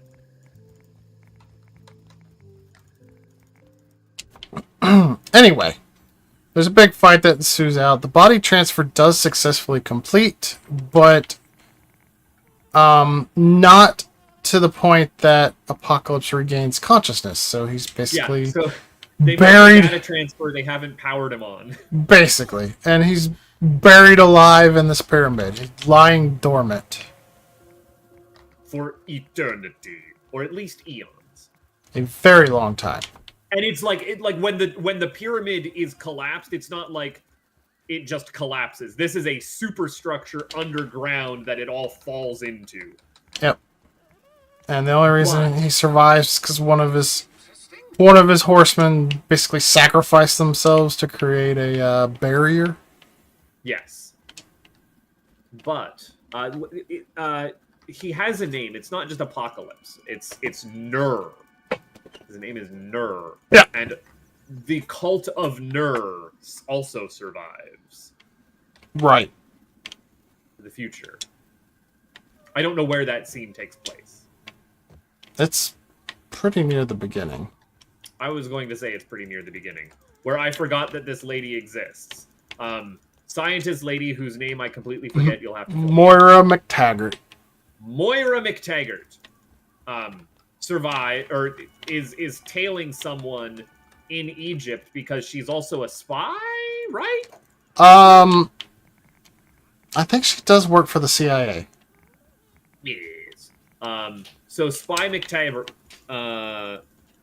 is trailing one of these cult of Nur people to like a dig site that they have in the city where they have unearthed this pyramid and are now trying to resurrect Nur, collect artifacts. It's not super well stated.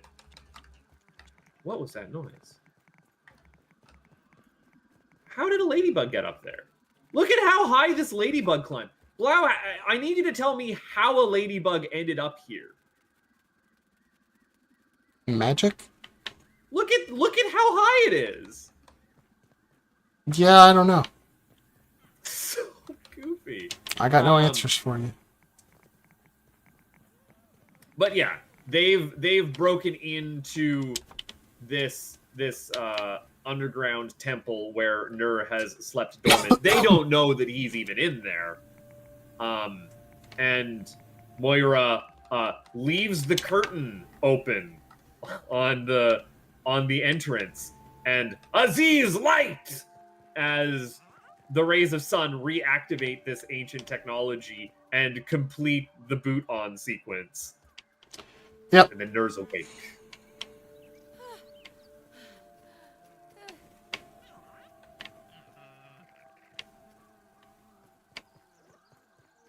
Do you need another scene?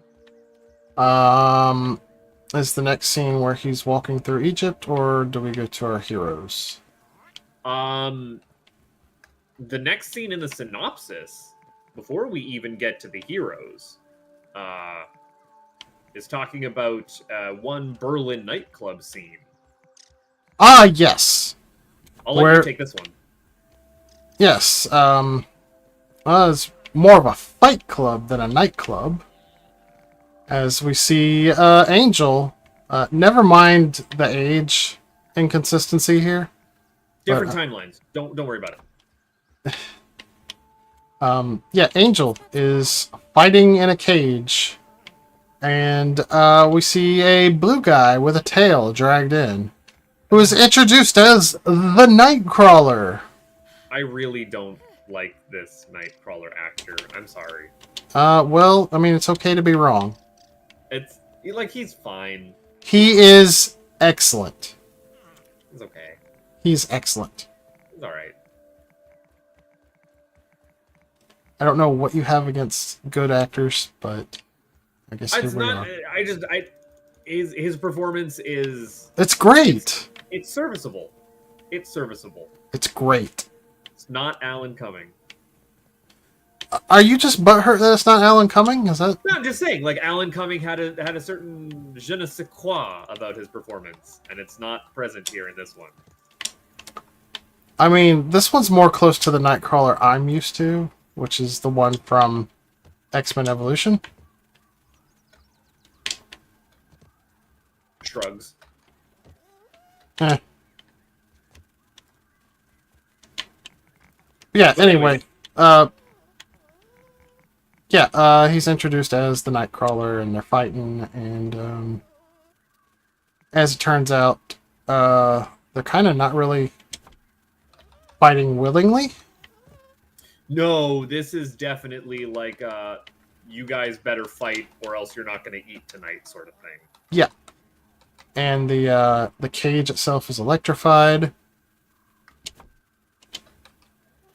which is actually shut off pretty quickly as Nightcrawler just freaks the heck out and starts teleporting all over the place, trying to escape, and keeps teleporting into the cage and getting zapped. I guess you can't teleport through electricity, is established? Wow.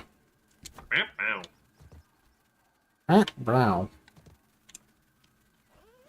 Please go and watch the wonderful series on my channel of Not a Girl Face playing through Pan Pan. It is a delight. I'd rather have a spider, personally. After, we're normal size again. Okay, my self-plug's over. We can go back. And Mystique, I don't know if it was mentioned that Mystique is at this nightclub looking for... It turns out Mystique has really taken a shine to her role as a hero. Mm-hmm. And is just going around the world liberating mutants from stuff like this. And so she uses her womanly wiles to distract the thug guarding the power for the cage. Can you empty out one of these pallets? For? Because I need an empty one to go grab you more weed stems.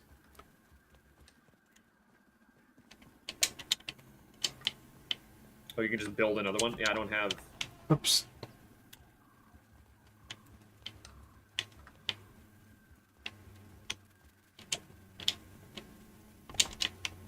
Thank you. I have lost my train of thought now. During this fight, Nightcrawler actually slams Angel against the cage, causing one of his wings to get totally singed and become worthless, basically. his wings are burnt off. He is no longer an angel. He is a fallen angel. Fallen angel.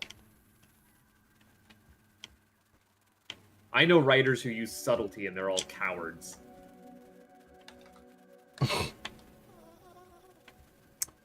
Yeah.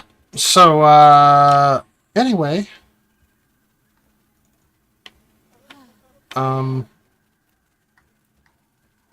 Nightcrawler escapes with Mystique. Yeah. Like, everyone panics. Nightcrawler teleports them into an alleyway nearby. Mystique disguises herself as one of the thugs to tell the others that they went a different way. And Nightcrawler is rescued. Next scene. Alex Summers / Havoc is a mutant who has the ability to absorb energy and release it with a destructive force from his body. Discovers that his younger brother is exhibiting mutant abilities. And we actually Takes him to go we see to the school. this is we actually see Scott in a regular high school complaining that his eyes hurt, asking to go to the bathroom. Meanwhile, some big dumb jock's like, "You looking at my girl?" And he makes a quip like, "I guess you look old enough to be her father." Because Scott doesn't know how to keep his mouth shut. And also, didn't we see Scott develop his powers back in X-Men Origins Wolverine as he Different timeline. lasered up to school? Different timeline? Cool, got it. No worries. Want to double check. But yeah, he goes to the bathroom. The bully comes in there and starts pounding on the door, trying to get him to come out, and he just lasers the door and pushes the guy against the wall. And Not intentionally. yeah, because he can't control his power. Exactly. Moments of high stress and puberty. Now, Havoc introduces him to the school for gifted youngsters. Yep. And he meets a young Jean Grey and absolutely embarrasses himself. Tells her to get out of his head. Yep. He also can't see. He's just permanently blindfolded right now, so he can't tell that Jean Grey is a hottie and that he wants to be in love.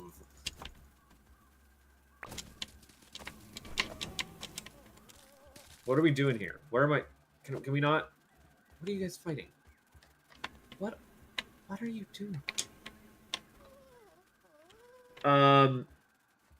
It is also revealed here that Jean is having nightmares about an oncoming like world-ending event, and that's bad. And then McAvoy is just like, "Zhuzh, I will zap your nightmares and introduce psychic cages. It's fine. Don't worry. Don't worry about it." The goblin of the backyard. You know what they say? Yeah. A foolish consistency is a hobgoblin, little mice. I can assure you that no one has ever said that, Peter. You're gonna have to help me with the next scene. Next scene, totally disconnected from current scene. We go to Poland to a metalworking factory. Yes. We see Eric Lyncher working in a metalworking factory. And, yeah, there's an accident. And he uses his power against his better judgment to save someone from getting killed. I can't tell. I couldn't tell. And this is, again, Michael Fassbender is an incredible actor and just a master of subtlety. Is like, was that an involuntary save? Or was that just he resigned himself to, I guess I'm going to save this guy. I can't just let this human die. Although, I know it's with these people. I feel like we missed a scene in between where he's like reading his daughter a bedtime story. Oh yeah, he has a daughter, by the way.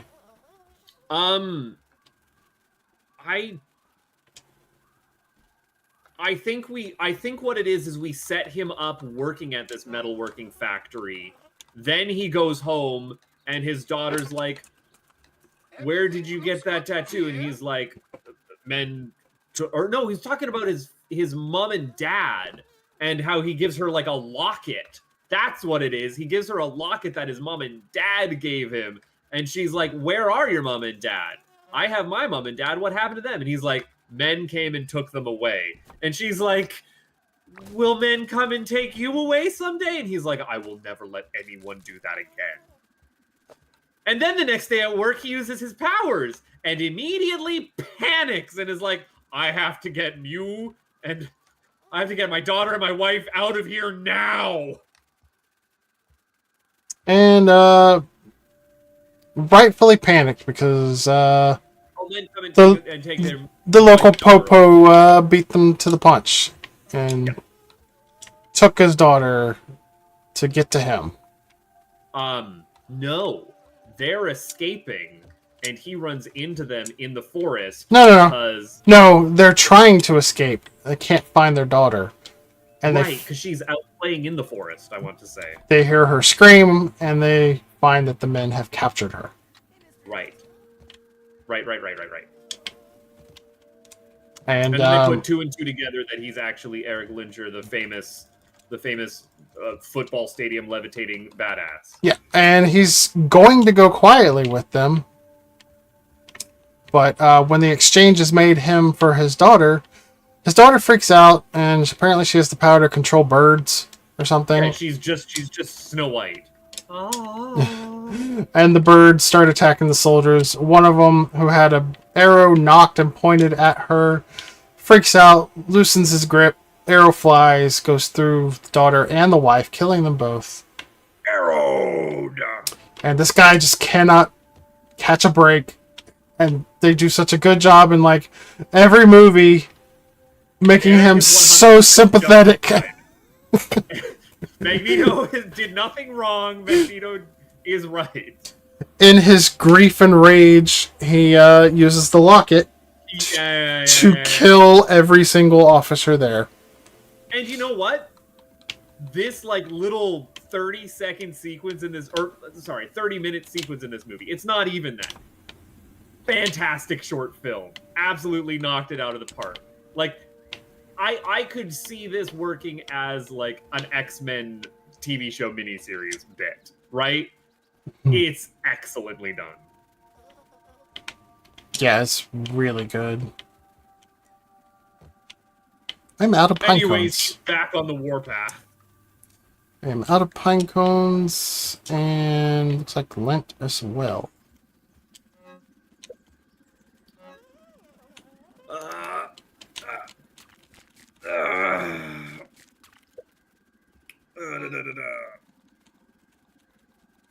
Okay, now I'm reading here. Hold on a second.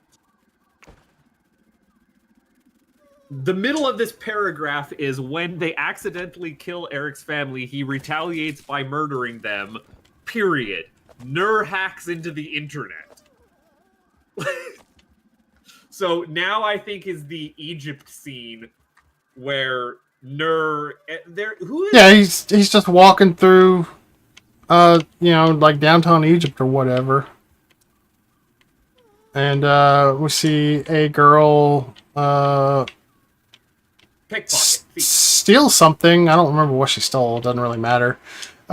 Just as a sandstorm kicks up, but she doesn't actually get away with it. They catch her, and they say, "You know what happens to thieves around here? Which hand?"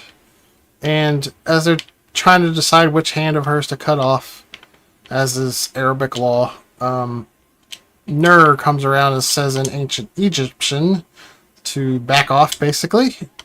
And they're like making fun of him because they can't understand him. They speak Arabic. And you can And see that he's like picking up this entire time. Like Nur is one of them super smart. he's a fast learner. Yes. But Lilu Dallas multi-pass. yeah, they threaten him, and he ends up killing them. One he kills by melting him into the stone wall.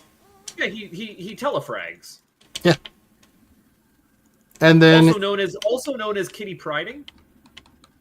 no, she goes through walls. This guy became the wall. She dunked Juggernaut into the ground and filled all of his insides with concrete.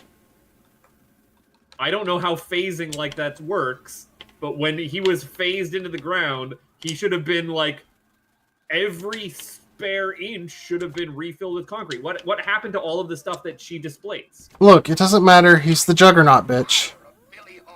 I don't understand that line. It is so out of place. Yeah, Dan said it was a meme before that, but I don't recall ever hearing people meme about it until after that movie. Yep, no idea.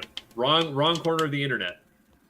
Apparently, it sounded, when he explained it, it sounded like it was very obscure.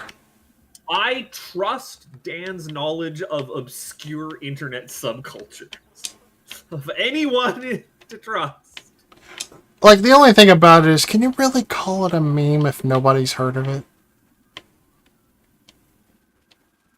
Yes. Yes, I can. Just because we're not in the circles that would know it. Like, you don't know what Doorstuck is. I know what Doorstuck is. Doorstuck's a meme. You have no idea what Doorstuck is. Is that from Homestuck? No. Oh. It's a Counter-Strike meme. Just different circles. It's understandable. You've got a bunch of these sticks now. What was the next question that you asked me for? I need Pinecone and Lint. I don't know if Lints respawned. I'm not going back underneath the shed to check out. I have not done those runs. I can go and try and grab some pine cones. I need a little bit of food before I do that, and to put on different armor.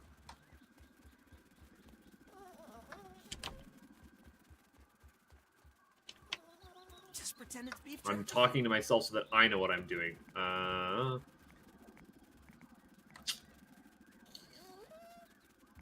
And then he downloaded the internet.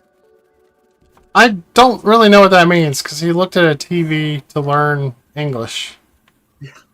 I know. But that was after... What the phrase here is, Nur hacks into the internet and learns all about the Earth's history since he has been gone.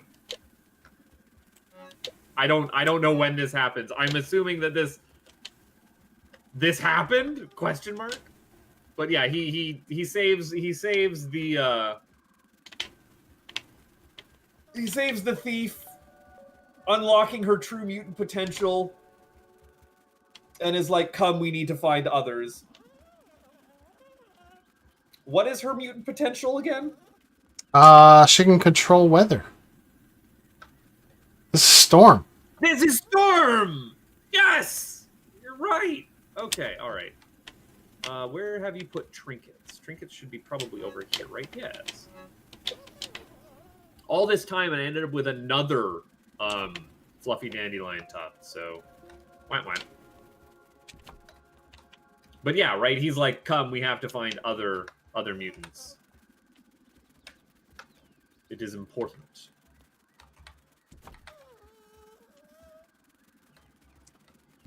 And yeah, they go and well, we see Mystique and Nightcrawler at like an information broker.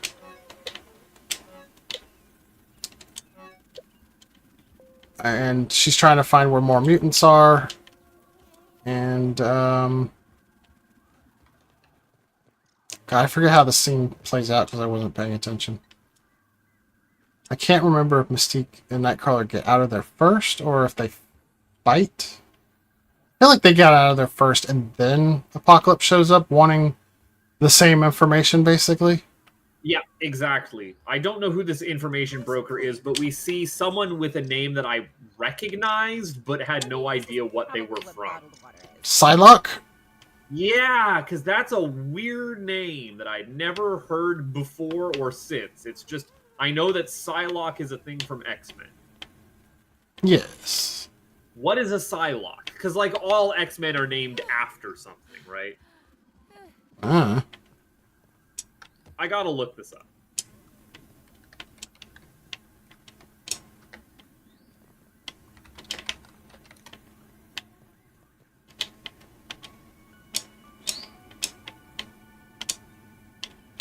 No idea. Doesn't look like it's based on anything. My quick Google search has not yielded a result. I'm just sitting here on a zip line anyway, so what does it matter?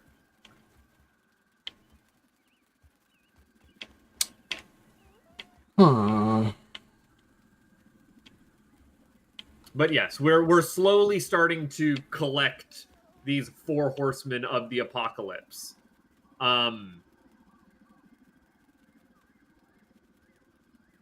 Also, he then goes, as he's downloaded all of this information from the internet and is like catching back up on things,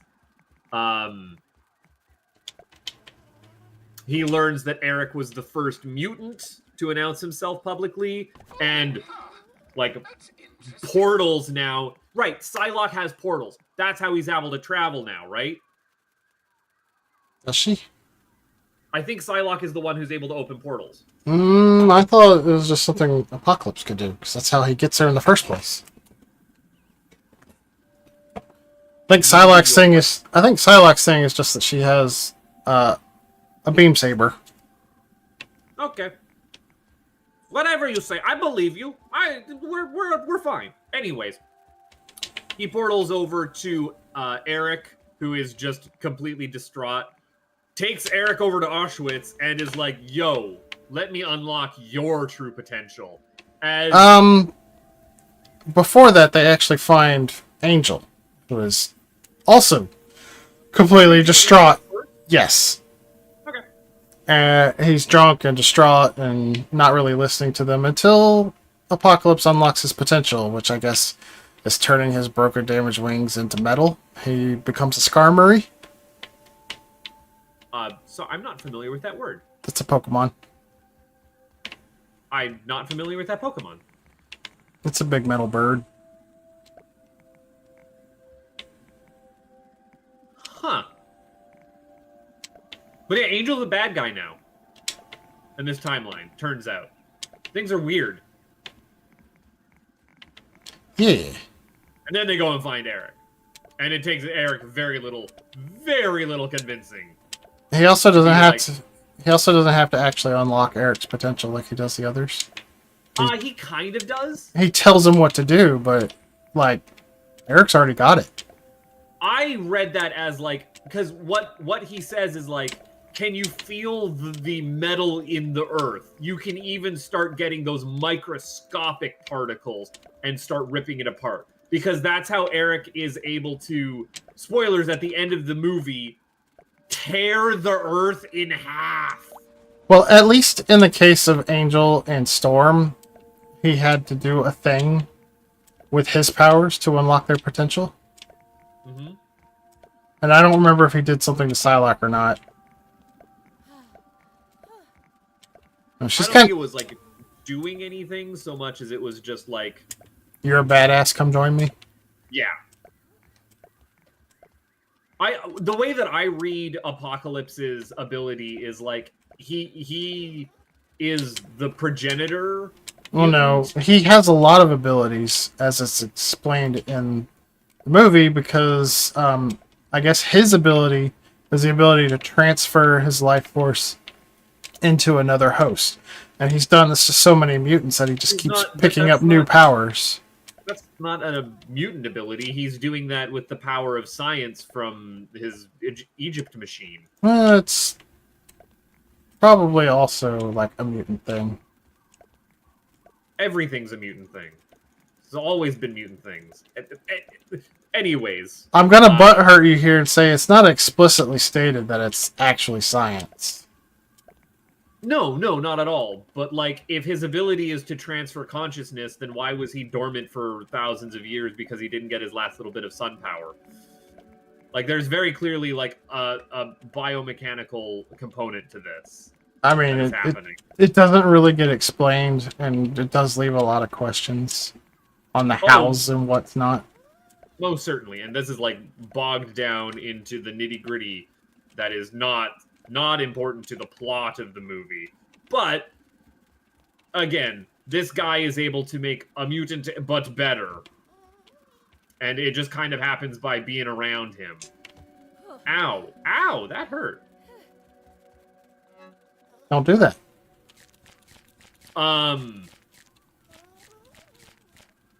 And then Nur is like, yo, who's the next most powerful mutant? I know. Let's go check out this Chuck Xavier guy.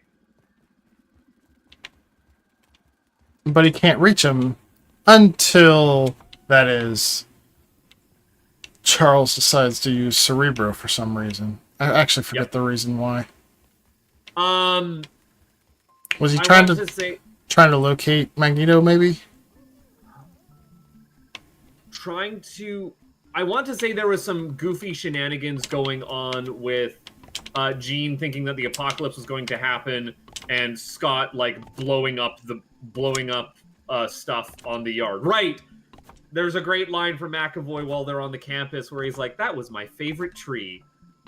Now it is gone." Right. And Scott's like, "So am I expelled?" And he's like, "On the contrary." No. So the stuff is unraveling slowly. Again, Jean is suspecting that the world is about to end. So Magneto puts on Cerebro to be like, what's going on? Do I need to contact Mystique? Because Mystique swings by and re-hooks up with Hank. Right? Yeah, I think she also brings warnings about Apocalypse, doesn't she? Yeah, she do. At the same time that Moira McTavirt shows back up and is like, Charles, we need to talk. No. Billy Hawk right about now.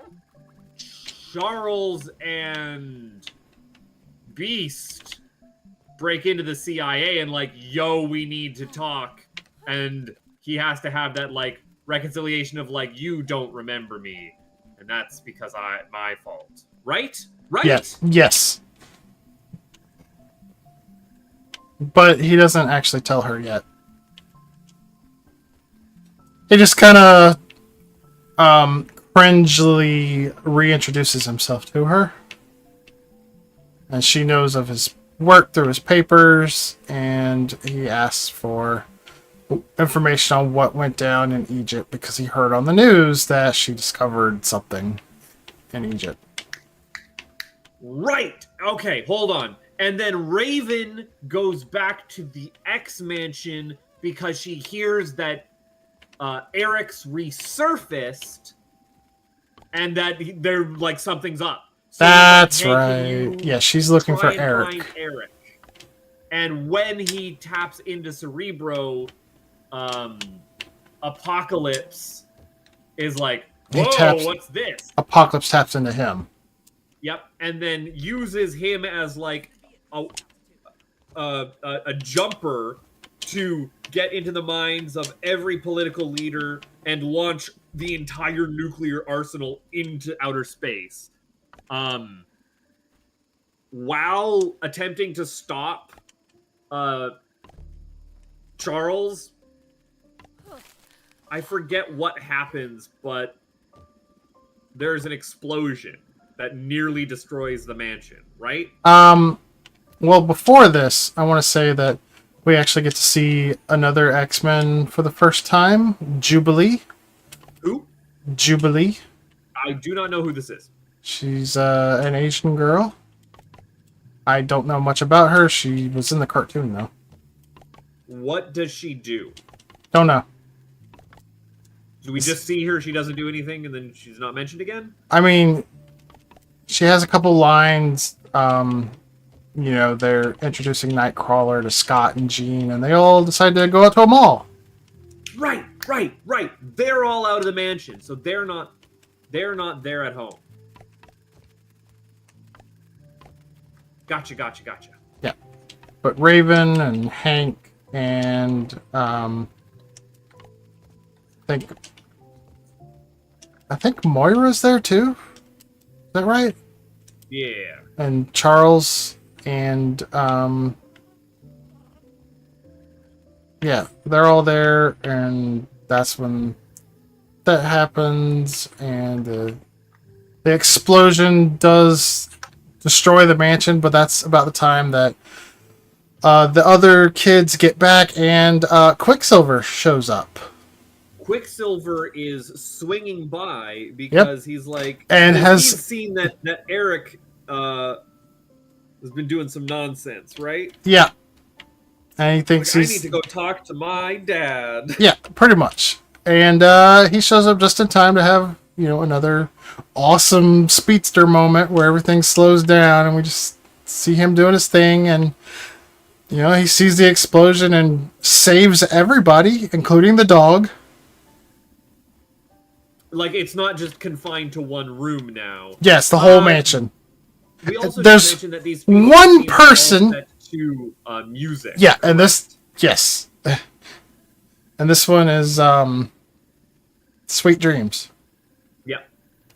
Bum bum bum bum bum bum bum bum bum bum bum bum bum Ah. bum. It's très magnifique. Sorry, I don't speak Spanish. I don't either. How do I brittle wet? But yeah, he gets everybody out, and once time resumes and the mansion blows up, someone, was it Raven maybe, is like, what about Havoc? And he's like, I got everybody out. And we find out that Havoc was closest to the blast and was caught up in it before Quicksilver even arrived on the scene. Wah, wah. So Scott's brother's dead, and that becomes a At least it's clean. pivotal moment for him as he's filled with a lot of Oh, huh. feelings. Interesting. As you I might need to go get these things. as you might expect. Yes. And then the military shows up and starts trying to kidnap everybody. They capture all the older X-Men and get them in a containment field.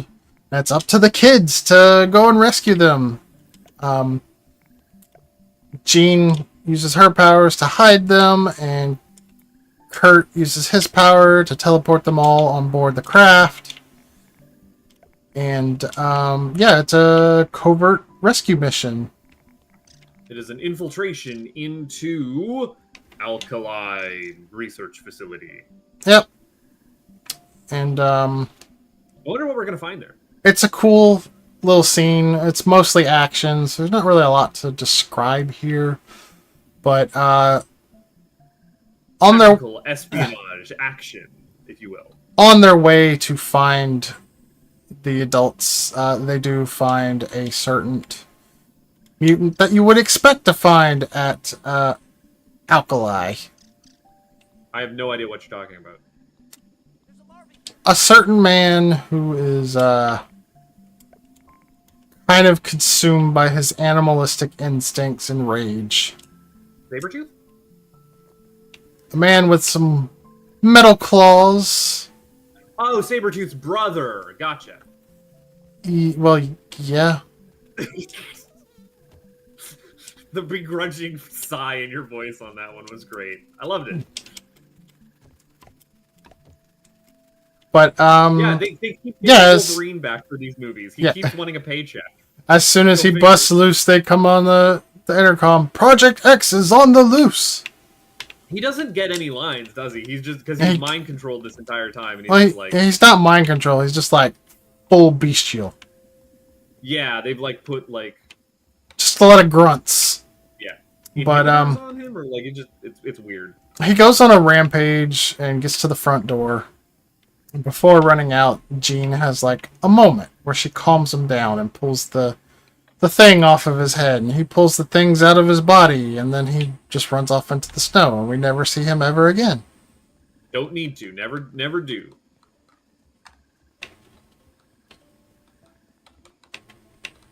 And Hugh Jackman is free forever from the role of Wolverine. I'm gonna sneeze. But then they break out, and I want to say,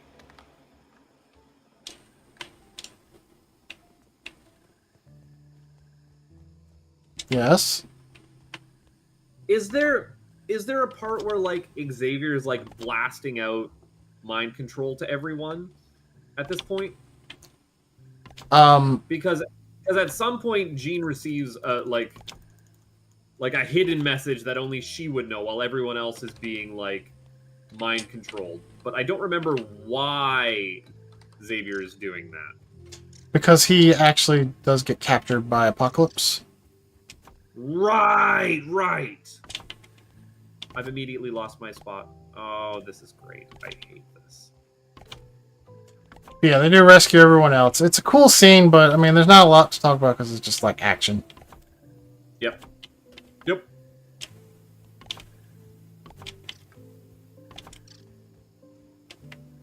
Blau, I'm so lost. There we are. I can't in these games. I'm the worst.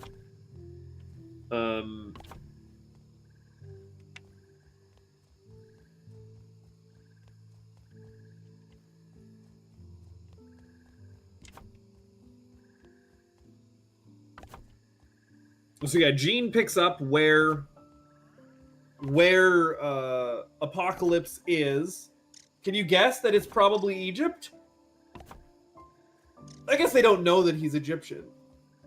They have no way of knowing that.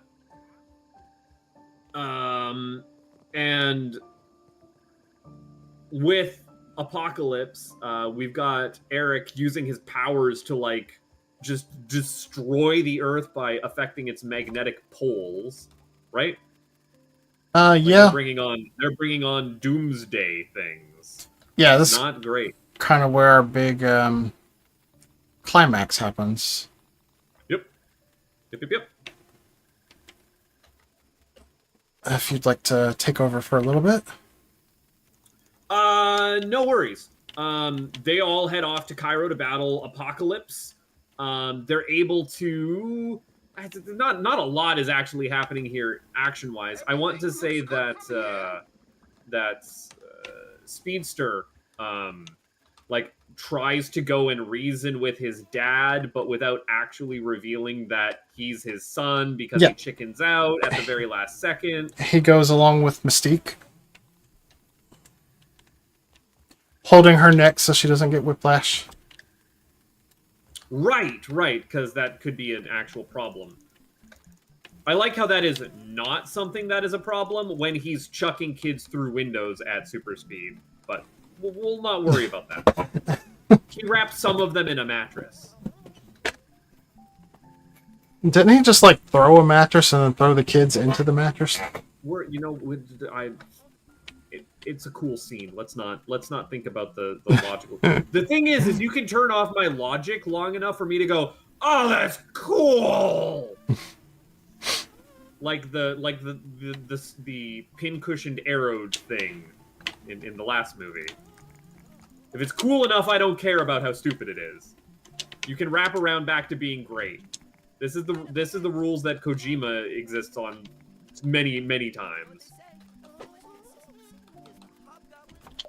Here's your Just, favorite saying. Are you that no it's been throughout here the entire time. I just need to get the thing!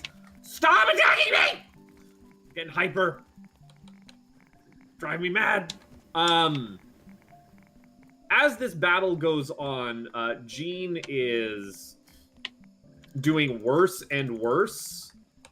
I don't remember why, but they've got her like up in an upper area after they get Charles away? Question mark? I I'm don't gonna be remember honest. either. I lose the plot here a little bit because people keep shuffling around on whose side they're on. At some point, the horsemen turn against each other. Well, not all of them. Well, no, the horsemen turn against each other. Some are still on the side of Apocalypse. I just want to find where I left this thing. Angel and Psylocke stay on Apocalypse's side the whole time. Storm kind of starts having doubts and just watches until the very, very end. And Magneto's kind of busy doing his like magnetic poles thing to really be a part of the conflict until he has his change of heart.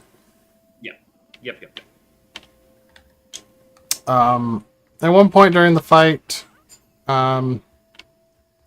Magneto does decide to start attacking Apocalypse. I don't remember if there was a trigger for it or not, but he starts attacking Apocalypse, and I think what it was it's just like his son and Mystique. They just reach him. get to him. Yeah. Yeah, they just get to him and he's like, "This isn't you, Eric. There is good in you somewhere. You don't want to destroy the whole world. You just, Just want come to destroy back to some of us." it. Yeah.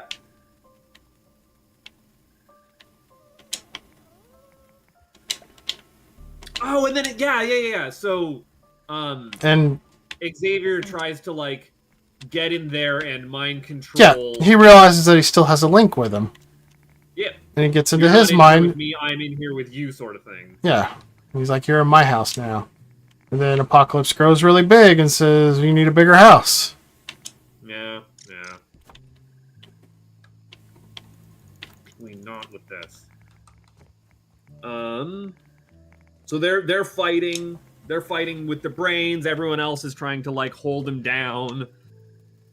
And then at the very last second, Xavier's like, "I don't think I can do this alone. Jean, go psycho mode." And then she do. Yep. And she blasts him. And she uses her pyrokinesis, and She becomes a phoenix. and Beast is like uselessly trying to do a melee, doesn't work. Cyclops is using his laser eyes. Magneto's sending all this endless supply of metal into him. All the while, Apocalypse is fighting with Charles in his mind, and Jean in his mind, and the thing that finally breaks his barrier is when Storm joins in. Is that what it is? Is it Storm? Yeah. Okay. While this is going on, Psylocke slinks off. I don't know what happened to Angel. Maybe he died. Angel got pinned under something and is just kind of like incapacitated. If you can't fly, Angel can't do a whole lot, you know? Yeah. He's just a really buff-looking dude with, like, metal. That's it. That's all he got right now. The metal thing is weird, right? Like, how did he grow metal? Well, I mean, obviously it was transformed into it by Apocalypse, but Really, it's more like, how does he regrow the pinions that he shoots out? Yeah. Yeah. I could devour a Billy Hog right about now. Hmm. What kind of roof do I want to build? One that doesn't take a lot of resources. Well, I think I actually want to build a very strong roof. It would be One pine that cone. takes a lot of resources. Yeah, it would be pine cone. I can do what I can. That's all I can do.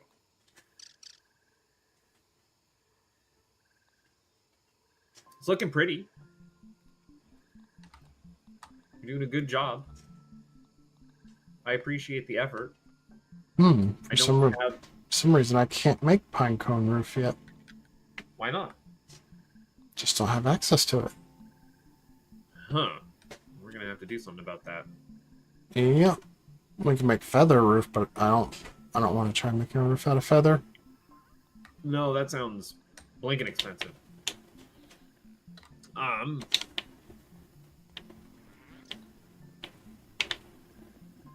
But yeah, Psylocke runs away. Birdman is kind of pinned. And we don't really hear anything more from him either. We also, like... Apocalypse is just dead now. Like, he just gets incinerated by Jean Grey, right? Yeah. He's donezo. He gets freezed.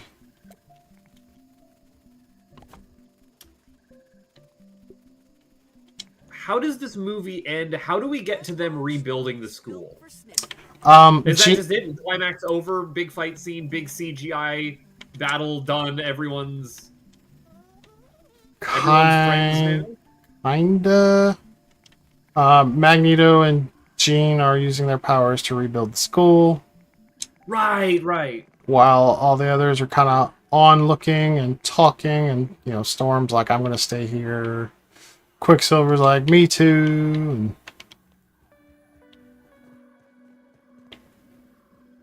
yeah, that's kind of how it goes. Oh, no, and then also Xavier and Moira, this is where he tells her, maybe I did erase your memories or something, right? Yes. And he restores her memories. Right.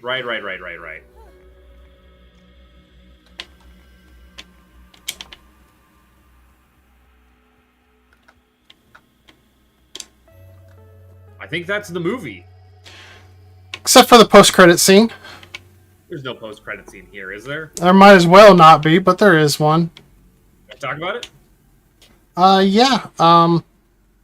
It shows a bunch of military dudes like cleaning up Stryker's lab, and somebody pulls a vial of what looks like blood out of a fridge. It's labeled Weapon X, and they put it into this case, and when they shut the case it says Essex Corporation, and then it ends. What is Essex Corporation? What could that possibly be? I need an eelgrass strand to build you that last chair. I know, it's in the pond. I'm gonna go grab it. Then we can end. I don't want to go without having a nice chair there, but like, we gotta go do this. So, anything else you want to wrap up here while we're winding down on a touching grass? Well, I will say that is this the end of the? No, there's one more. There's one more, right? There is one more. And it would have been good if we could have paired it with Apocalypse, but we are out of time.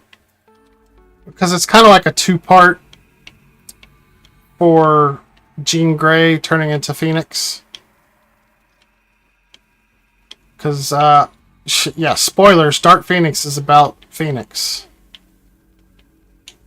I don't know if you ever could have guessed that. Phoenix, so why would we need to see it again? Different timeline. Oh, you're not wrong. You're not wrong. It's a different timeline, isn't it?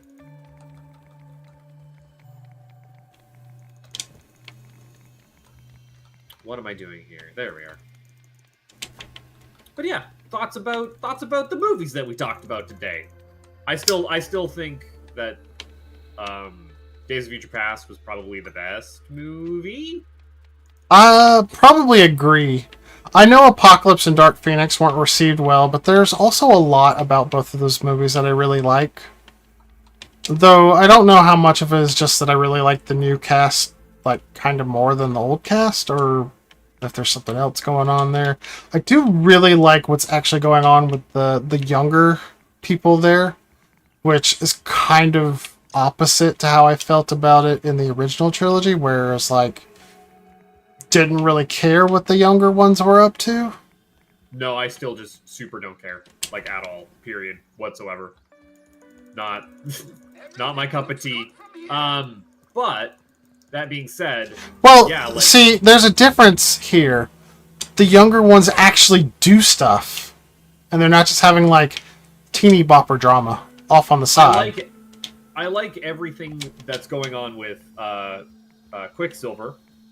Yes, Quicksilver's great every time he shows up. I love everything that's going on with Mystique actually getting to be kind of a character in her own right, rather than just I'm a helicopter pilot. I like flying planes. I mean, Yeah, she's an interesting character when she's not just turbo evil, as it turns out. Jennifer Lawrence is a good actor, believe it or not. You give her some meat to chew on. She's pretty good at that role. Yeah, surprisingly, Apocalypse has like maybe one of the best 30-minute drama with Eric Lensher in the entire series.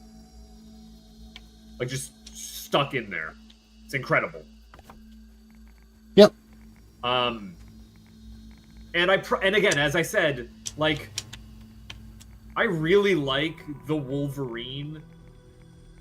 The more that we talked through it, I'm like, that was two different movies stapled together, and 90% of it was action.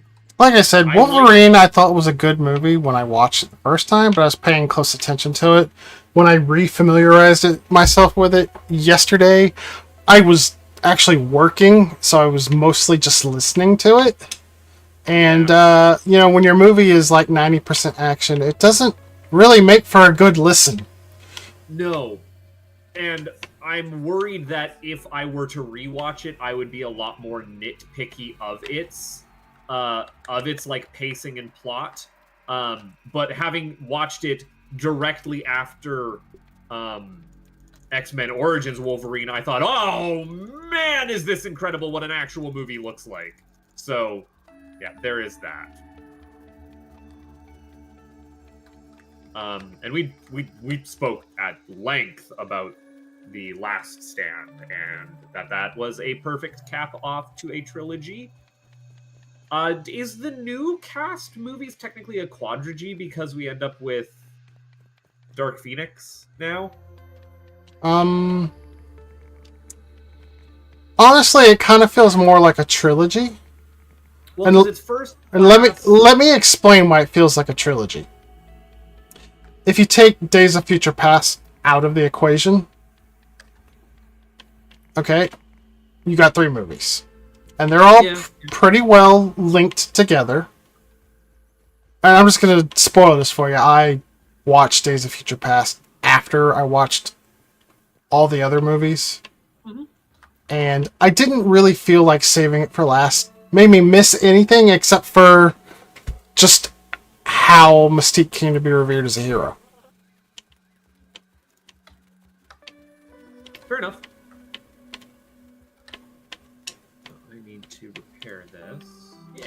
And, in that light, I kind of look at it as, like, separate from the trilogy, because it's, like, half the new cast, half the old cast. I get you. Do I need to gunk anything here? Man, I should have gone and termite. Oh well, it's fine. But no, what are our next 3 movies that we're gonna go for? And we're only gonna do 3, right? Yes. Are we gonna hit 4? No. This was the big one that we were rushing. Yes. So the next 3 are gonna be. Actually, I do know them. It's going to be Dark Phoenix. And then New Mutants. Oh, New Mutants, then Logan? Yeah. Okay. Technically, Logan takes place later. New Mutants is like 2020, and Logan's like 2029. Fair enough. Even though it really doesn't matter where we place New Mutants, like really and truly. Well, at least we've got 2 great movies to talk about next time. It's just we can't agree on which 2 that is. No, we can agree. Honestly, I'm gonna make you mad next time.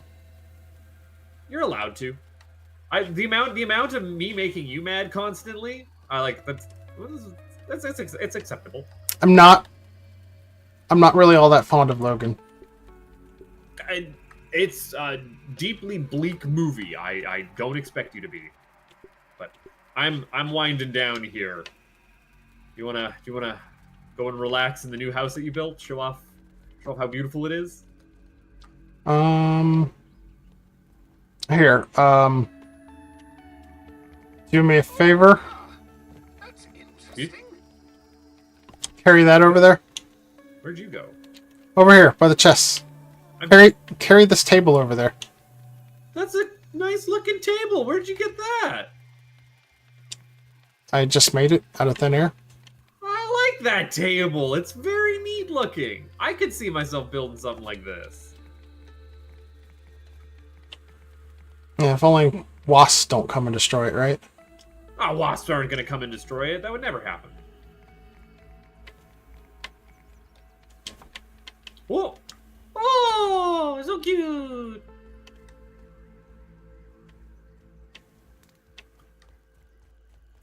Since I'm in the brood mother anyways. Oh, no. There we go. Look at this house. I almost pressed a button to try and make my HUD go away, and that's not a thing that I can do. Legally. Well, alrighty. I hope you all enjoyed this recap of 4 more X-Men movie. It Next- was probably shorter than it took to watch all of those movies, but that's hard to say. 5.5 hours.